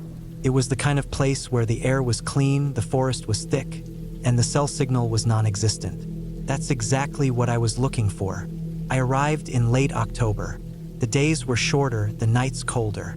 The trees had lost most of their leaves, and the forest floor was covered in a blanket of damp, rust-colored leaves. The cabin was older, made from real logs, not the polished kind you see in tourist brochures. There were a few small cracks in the wood, and it creaked when the wind picked up. But it was solid. A wood stove, a twin bed, a table, a couple chairs, and a small kitchen area with an old propane stove. No running water, just a pump outside. There was an outhouse about 20 yards behind the cabin. The first couple days were peaceful. I spent most of my time walking through the forest, drinking hot coffee, and reading. I brought a bunch of books, but I found myself just sitting on the porch for hours, watching the trees sway. Every now and then I'd hear birds or the rustle of a small animal, but that was it. It was the most peace I'd felt in years. By the fourth night, I started feeling like I was being watched. It was nothing dramatic at first, just a small tension in the back of my neck whenever I stepped outside. It was probably just the isolation getting to me. I brushed it off and kept to my routine. But then I started noticing small things that didn't feel right. The first thing was the tracks. About 30 feet from the cabin, I found a set of footprints in the mud that hadn't been there the day before. They weren't boot prints like mine. They looked like worn-out sneakers. The pattern was faint, but I could tell the treads were different. I followed them a few feet before they disappeared into the undergrowth. It bothered me, but I told myself someone might have passed through. Maybe a hunter or another camper. Still, it was strange. The next night, I woke up around 3 a.m. I wasn't sure why at first. It was dead quiet inside, but then I noticed the faint sound of branches snapping outside. Not like an animal moving through, more like someone stepping carefully. I lay there still, holding my breath, and listened. The sounds moved slowly around the cabin, like someone circling it. Then nothing, just silence. I didn't sleep the rest of that night.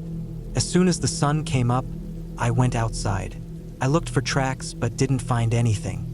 The ground was covered in leaves, and whatever made the noise hadn't left much behind. I started to feel unsettled in a way I hadn't before.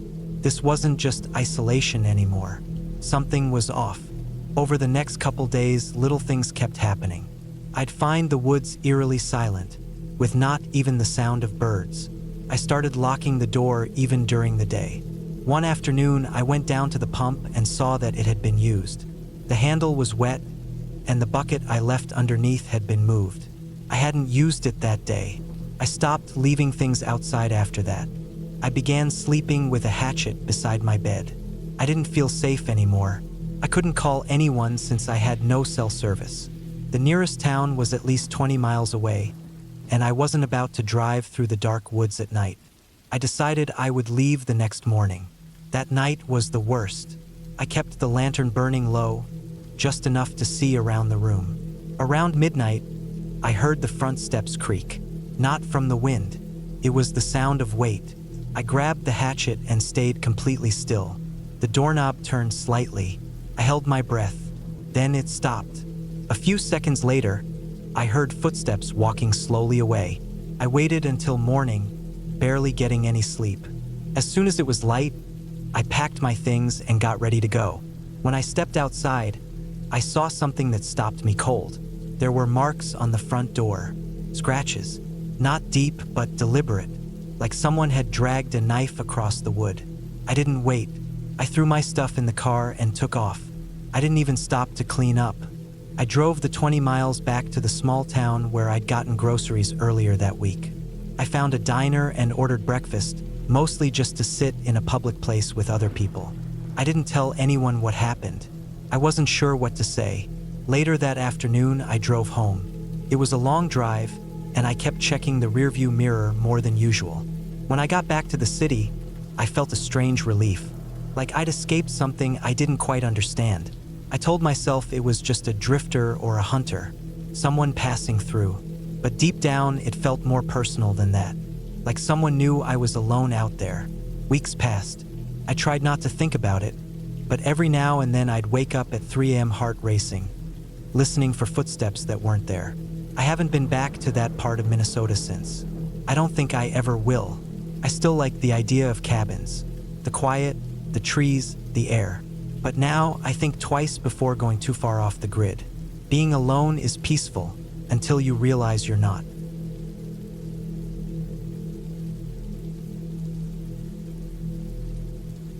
I had always been drawn to solitude.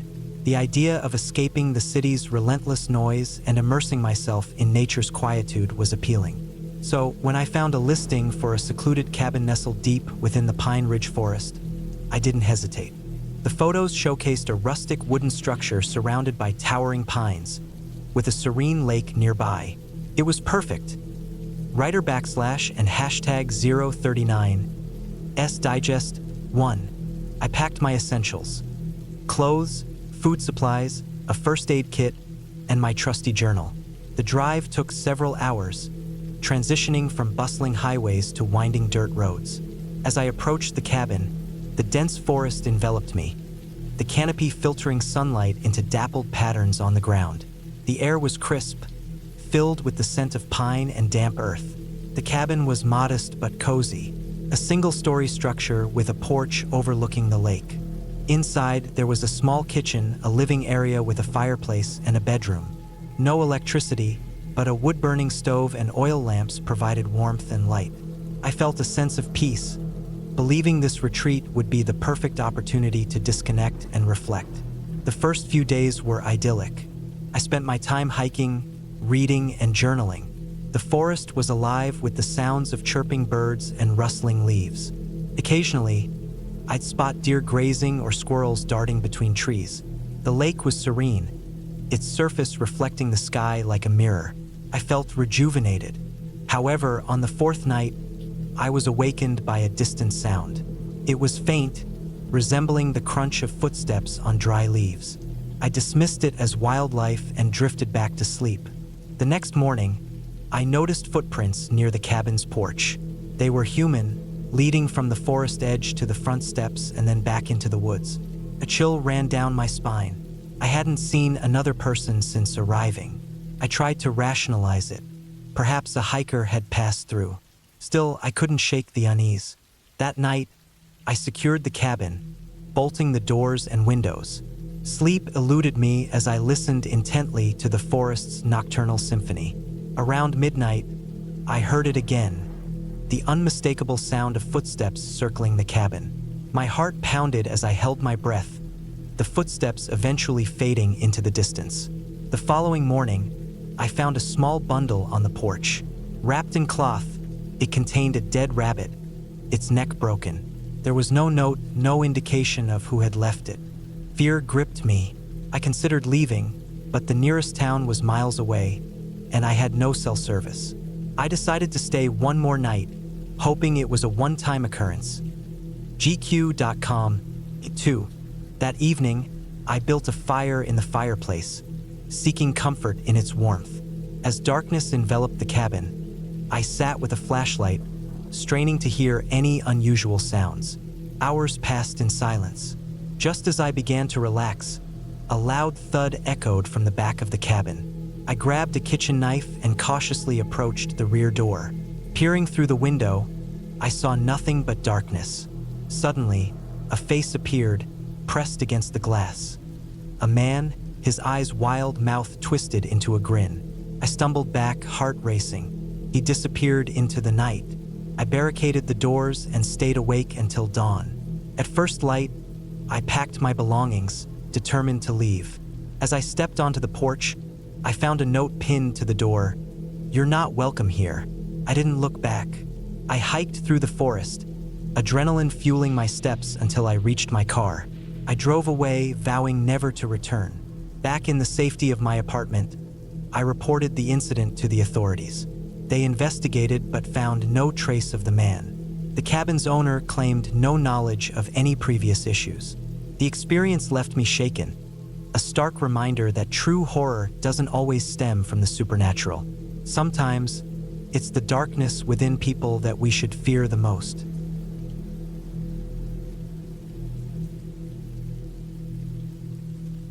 I needed to get away. The city noise, the constant buzz of notifications, the endless stream of emails. It was all too much.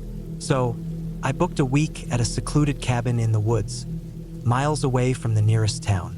No Wi-Fi, no cell service, just me and nature. The drive was long, winding through narrow roads that seemed to disappear into the forest. As I approached the cabin, the trees grew denser, their branches forming a canopy that blocked out the sun.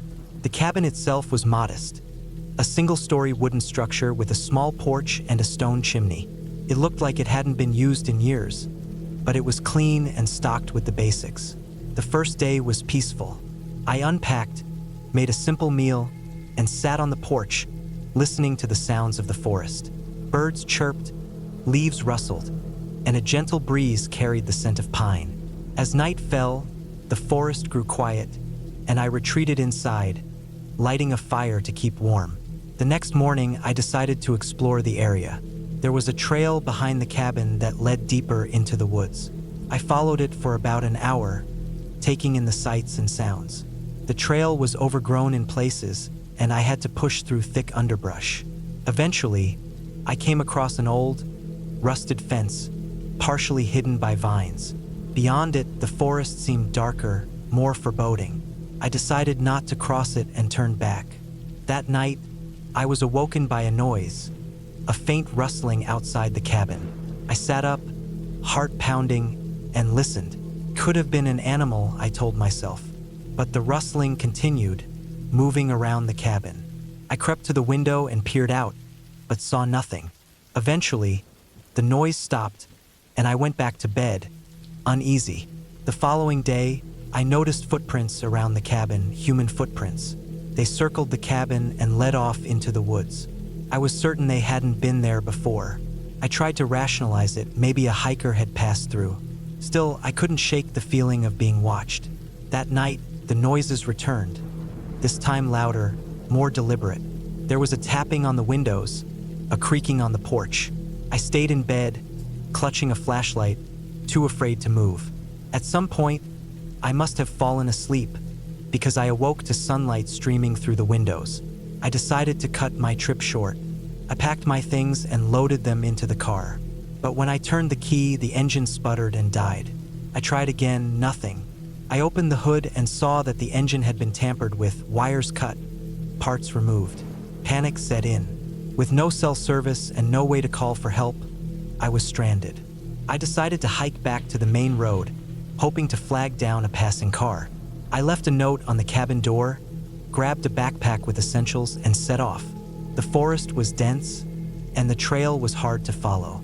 Branches scratched at my arms, and the underbrush tangled around my legs. After hours of walking, I realized I was lost. The sun was setting, and I had no idea where I was. I found a clearing and decided to camp there for the night. As darkness fell, the forest came alive with sounds. Twigs snapping, leaves rustling, distant footsteps. I built a small fire and sat with my back to a tree, trying to stay awake. At some point, exhaustion took over, and I drifted off. I awoke to the sound of footsteps approaching. I grabbed my flashlight and shone it into the darkness, but saw nothing. The footsteps stopped, and silence returned. I didn't sleep the rest of the night. At first light, I resumed my search for the road. After hours of wandering, I stumbled upon a ranger station.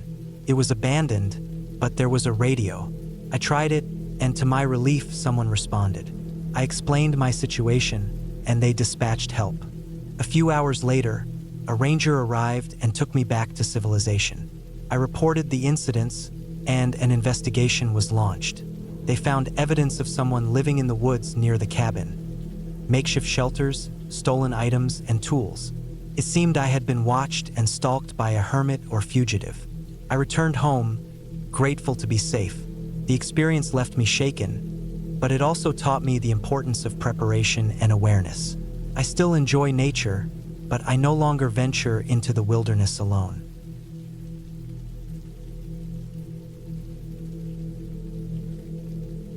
It was late October when I drove up into the northern part of Minnesota for a week alone in a rented cabin. I'd been working nonstop for months, barely seeing anyone, and everything felt like it was boiling under the surface. My doctor had said I was burned out. He told me to disconnect, rest, and let my brain settle for a while. So, I looked for somewhere far away from the noise, somewhere quiet and surrounded by trees. I didn't want distractions. No cell service, no internet, just me and whatever silence I could get. The cabin I found online was 3 hours north of Duluth, deep in the forest near a small lake. It was advertised as remote, no neighbors, no phone signal, and the photos showed a simple wooden structure. The listing mentioned a small fireplace, a manual pump for water, and solar power for a few lights and the fridge. That was all I needed. The drive there was long and slow, especially after I left the main roads. Once I turned off onto the dirt forest roads, I had to drive for nearly an hour on narrow, winding paths covered in fallen leaves and potholes. I passed a few old mailboxes at the start, but after that, nothing. Just trees, and more trees. My car bounced and shook over the uneven road until I finally spotted the cabin up ahead. It looked just like the pictures. Plain wooden walls, a short porch, a thin chimney poking up from the roof. The lake was down a short path in the back, hidden by trees. Everything was still. I parked, got out, stretched, and stood for a long moment just listening. There wasn't even a breeze. It was the kind of quiet that felt thick, like the woods were holding their breath. Inside, the cabin was small but clean. One room with a bed against the far wall, a wood-burning stove, a small table, a kitchen area with a sink and counter, and a tiny bathroom with a compost toilet. A trapdoor in the floor led down to a crawl space, which the rental instructions said held extra firewood and emergency supplies. I put away my food in the fridge, set my bag down by the bed, and started a fire in the stove to warm things up. The smoke rose steady through the pipe, and the cabin slowly filled with heat. That first night, I didn't do much. Just sat outside on the porch with a blanket and watched the sky turn from pink to purple to black. There were no stars because of the clouds, just a low, dark ceiling above the trees. The woods felt endless around me. I felt a little nervous, like I was forgetting something, but I pushed it aside. I'd wanted to be alone, and here I was. The next day, I walked down to the lake. The trail was narrow, with branches grabbing at my clothes. The water was calm, the surface covered in a thin mist. There was a small wooden dock sticking out into it, and I sat there for an hour with my boots off, just listening to the small sounds of the forest. Leaves falling, water lapping, the occasional bird calling out. It was peaceful, but something about it didn't feel quite right. The silence felt too heavy. I chalked it up to me not being used to it yet. Each day followed the same pattern. I slept in late, made coffee on the gas burner, wrote in my notebook, walked through the trees, and read books by the fire. I was finally getting the rest I'd wanted. But at the same time, something kept bothering me. Little things. At night, I'd sometimes wake up and feel like someone had been moving around the cabin. I never saw anyone. Nothing was missing, but a chair might be slightly out of place. The firewood I stacked would look different. My boots were turned at a new angle. I told myself I was just being paranoid. On the third night, I thought I heard breathing near the window. It was past midnight, and I'd been lying in bed, half asleep. The fire had burned down low, and the cabin was almost completely dark. I heard a soft, steady sound, like someone was just outside, close enough that their breath fogged the glass. I didn't get up. I just froze and listened. After a minute, it stopped. In the morning, there were no tracks outside, no sign anyone had been there. Still, I moved a chair in front of the door the next night. By the fifth day, I stopped going down to the lake. I didn't like walking through the trees anymore. It felt like the forest was watching me, like something had shifted. The silence no longer felt peaceful. It felt like pressure. That afternoon, I went into the crawl space to get more firewood. The trapdoor creaked when I opened it, and I grabbed the flashlight from the wall. The crawl space smelled musty and damp.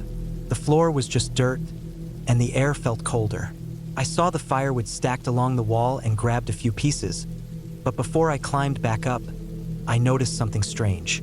A section of dirt along the far wall had been disturbed, like someone had dug into it recently. It wasn't a small patch either. It looked like a shallow hole, then filled back in. I stared at it for a long time, trying to think of any reason the owner might have done that. There was nothing down here but wood, an old toolbox, and a few rusted cans. I marked the edge of the dirt with a stick and closed the trapdoor. I didn't sleep well that night. The next morning, I checked again. The stick had been moved. The dirt looked even more disturbed, like it had been dug into again. I started keeping the axe by the bed. I didn't know what was going on, but I didn't feel safe anymore. I didn't have cell service, and the nearest house was probably miles away. If someone was sneaking around, I wouldn't hear them until it was too late. I stayed inside all day, keeping the fire going, trying to stay calm, telling myself I was overthinking everything. That night, I was almost asleep when I heard something under the floor. It wasn't an animal. I knew that right away. It sounded like movement. Slow scraping, then a short thump, then silence. My stomach clenched. I held my breath and listened. Another scrape, then another. I waited until it stopped, then got up and opened the trapdoor slowly. I held the flashlight down, hand shaking. The beam lit up the crawl space. Nothing moved, but the dirt at the back wall looked different again. This time I climbed down and went straight to it. I kicked at it with my boot, brushing the loose soil aside. Something solid was underneath. I dropped to my knees and pushed more dirt aside. Tarp, old and stiff. I pulled at it, and something heavy shifted beneath. I kept digging until I uncovered part of what looked like a large plastic container, the kind used for storage. It was sealed with duct tape. My whole body was tense. I sat back on my heels, staring at it. I didn't want to open it. I just knew it wasn't going to be something I wanted to see, but I had to. I cut through the tape with my pocket knife and lifted the lid. Inside were clothes, a backpack, a pair of shoes. Everything looked worn and dirty, like it had been buried for months. I pulled the backpack out and opened it. Inside were some papers, water bottles, and an ID. It was a driver's license. The face staring back at me was a man in his late 20s. His name was Caleb Warner. I didn't know him, but I suddenly felt like I did, like he'd been here, like this cabin had been his last stop. I put everything back, closed the container, and covered it with dirt. My mind was racing. I felt sick. I didn't know what had happened to him, but I knew it wasn't good. I tried to tell myself it could be anything. Maybe he'd left it. Maybe he was fine. But why bury it? Why cover it up? That night, I barely slept. Every sound made me jump. I sat up in bed with the axe in my lap, the fire burning low. At one point, I thought I heard the trapdoor creak. I held my breath for a long time, but nothing else happened. In the morning, I packed everything. I threw my clothes into the bag, grabbed all my food, and loaded it into the car. I didn't even clean up. I just locked the door and got out. The drive back down the dirt road felt longer than ever. Every time I looked in the rearview mirror, I half expected to see someone running behind me. I drove straight to the sheriff's office in the nearest town. I told them everything about the cabin, the buried container, the ID. They asked a lot of questions and said they'd send someone out. Later, they called me back. Caleb Warner had been missing for almost a year. He told friends he was going hiking, but no one had heard from him since. His car had been found miles from that cabin, deep in the forest. No signs of him. They found more of his belongings under the cabin, including a journal. The last entry was dated 4 days before he disappeared. They never said what exactly happened to him, but they ruled it suspicious. The owner of the cabin was questioned, but he claimed he had no idea. Said people rented the place all the time and maybe Caleb had stayed there without telling him. I didn't believe that. I went home and didn't go near the woods again for a long time. Every time I closed my eyes, I saw that trapdoor. I saw the dirt. I saw Caleb's name on that license. I couldn't stop thinking about how long he must have been under there. I still get chills when I think about how close I came to never finding it. If I hadn't needed more firewood, if I hadn't looked at the dirt, if I'd ignored the sounds, I might have left that place without ever knowing, and someone else might have rented it next.